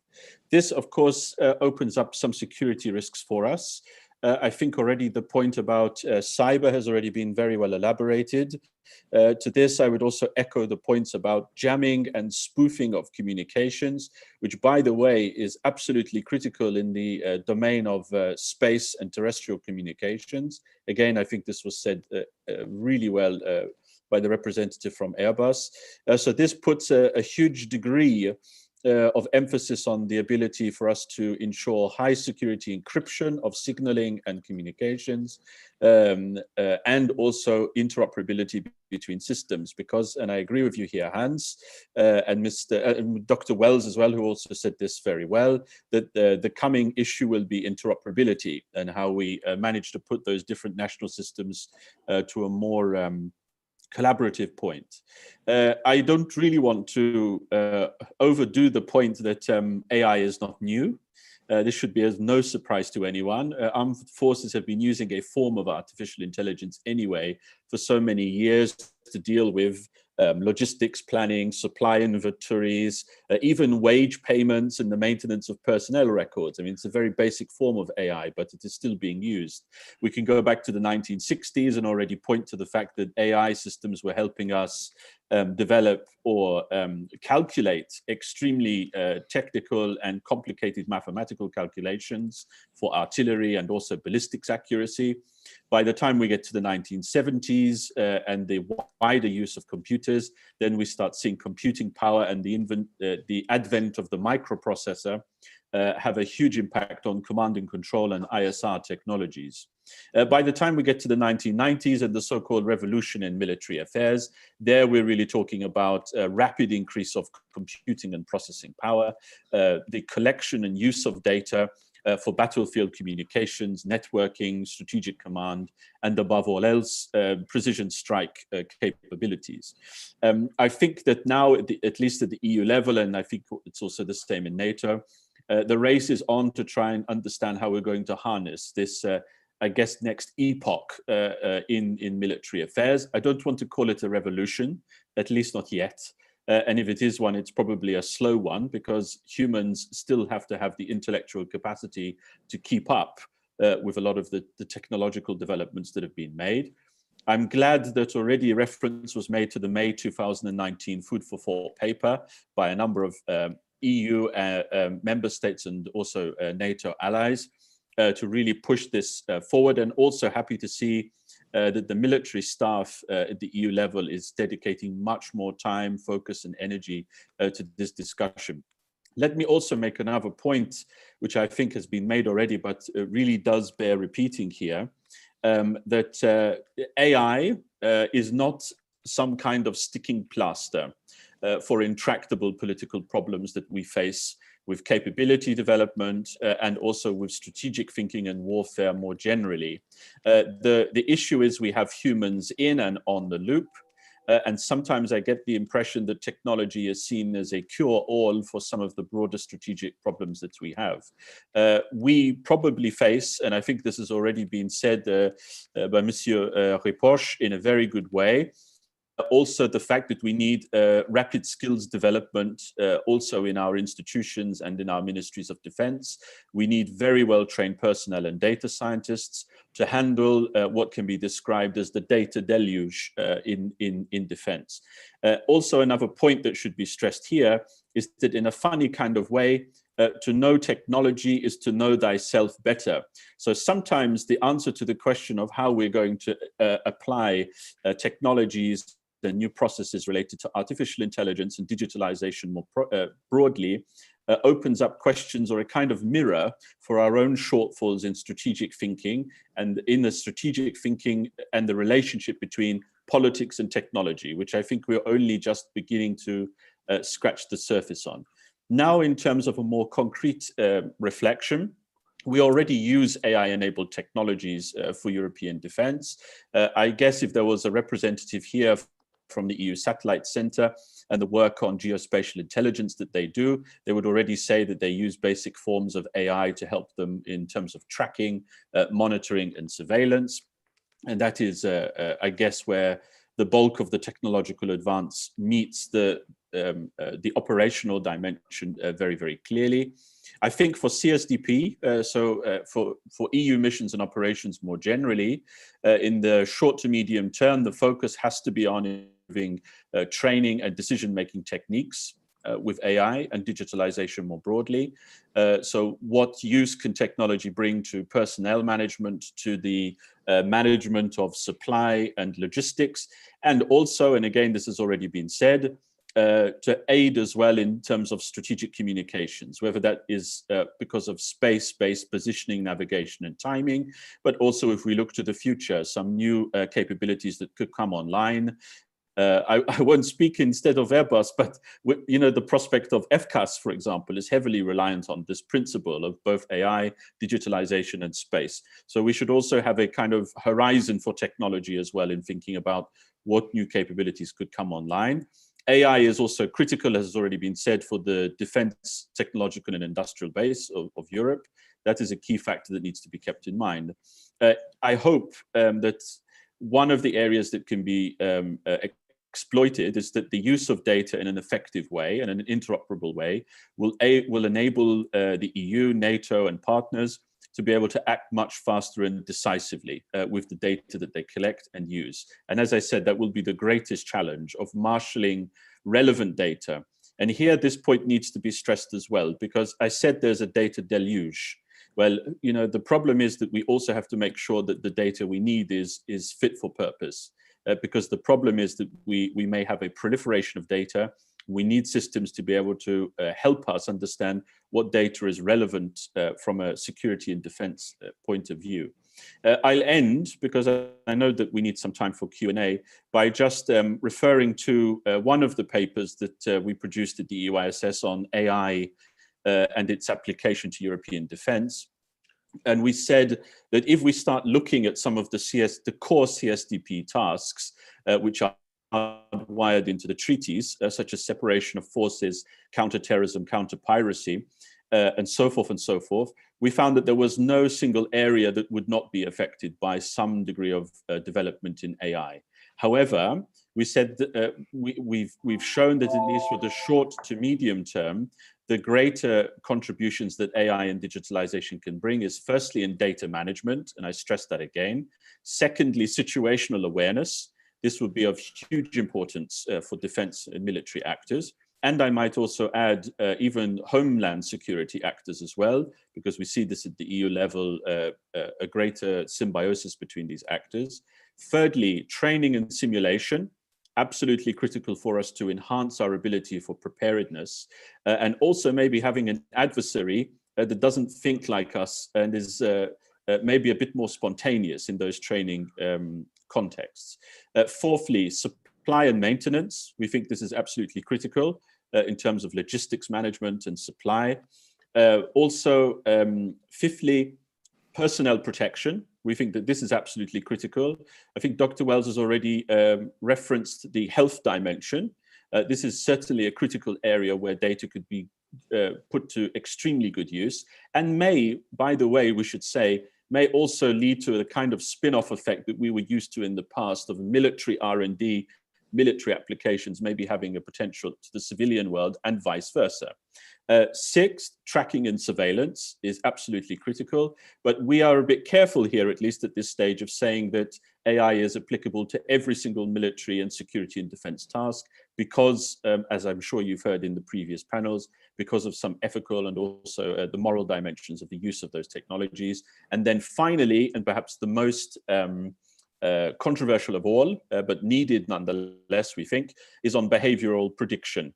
So especially when it comes to real hostile action, when it comes to counter-terrorism strategies, counter-piracy, there we see a huge role that could be played by the use of data, artificial intelligence, and digitalization more broadly. Of course, all of these factors are open to change as and when the technology develops. But I think, and that's why these types of conferences are extremely useful, it's very important for us, firstly, to take note of the state of the art, which is rapidly shifting.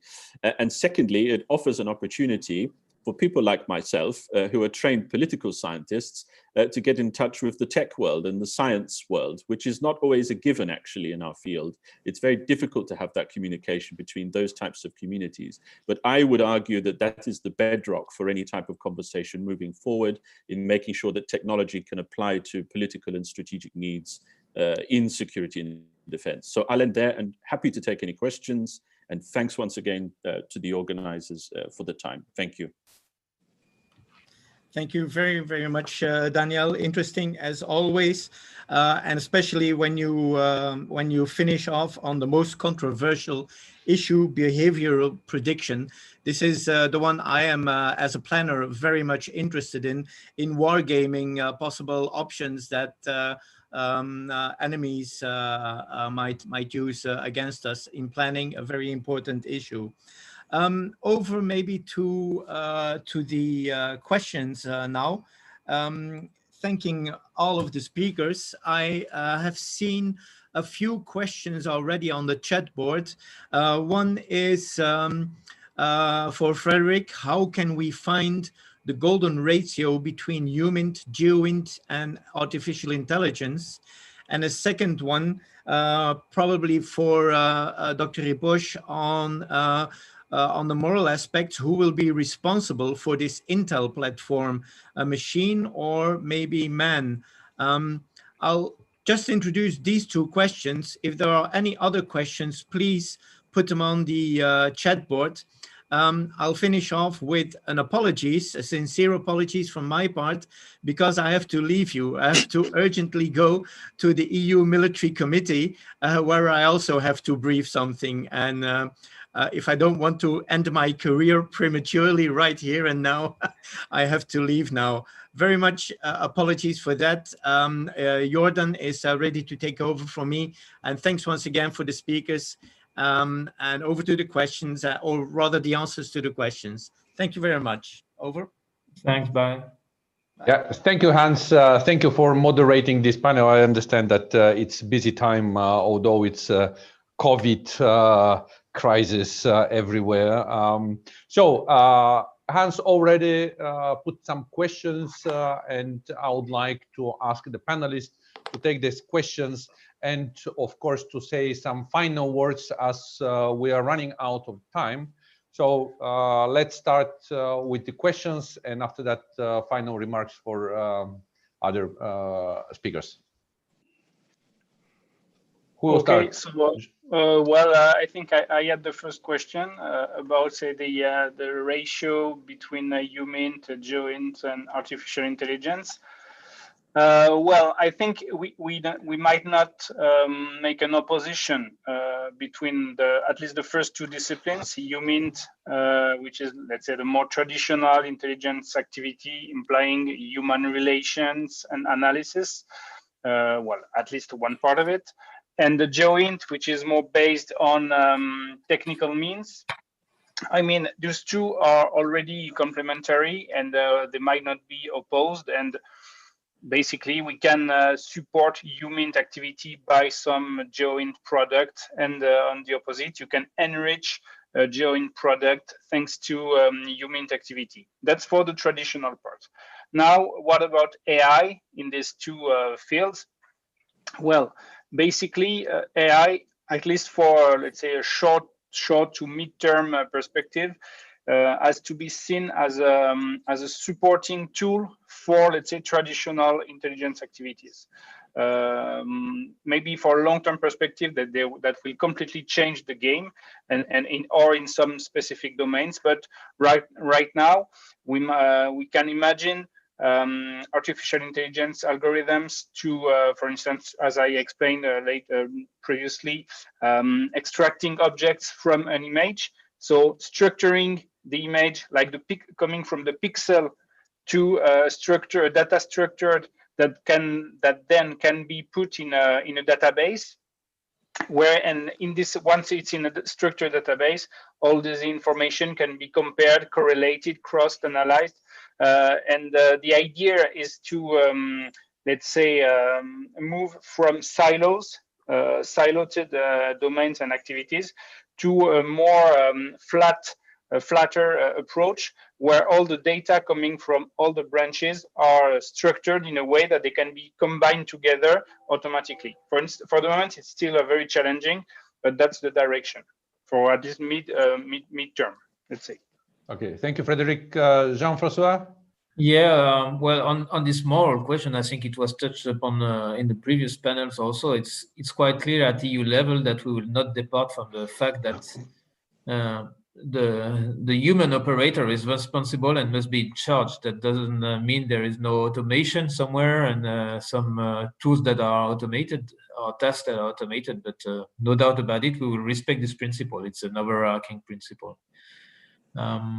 Maybe there was a question during the discussion about how we coordinate with the European Commission. Well, of course, as well as possible. And I mean, our goal everywhere is to foster synergies and to avoid duplications. So the AI initiatives in the civilian world, they are very good for the defense world because it's money that doesn't have to be invested there, but we must take stock upon them and try to find I usually say that there's the last mile to go to the defense domain, not exactly the same concept of operation, not exactly the same data, stuff like that.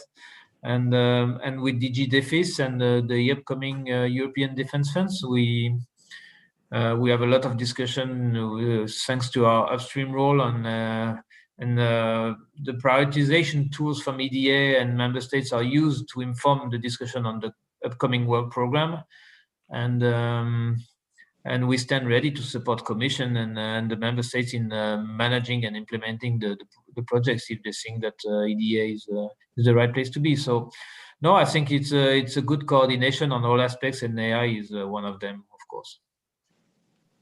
Yep. Thank you. May I invite Brian, after that, Ari and Daniel for concluding remarks from your side. Brian. Gordon, thank you very much indeed. This has been a fascinating panel. I'd just like to pick up a wider point about the ethical, legal and moral aspects, and that is that the very breadth of AI and other technologies, which we quite often think of as a challenge in terms of prioritizing what we do, but the very breadth of new technology is actually an enabler in this context, because if we find that certain uses of AI will break the ethical, legal and moral bounds that our political leaders rightly give us, then it is up to myself and my colleagues elsewhere in Brussels as the scientists to work out alternative means of achieving military ends which do satisfy the ethical, legal and moral bounds that we have properly been set. So technology, new technologies should be seen as providing leaders with choice, as well as giving them the opportunity rightly to set the bounds of what we should be doing in operations. So I'd just like to leave that thought. Technology provides political leadership with choice in this area. Thank you. Thank you, Brian. Ari? Okay, thanks. Actually, this ethical and moral aspect was something what I was considering also. So we all know that this ethical aspect arises many times when we are talking about AI, and I think that in the near future we need some kind of view inside that black box. So I mean this black box because if we think about the AI and those algorithms, what are used to do things, what we want that to do, we need to have some kind of view inside that black box. And I think that that is something that will, or at least I hope that that is something that will be solved in a appropriate level, that we can be assured and certain that what this AI is doing, we also understand it. And also what comes to this understanding is also the common language, what was in one presentation, what is being pointed that we have to need the basic understanding. But this is something what I have been thinking about, and I think this ethical will keep raising its head. Thank you. Thank you, Ari. Daniel? Thanks so much, Jordan. It's difficult to end after all those excellent points, but I made a point earlier on about the sticking plaster and technology, and I also made the point about the difficulties of political scientists understanding the technological and scientific world. Well, I guess this is one of the points on this ethical dimension where a political scientist or training as a political scientist is quite useful. And I would stress here that still the fundamental principle of Clausewitz in warfare should prevail, and Clausewitz was very human-centric. In fact, there's absolutely nothing on technology in his On War, vom Krieg, and I think we should take that as the starting point, because what we're really talking about here are the general principles of the fog of war and how we may actually reduce that fog of war by the application of technology. You could also have the other effect, which is to increase the fog of war and increase friction, of course. But also, on the other hand, there are certain elements of the military world which cannot simply be tackled by technology. Esprit de corps, for example, that's not something that any AI system can generate on behalf of a general and their military. So of course, there are deep ethical questions about meaningful human control with all of these systems. But I do think that we may be getting to a stage where we can have a mature discussion actually about what this implies for us. So more human-centric application of technology in warfare rather than the other way around. And I'd end it on that note, I think. Yeah, thank you, Daniel. First of all, I would like to express my gratitude to the panelists for their excellent presentations and for taking some questions from the audience. Unfortunately, time flies and we have to wrap up and close this webinar. I think that it was a very rich event of good ideas, and we managed to cover many aspects related to the AI. What I think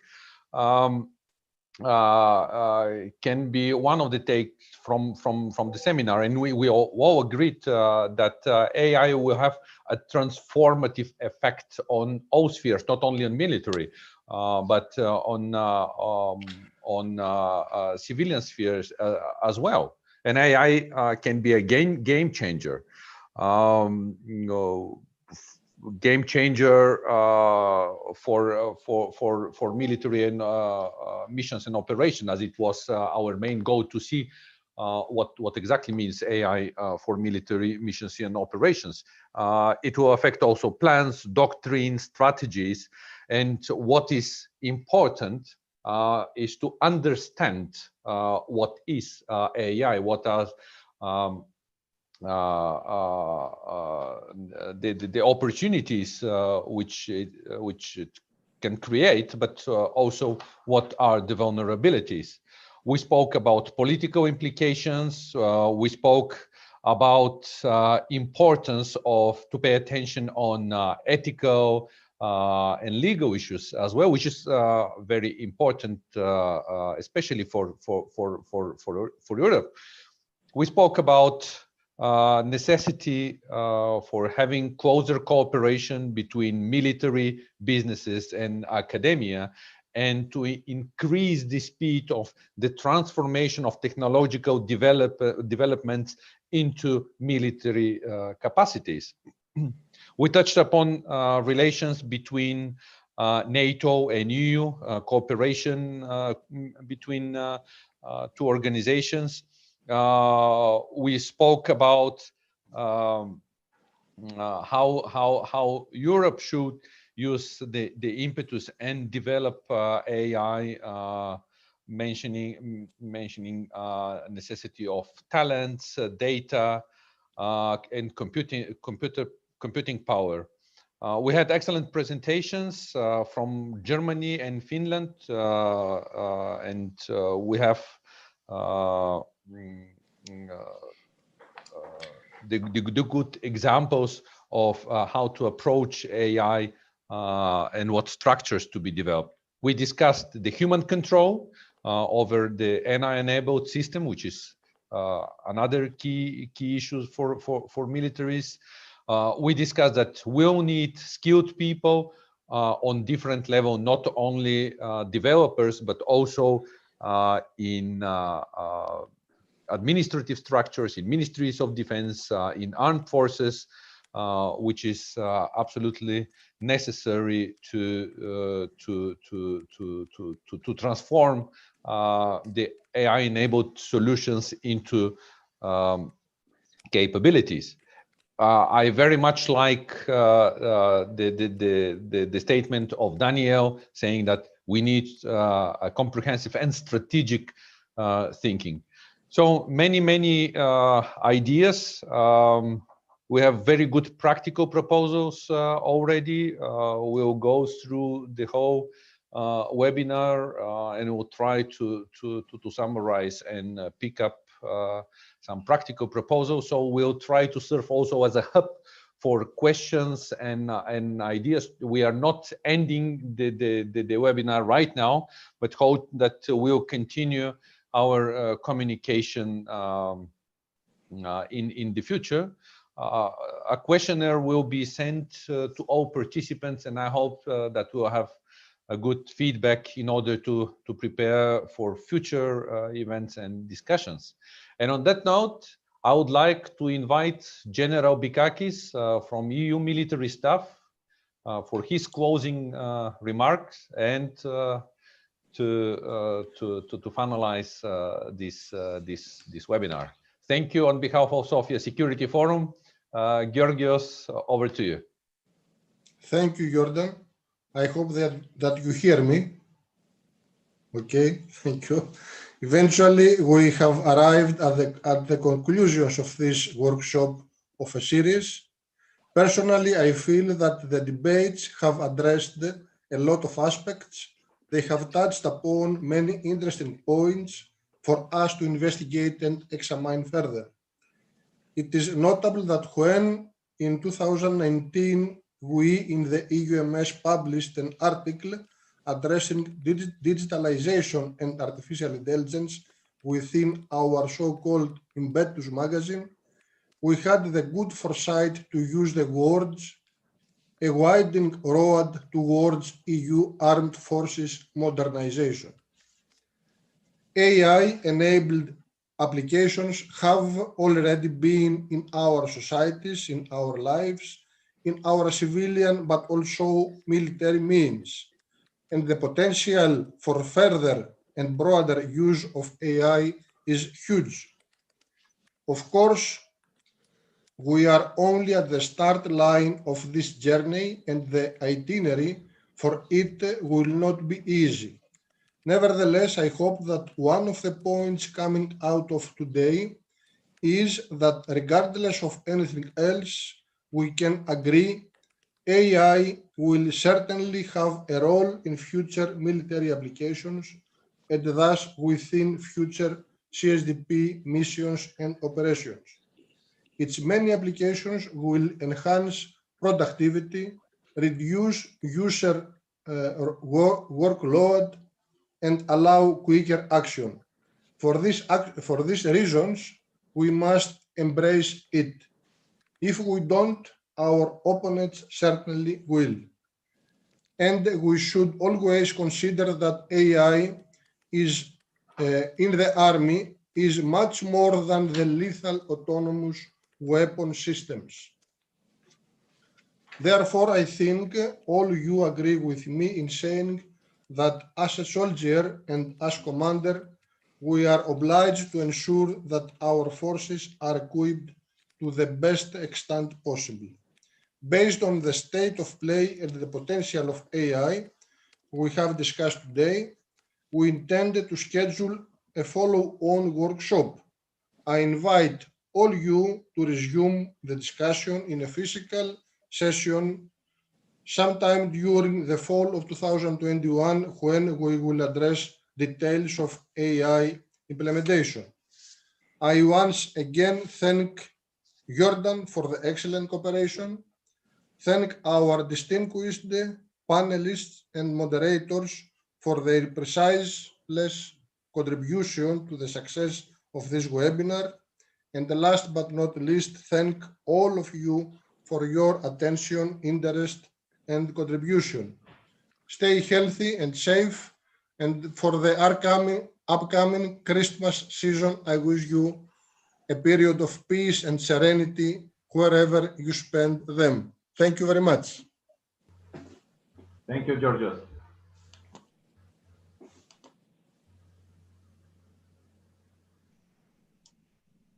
Bye.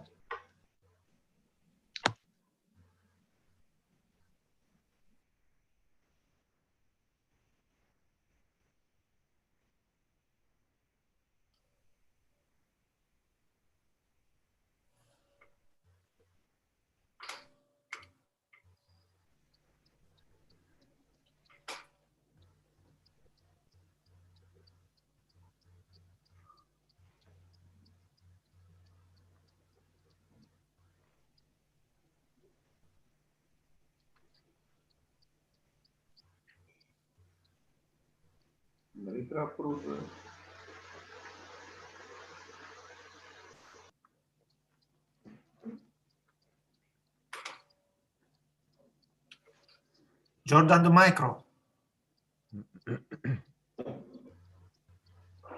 Yeah, we are discussing how to, proceed with the record in order not to lose anything.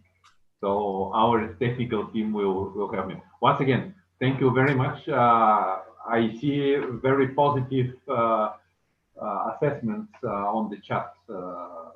So it was indeed very, very rich, very good discussion. Thank you very much. I don't know through the other platform, the YouTube, but I see very, very few questions into the chat. I noted that someone copy and passed into the chat something from YouTube, but in any case, the chat was, let me say, very mean. We copied most relevant questions from YouTube and pasted in Zoom in order to be visible for the speakers. And I think it was okay. Yeah, I mean, the time was anyway limited, and the questions were good. Yeah, so I would say it was successful. Also to a certain extent. Are we amongst us now, or is anybody? I have to stop. I have to stop the streamline. The live streaming. Yeah. Yes, I see still 3 persons into the chat. Yeah.